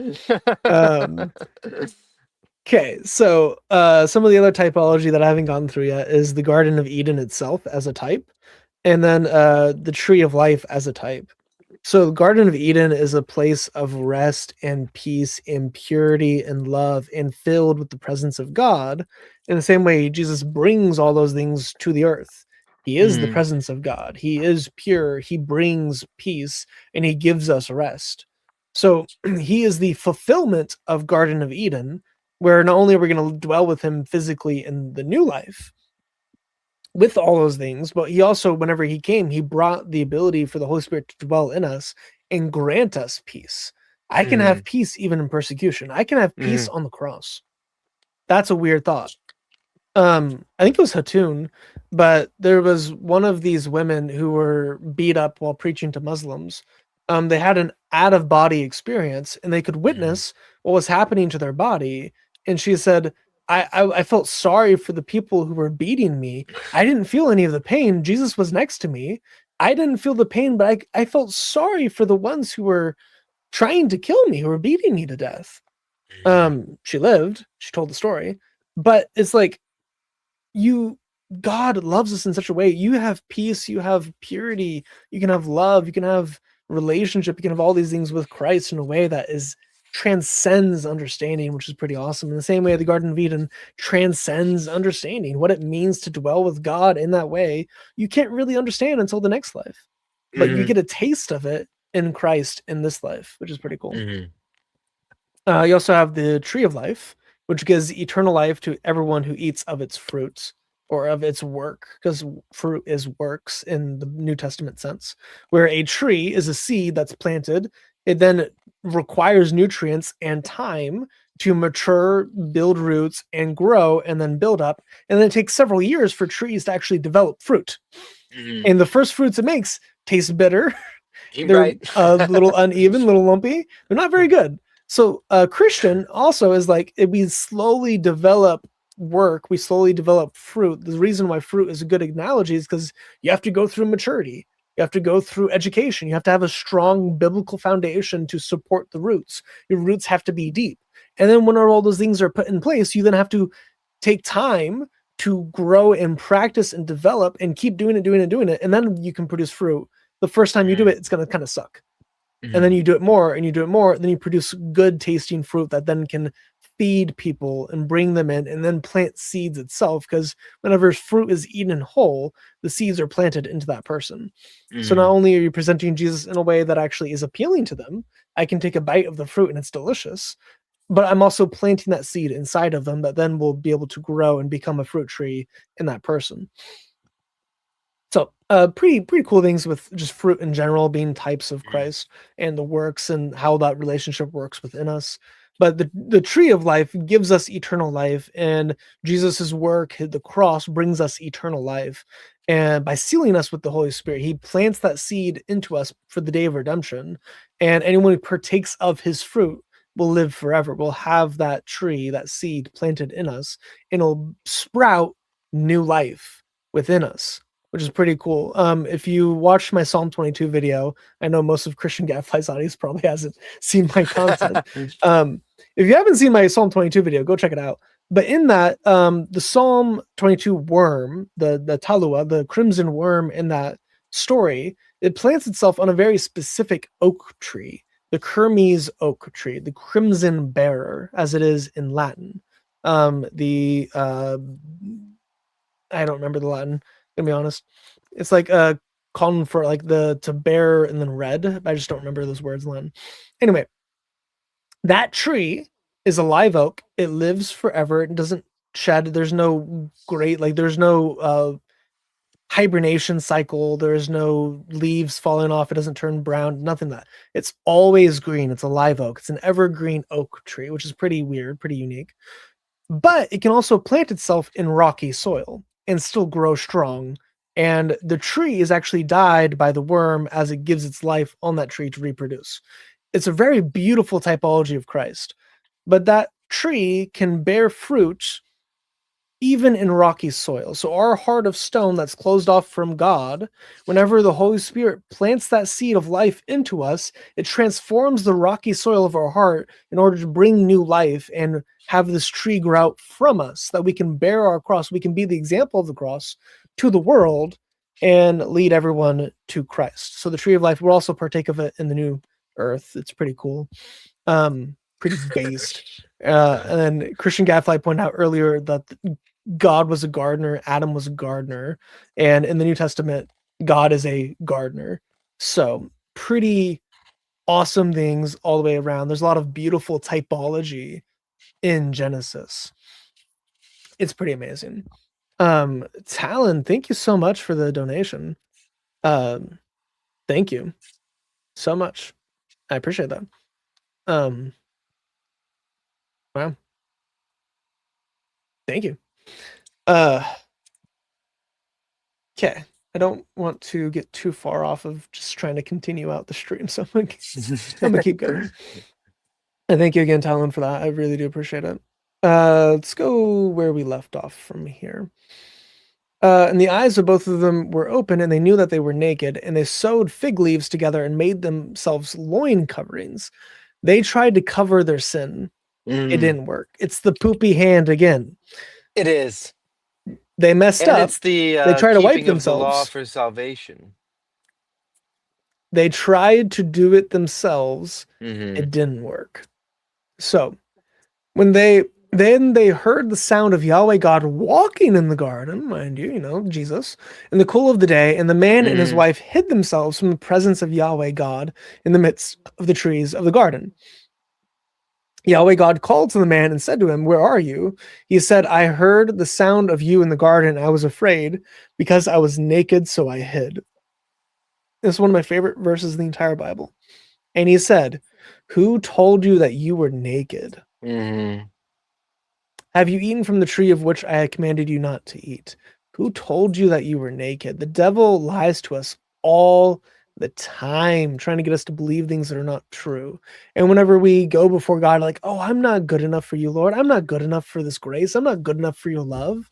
And God responds to you of, "Who told you that? Did I say that to you? Right. Did I tell you that you were not good enough? Did I tell you you're not loved? Did I tell you I don't care about you? No. Did I tell you you're too far from me? Did I tell you I can't fix you? Did I tell you I can't redeem you from your sin? No. Yep. Demons did. The Yeah. devil did.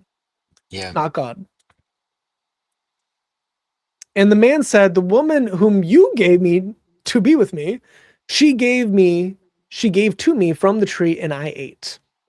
So at least he admits his wrong, but he blames God He blames God. in the process. He It blames God sounds in the like he process. blames the woman. Yeah. You could take it that way, but it's like, no, the woman you gave me. This is your fault, He's God. blaming God here. Yeah. Yeah. Ugh. Ugh. So Adam This whole throws passage is God so under the heartbreaking. bus.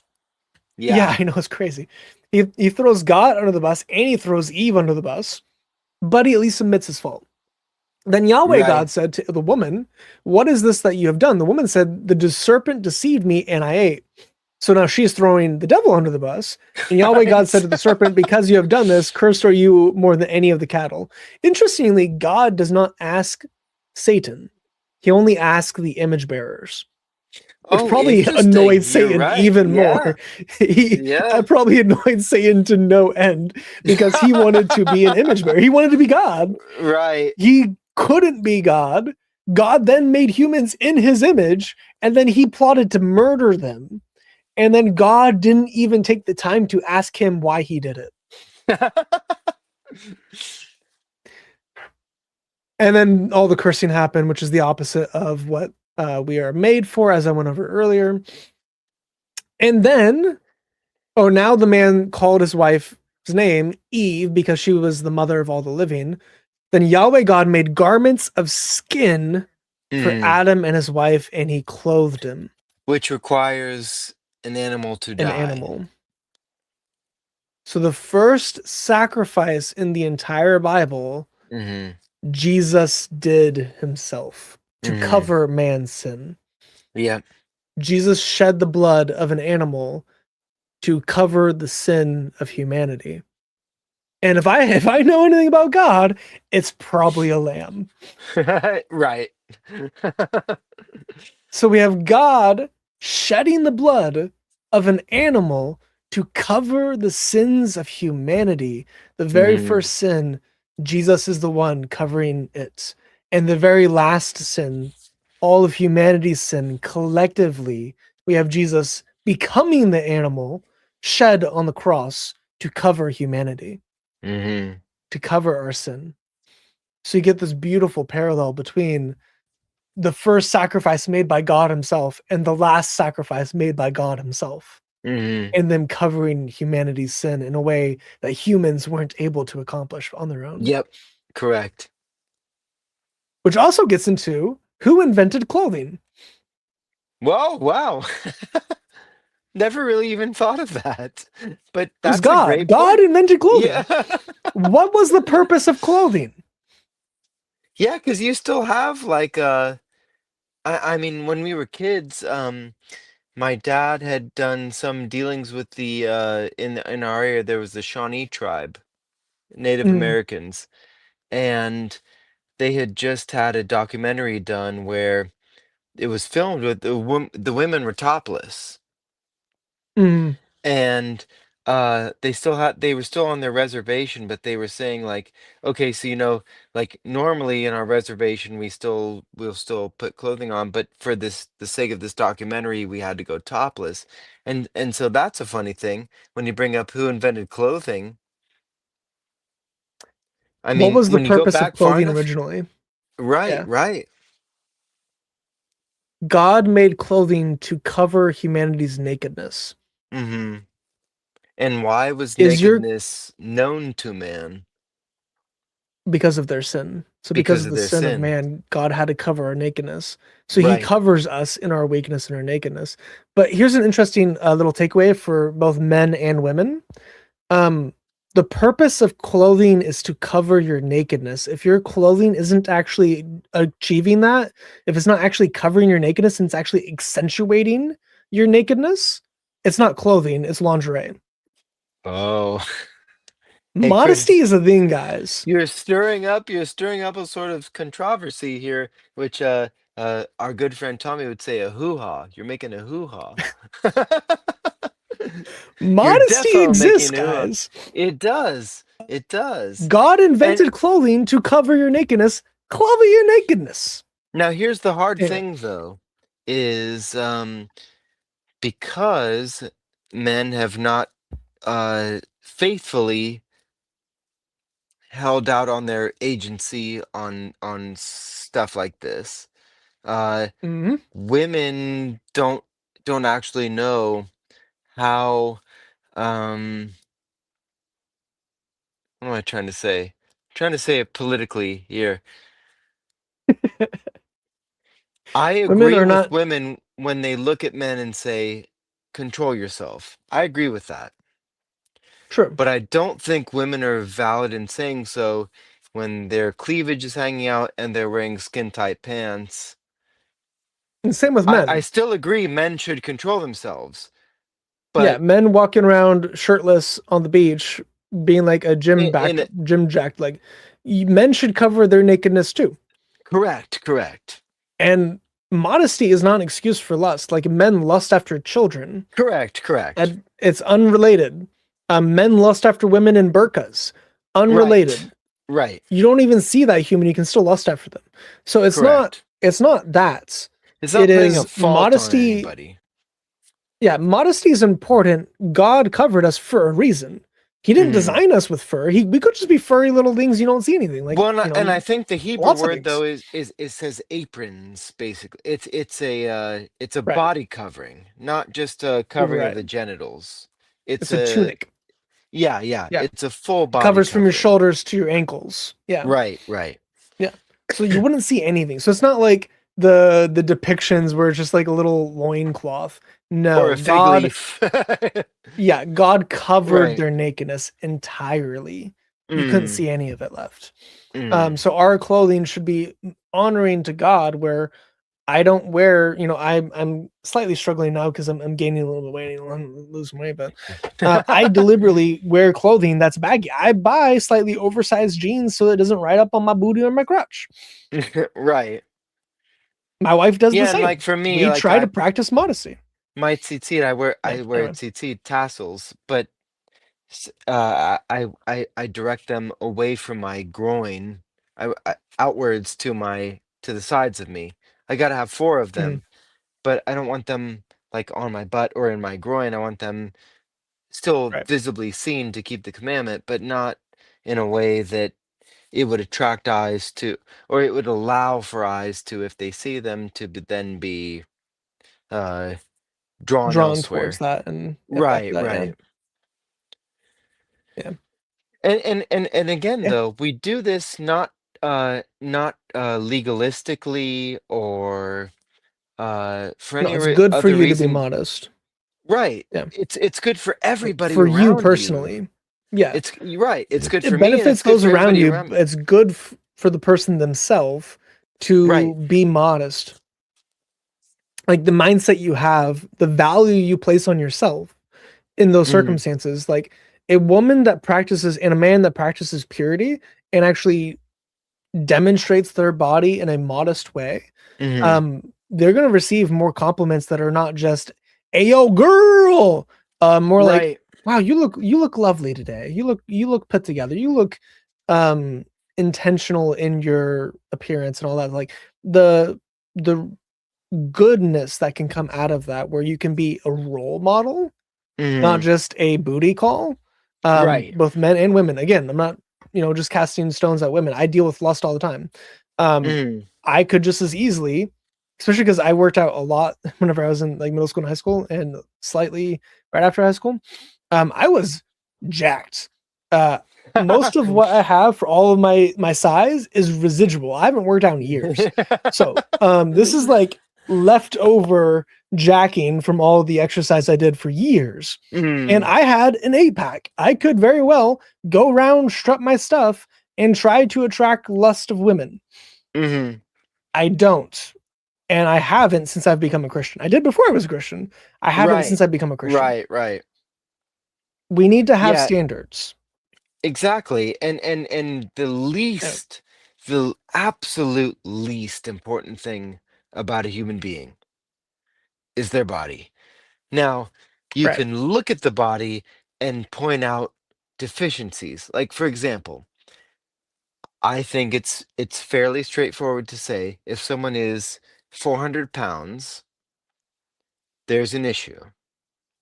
And so Right. lovingly, you would say, how can we address this? Right. Uh, so it's not so much of a like a competition, but like so the funny thing is like Chris is talking about how he was muscular and everything. I've never really been muscular. I've been like a lanky guy. But the funny thing is there's people that will say, "Oh, I like the lanky guys." You know what I mean? Mhm. And so you can take self-pride in that. Right. Uh but again, it's all superficial. It's nonsense. Because what really Mhm. matters is the heart. But again, it is good to pay attention to the physical condition you're in because if you are if you are dangerously overweight, you want to address that because we have biblical prohibitions for gluttony, for example. And Mhm. gluttony doesn't just mean food. I mean, gluttony kind of covers the whole base, right? Lust, Right. Right. drink, anything. So Mhm. we are called to be uh, aware of ourselves, responsible for ourselves. Right. And so it's not just weight, but weight is kind of a thing. It's one of those things where you can I mean, it's easy to point out, just the same way as that, like, if your friend was regularly stumbling home, he comes over for dinner and he stumbles home every night because he drank too much at dinner, you're going to want to point that out to him. Uh, and so weight is one of those things, but altogether, it's one of those things where, as Christians, we have to have a sort of like a self-discipline where we hold ourselves accountable to God and His standards, and we don't want to go outside of that. So, but we also, in a loving way, we want to, if we see a brother or a sister struggling, we want to lovingly point that out to them, and I think that a good starting point would be to say, like, do you need any help or something like that, instead of being because they accused Jesus of being a wine bibber and a glutton, those are pretty serious charges when it comes to Mm, biblical law, and they were unfounded. right. But I might have lost track of where I was getting at with that, Chris. So Practice modesty, practice yes, responsibility, oh yes, try to modesty, actually yes, right, treat biblical values seriously, not just like seriously, right. arbitrary, like, oh, list of things. Like, actually try to live it out and see what a difference it makes in your life. If you have a problem with gluttony, try not to eat any dessert for a week. If you have a Mm, problem with swearing, try not to swear for a week. If you have a problem with mm. porn, try not to watch porn for a week. If you have a problem with all these things, just try to be abstinent from it for at least like 4 or 5 days and just Well, and I see think what that effect it will has in your really life. good. That's what I was gonna say. If you struggle to do it for a week and you struggled, That's a problem. Yeah. that's telling you something. That's telling you something. And That that's means it has a something that hold on you. Yeah. exactly. Right. And Thank you, in the Chris. Testament it says, don't be ruled by anything. So we're not supposed to have any Right. addictions that can rule us. Yeah. Right. Yeah. I struggle with road rage working on it. Honestly, I feel like women just in general struggle with that a little. I mean, I don't know, but I've seen some really, really messed up individuals that are male that just like gonna go to town like baseball bat or Yes. got to each other. But Yeah. uh I Pop don't know why I open my just trunk and pull out the AR-15. yeah. The worst Yeah. road rage I've ever seen were by women though, which is kind of interesting to me. Um, yeah. Anyway, people are people. Uh, Yeah. yeah. Anyway, we have three more verses. So Hey, we're almost there. uh, And we're almost there. poor Christian Gadfly's channel. Who knows what we're doing to that? Oh no, they're loving it. This is like the first time the gospel's been preached on the channel. I think. Well, maybe not the first time. One of the first times. That's really funny. He accidentally made two versions of the stream too, and only one of them went live. So he has a scheduled stream for yesterday at 3:10 p.m. that didn't do anything. Oh, it's great, man.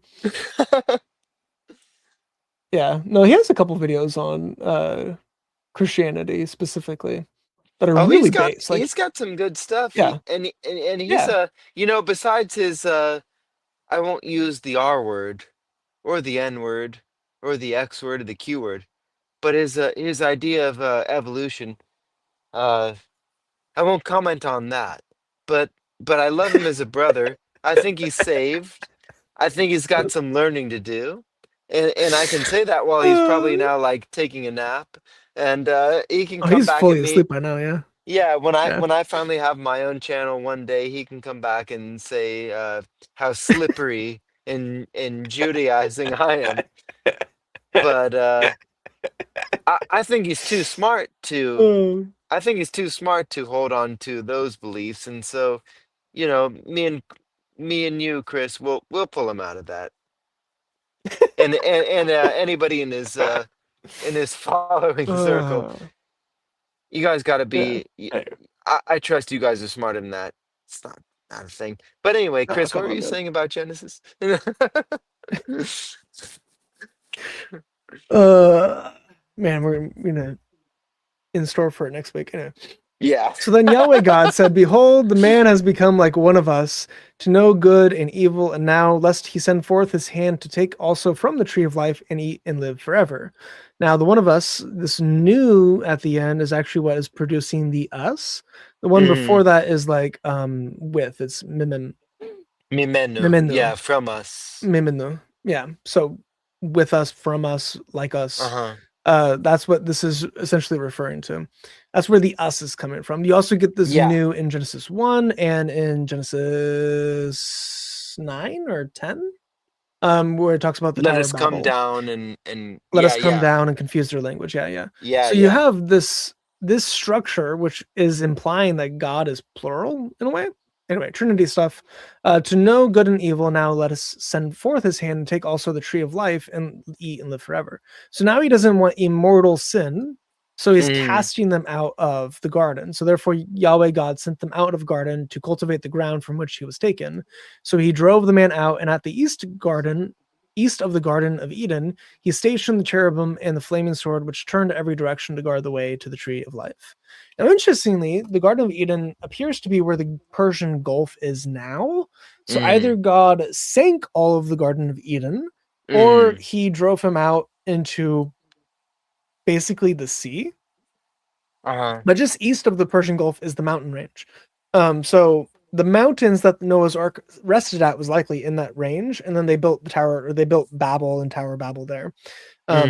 In Persia, and where Babylon stands now, is likely like there's a depression in Babylon that may have been the base of the Tower of Babel. And also in Turkey though. Yeah. There's an argument for Turkey. Yeah, or the possible ark placement. Yeah. For yeah. Yeah. There's a couple different sites you can point to. But yeah, that's the thing right there. He basically just didn't want them to live forever. And again, we talked about Satan being a And cherub. thank God for that. Right. Really. Right. We don't need any more humans living longer than they do already. Right. Yep. I think that's pretty much everything I wanted to mention from the stream. It's currently 12:30, so I should probably go to sleep. Oh yeah, It's 1:30 my time. Yeah, it's 1:30 your time. You should go to sleep. You know, I could do this, and I have done this till the sun I know comes we've up talked. because We talked for 9 hours the other day for an impromptu. I don't know if you looked at the clock after we were done, but we were talking for 9 hours. It's about Jesus and cool because things. You can't talk enough about him, and thank God one day there will be eternity where we can talk about him forever, because we will. Because how could you not? That's the thing. How could you not? Right.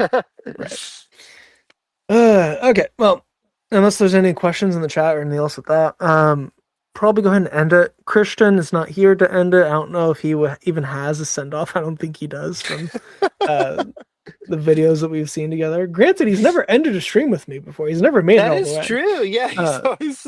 he always clocks out early. So I don't even know if he's gonna have one because he's never gonna make it to the end of these. But Christian is likely going to be back next week with us again. Every week we're going to be streaming together. He made a post on it, but this is me telling his audience right now directly. We'll do this again next week, going over Cain and Abel and not the full flood argument. I stated that last week. If you want to go check that out, I'm going to make a dedicated stream to young Earth versus old Earth, and all of the flood evidence is in that debate.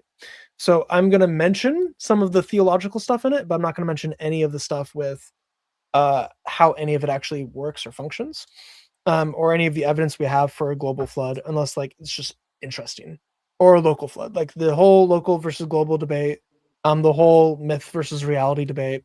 I'm going to do a dedicated either 6-hour video or just a stupidly long stream just dedicated to that. So we're not doing that next week, but we will. Right. Yeah, we'll quickly go through those passages and then maybe go through Tower of Babel and probably be good next week. So thank you for coming out. Thank you for hanging out with me and Steven on Christian's channel for twice the amount of length that Christian was here. Yeah. Any last thoughts for you?